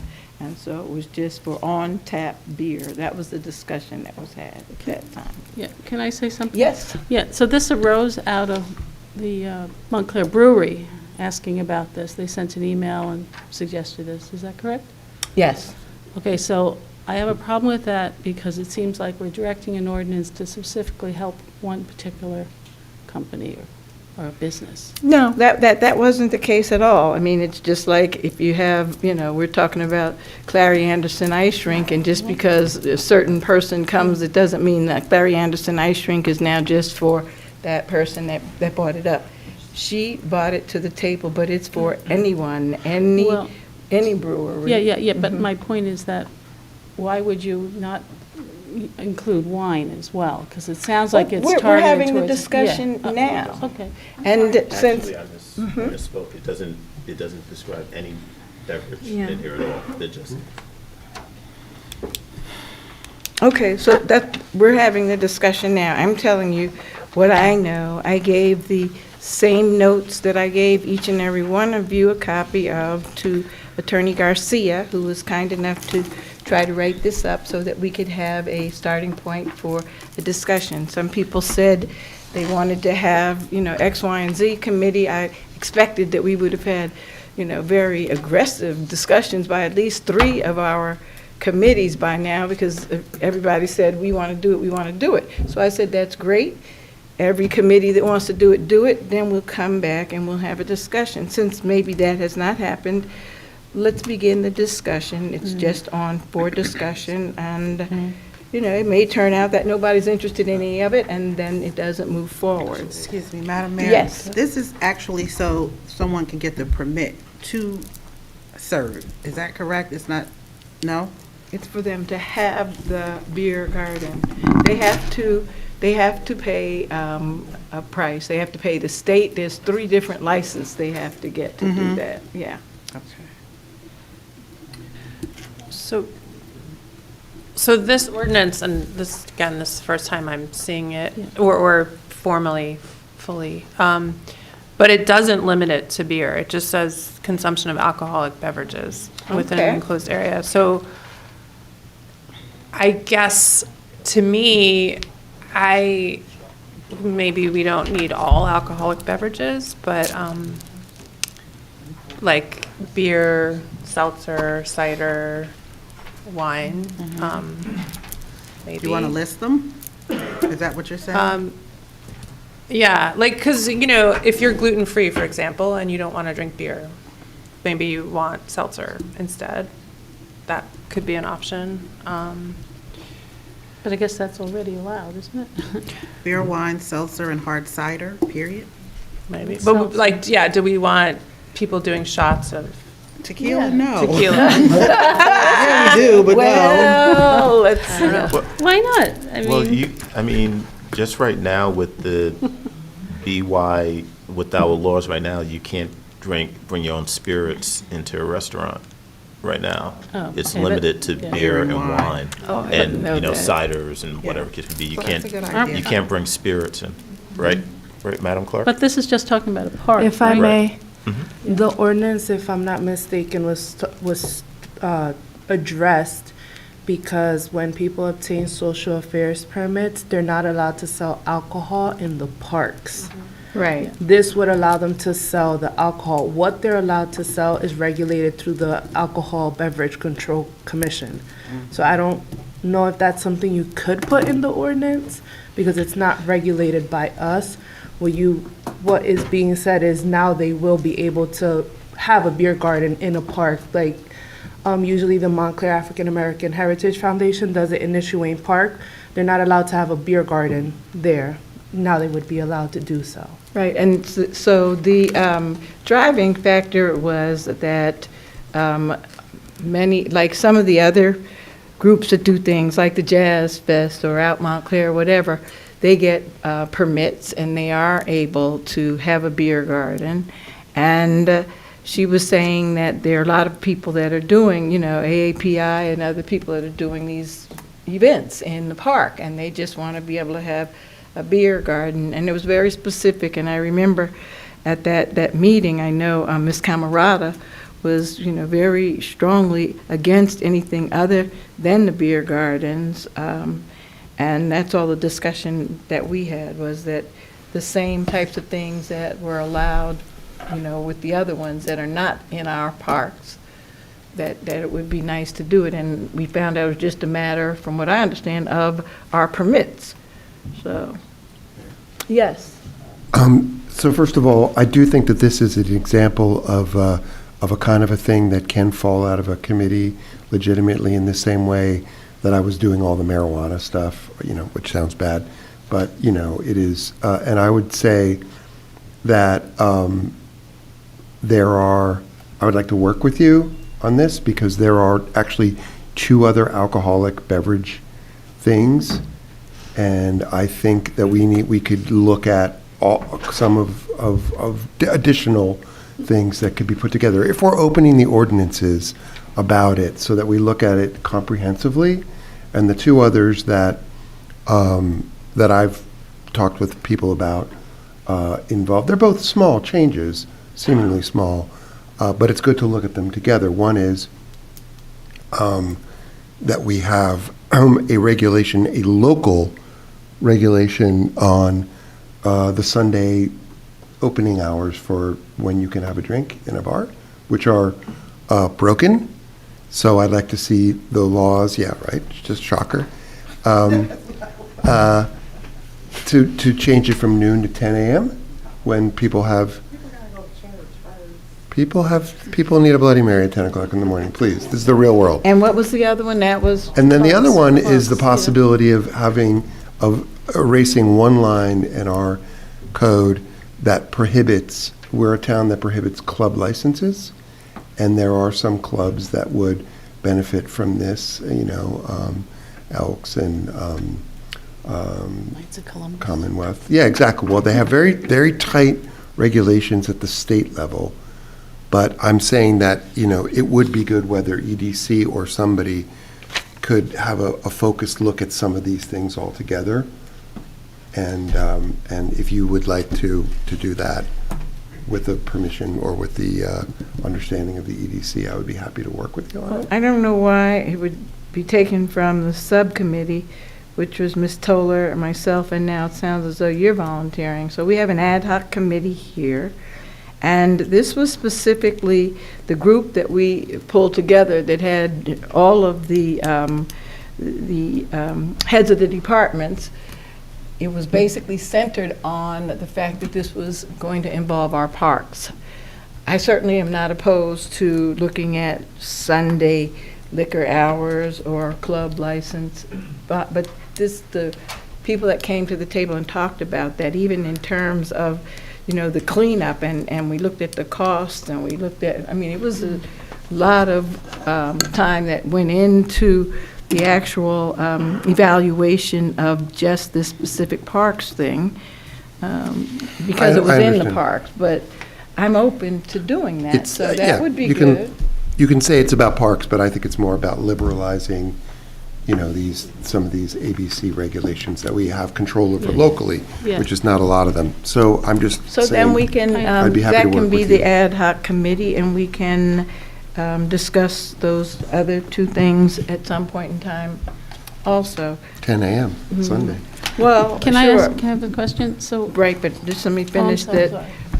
My hope and thought is that with the nice weather coming, that we are able to move forward on specifically the one for, the vendors in the parks, because it'd be great. The residents, would like to have it, and many of the vendors would too. And we spoke to other vendors, so it did start with a particular one, but this is not like any one particular individual.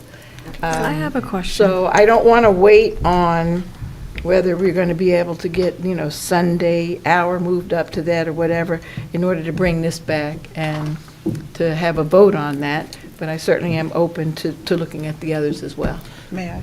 Yes, I think Councilor Locke, Yes, she was I first. saw first, and then I'll come that way. I just wanted to make the suggestion that clearly the clerk's office might have some input that they could give to this. The clerk's correct? office was very active participants in Oh, this. okay. Yeah, I Thank can, you. I have a All right. list, and I sent you, each and every one of you, the name of everybody that was in there, so the clerk's office was very much there.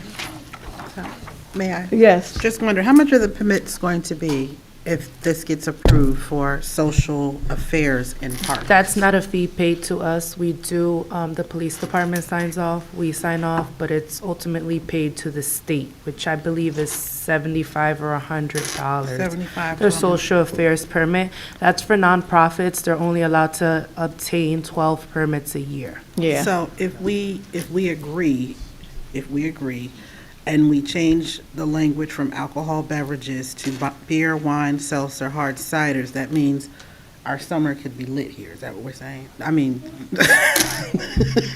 there's a lot of events going on, like Juneteenth. There's a hard cider guy that wants to come and do a tasting, and he wouldn't be able to do that without this.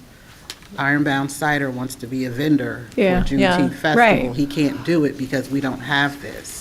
Yeah. type of permit in place for social affairs and parks. Correct.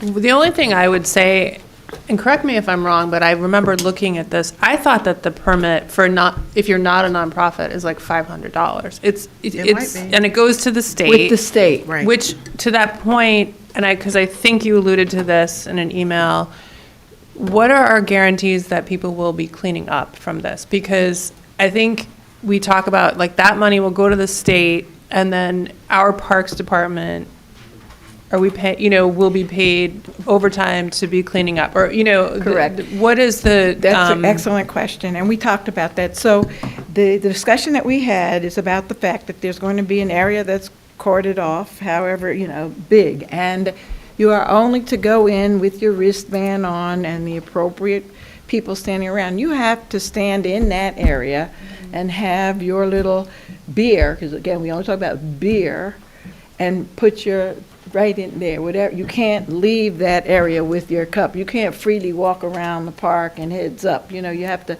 drop, so it's going to drop there. The larger discussion is the fact that whenever we have these events in the parks, it seems as though our township is getting hit very heavily with overtime and with people, but it's not because of, this, we haven't had this, just the fact that when the nonprofits do these great things in the park, we're paying for the overtime, and it's a heavy lift. And so, that's something that we have to decide, because they have to bring on an extra team overtime, and then, maybe sometimes the day after, depending, and they do an amazing job, we know that. But when you're talking about huge things like out Montclair Jazz Fest and the big thing, the AAPI, and that's a lot of overtime, and it's not covered. They don't pay for it. So that means the township, we're paying for that. But I don't believe that this will be affected in a large way, other than, however many people are dropping their little cup or whatever in the plastic bag. It's not like the rest of the people that are going to the food trucks and throwing food all over. Yeah. But those are all things that, we have to consider them. Mayor? Yes. I just want to be clear that I think I'm reading this, and it says incidental to the approved use of any of the town parks. So it's not like the intent of this is not to just allow sales at any time. It's only in the parks at any time. It's not meant to establish a beer garden that's going to be in the park like every week. It's only if, a nonprofit, like as an example, nonprofit has an event, Montclair Brewery or whatever, whoever, they want to be a vendor, they have to apply for the peddler's license, right? And it all has to be done under the permit that the nonprofit has to get from the Parks Department to use the park for the event, right? Yep. So I want to look at the language again just to make sure that it's crystal clear that that is the sole intent of this. Yep. And I just from prior experience, like for example, we have the Lantern Festival in Edgemont Park. A lot of I'll just say from that experience, the volunteers from the organization pick up the trash. So it really depends on the organization that's running the event as far as what additional resources are needed from the township. So. May I? Yes, Councilor Tola. If we agree with this and move forward with it, are we able to amend the permit application to make the vendor responsible for their trash?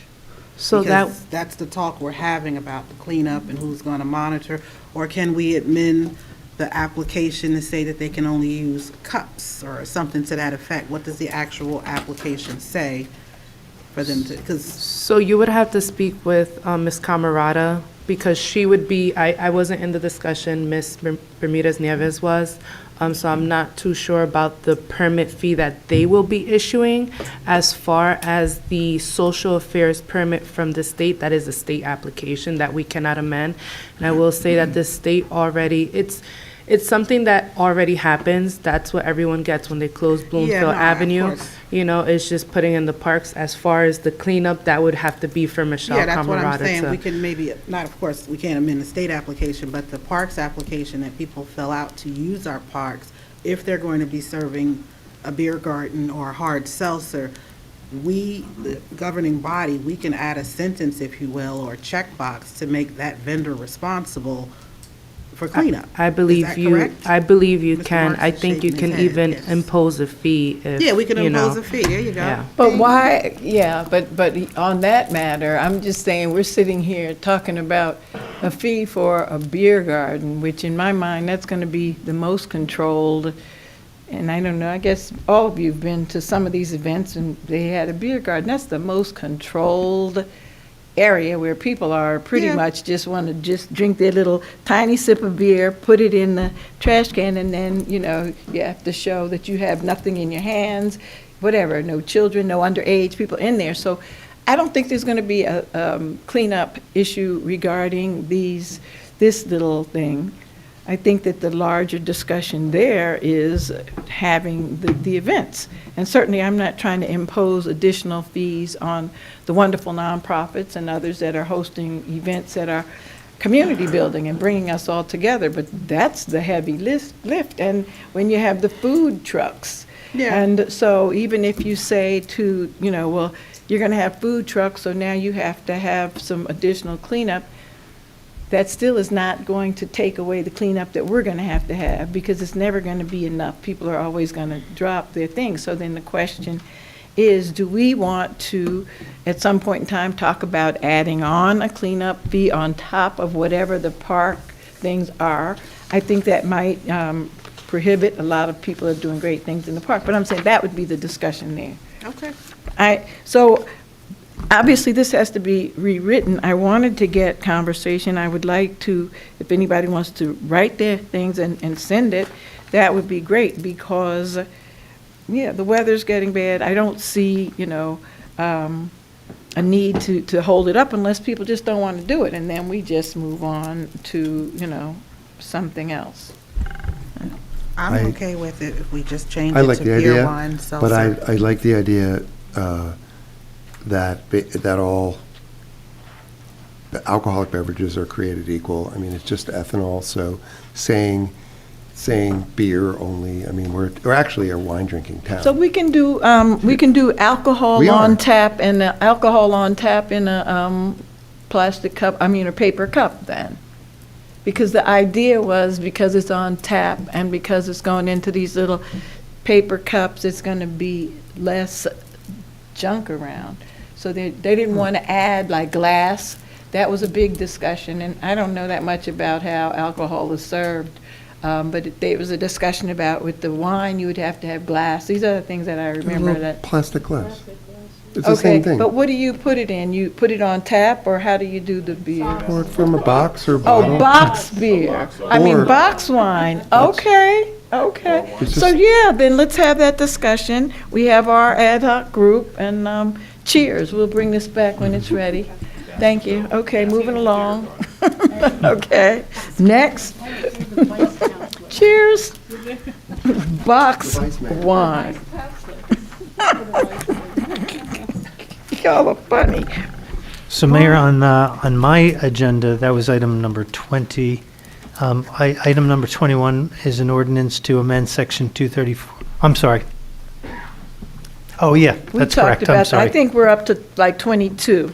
22, I believe, was already addressed. That's the overnight parking on various Oh, streets. great. So, 23? correct. So item 23 is a resolution authorizing purchase contract with Dan Oh, that was you. Swayze and Son, Inc. through the Morris County Cooperative Purchasing Council pursuant to NJSA 40:11-10A1, which is a $200,000 contract for traffic striping on roadways, including repainting stop bars and school zone markings. That was alluded to before when we were discussing the Complete Streets ordinance. Okay, so should we go back to discussion item number 17? We can, but I just have a question on Yes. 23. Do we have a quote or anything that ensures that this is the amount we're going to spend and we're not going to exceed this 200,000?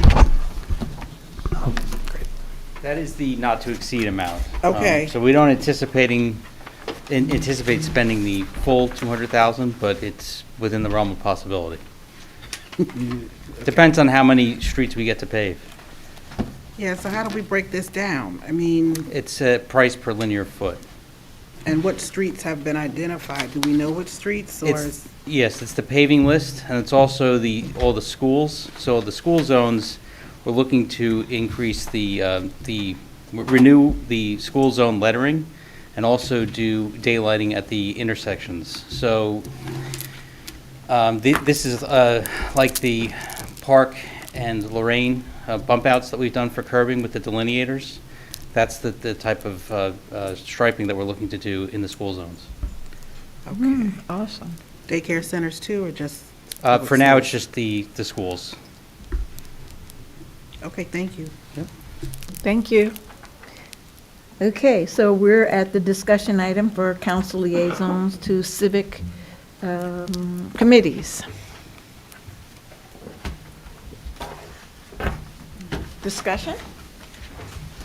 Can I just address how this came about? I mean, I know I talked about it last go-round.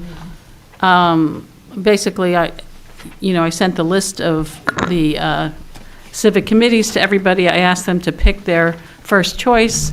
I gave them their first choice for the most part. Then I got comments saying that maybe we should have 2 people on each as a liaison to each committee or commission or board. So that's where we're at. So since I'm speaking, I think there only needs to be 1 person, so that would be my point of view. Thank you, Councilor Laufman, for putting this list together and following the spreadsheet for those that responded. I think we should at least have 2, just as a backup counselor, if you will. Doesn't mean that counselor, they have to be present in every meeting, but I think it just makes for an easier lift, if you will, that you have more than 1 counselor assigned to an advisory committee. I believe the past administration had the same thing. For example, landlord-tenant under the last administration was Lori Price Abrams and Peter Yacobalis that served as the counselor liaisons for that committee. I just think I think it helps to make it easier lift for the counselor if we have 2. I guess we just have a different. And I'd like to go, since you went 1, you went 2, I'd like to say I think that there's no reason why we can't have 3 if 3 people would like to attend meetings as liaisons, as long as there's no more than 3. I don't understand why we would limit anybody that is very excited to participate in any of these committees and wants to attend. The problem that we had during my 12 years when we had 3 liaisons assigned is that people say, yes, they're going to go, and they never show up for a meeting. So you end up with the 1 person that goes. Anyway, but if there are 2 or even 3 people that want to go regularly to these meetings, I don't understand the downside of it.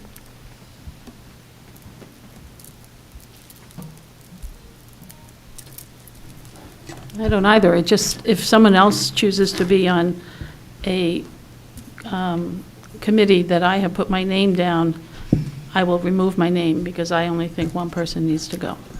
So I have enough work without having to do this as well, but I will do it if that's what, the council decides. But if 1 other person wants to be on one of these commissions or groups, then please be on it, and I will not.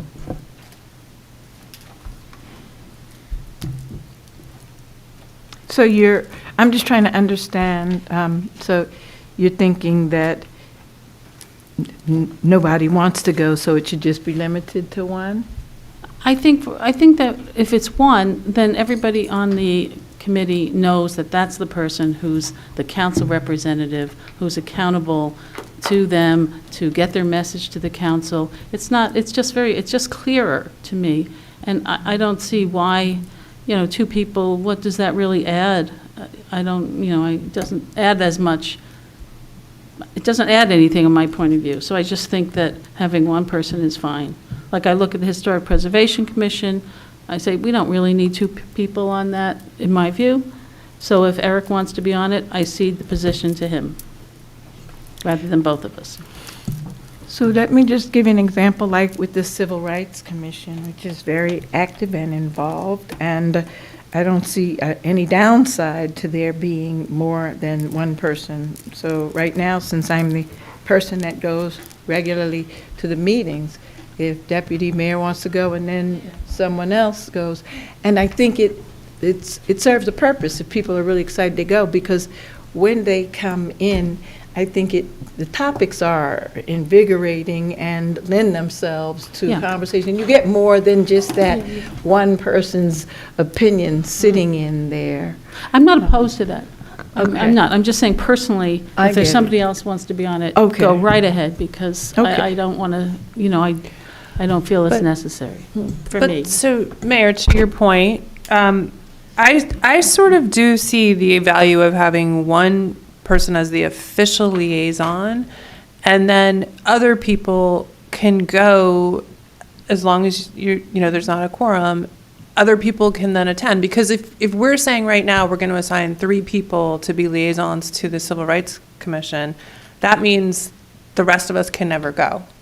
And I would prefer, personally, one official liaison who the chair of the committee knows is the official person and communicates with them. And then, other people can express, like, I'm interested, or I'm going to go to the meeting, or I'm interested to be on it and I plan to attend meetings. I think that's fine. That to me just seems like the most streamlined, because then it's not like if there's 3 people or there's 2, that then they are the ones that always get to go, if that makes sense. Yeah, no, I mean, that's fine, and however other people feel. I know that I've been attending the different committees on here where I have my name, and I know that I'm going to continue to go to those, and so whoever else wants to go where, it's fine. I don't, that's what I'm saying, up to 3. As long as one person is going regularly all the time, then if only one, we know one is going to be there, and it could be 2 or 3. Well, that's my point, that Eileen expressed it more better than I did, that there should be one person who's accountable, and, and as you said, if anybody else wants to go right ahead. But I believe that is streamline is a good way to describe it. I think it'll work best that way. Yeah, I'd like to chime in as well. Yes, Deputy Mayor. Because initially I thought, why not to have a backup? But, for instance, I've been going to the Environmental Commission meetings and talking to some of the other committee chairs. It's more than just the role of the liaison. What they need is a point of contact. Right. And it's not the job of to me, it's not the role of the council people on that committee to dictate their business. Like, we've established these committees, we've Correct. given them a directive. Correct. It's not our meeting, right? So Correct. they want someone from the council to be able to say, hey, what do we have to do to get this moving? Or what do you think, how do you think the council will feel about that? And Yeah. convey that to them. So Yes. if there's one responsible person that they can go to, I think it makes it a lot more productive and effective for them and for us. So I would tend to agree with Eileen and Carmel to have one Surprise. official. Well, Yeah, it's not a matter of that. I'm trying to be responsive to the actual committee chairs who are expressing these things to me. Yeah. And, they want to have somebody on the council that they can go to. Oh, no, I understand that very well, and I think for the different commissions where you see my name, all of them know that they can count on me to show up, that they can ask me questions, send me different things, and I will be that person. So I get what you're saying. I just, if anybody else wants to go, fine. If people don't want to go, then they don't need to go. I think there's merit in hearing what the residents that we appoint to these committees think. There's merit in going to hear about what the people are talking about on the Housing Commission or any of these, even like with the park. There's merit in us hearing from the residents. So the more that you're interacting with the residents, other than when you're in the front of the room telling the residents in your, different community meetings, you're doing the talking. You're going in there and you're listening to what it is that the people on these committees want and feel. And I think that's such a large part of who we are. If we're not there listening to them, we can't possibly represent them to our fullest extent. Mayor, if I may? Yes. These are official committees and commissions. It's not the same thing to me. And I'm sorry, to me, it's not the same thing as going to a community meeting. I mean, I would love to go to every single one of these committees when they have the meetings. Like, most of them have regular, like, monthly meetings, right? But I expect the liaison, whoever's the liaison, my point is, I don't think it's feasible, as much as I would like to hear the discussion at all of these committees. I expect whoever is the liaison to communicate anything that needs to be taken back to the rest of us. That's the liaison's job. Or so that the I don't. administrative assistant that we should look into getting, because we used to have a staff member, for example, when we had the PRCA, we used to have Pat, now Michelle goes. When we have, different committees, like we had before, Mr. Morgan was supposed to be going to the civil rights. So we always had a person from an employee, a staff employee, and they would go as the person that was taking the notes, and they would go to whoever, and they would get back, and everybody would have notes. And I thought it was very good, and it just served a great purpose. So now I think we really need to consider, the best way that we can make sure that there are notes getting out to everyone, not just a small group of 2 or 3. And, I really think that it would be helpful if we had an administrative assistant to help us out with some of these things. So with all due respect, we're talking about resident committees, and they have people in their committees that take minutes. Yeah, and some they're supposed do. to, right. Per the they volunteer should. handbook, they're supposed to have a chair elected, they're supposed to Correct. give I'm just talking their about dates. other experiences I'm just where we saying, used but- to have, but and we you- still do have staff that go to some of them. It's a lot to ask of the staff. Why would staff go to Why would they go to Janice every Talley, committee? she goes to the That's her Housing job. Commission, and That's her job. Right, and Yeah, so it's the rest different. of them with parks, like Michelle and whatever, she goes and she is taking that. Maybe she considers that her job. I don't know why, I'm just telling you what is. And I know it's very nice when they're there, because when Janice goes, you're getting nice minutes, and then you have everything, back so that you know what's going on. And it's not catch as catch can, and some get it and some don't. May I? Yes. I understand everyone's point about 1. The reason I'm saying it should be at least 2, and even if we just say it's 2, if, for example, Counselor Anderson and I are both environmental, it's a simple text, hey, you going to the meeting? No, I can't make it. Okay, Tola, I'll go.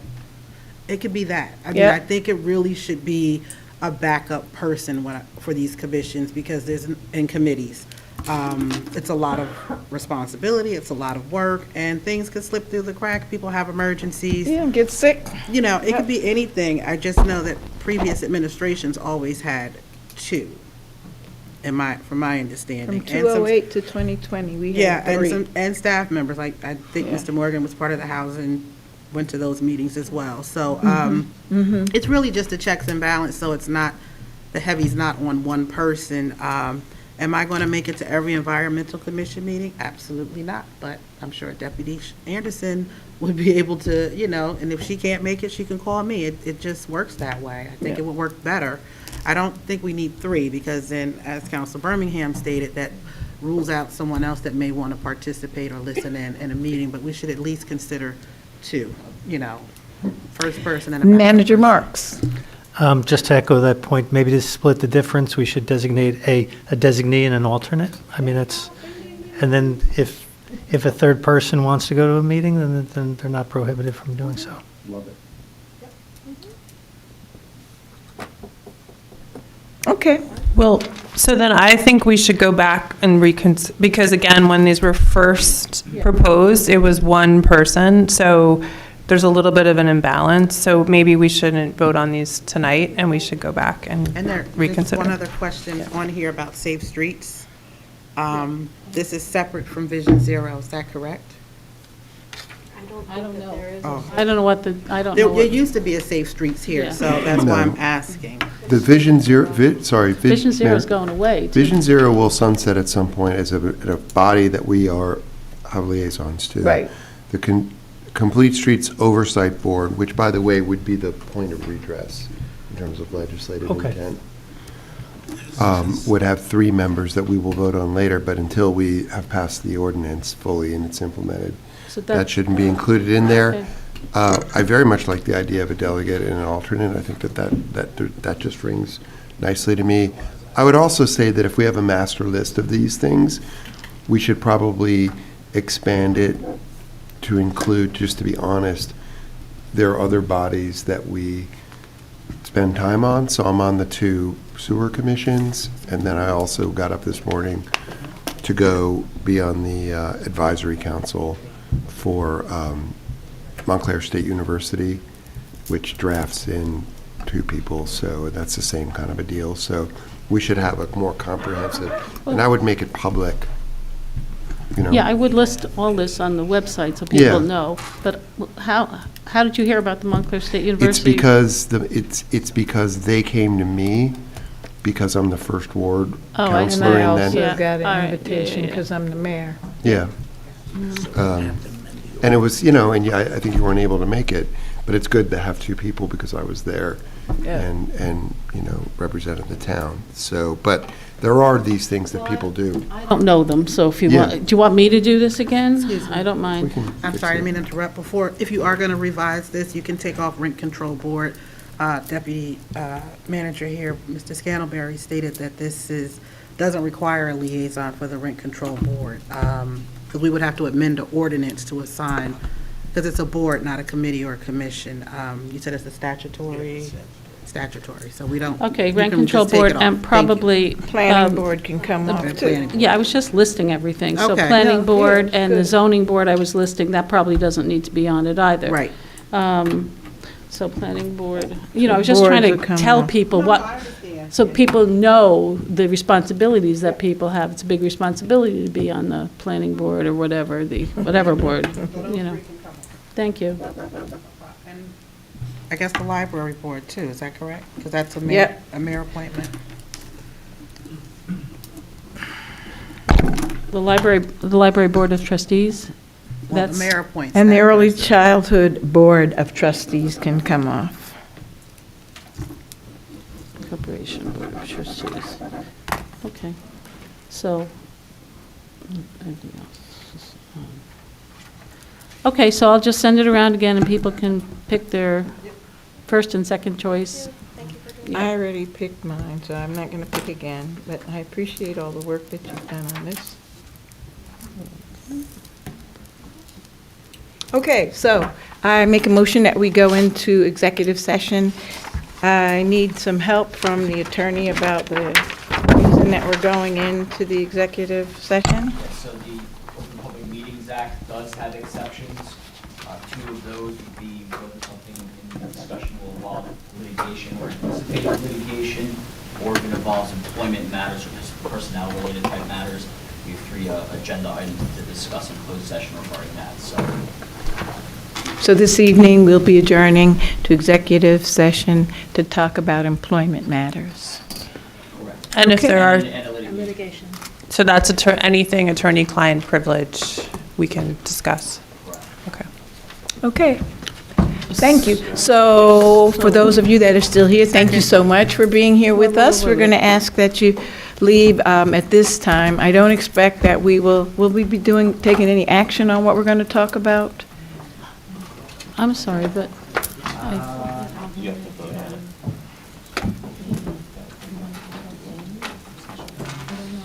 Oh, okay. Yes. Okay. Okay, so I make a motion to go in executive session. Second. And so we're going to ask her to stay? But in order to talk about her, does she have to be present? Attorney? So, we have certain questions directed to the tax collector, she should remain. All the other items, tax collector should not be present. No, not the tax collector. There's an employee matter. Yes, it's an employee matter. Excuse me? No, I'm trying to find out. Yes, but I'm trying, and you have to be here because of, Right, the first legal matter Did we go? with the chief. Did we go into closed? We didn't, did we vote to go into executive session? Okay. I have a movement and a second. I just, All in favor? I, Aye. thank you.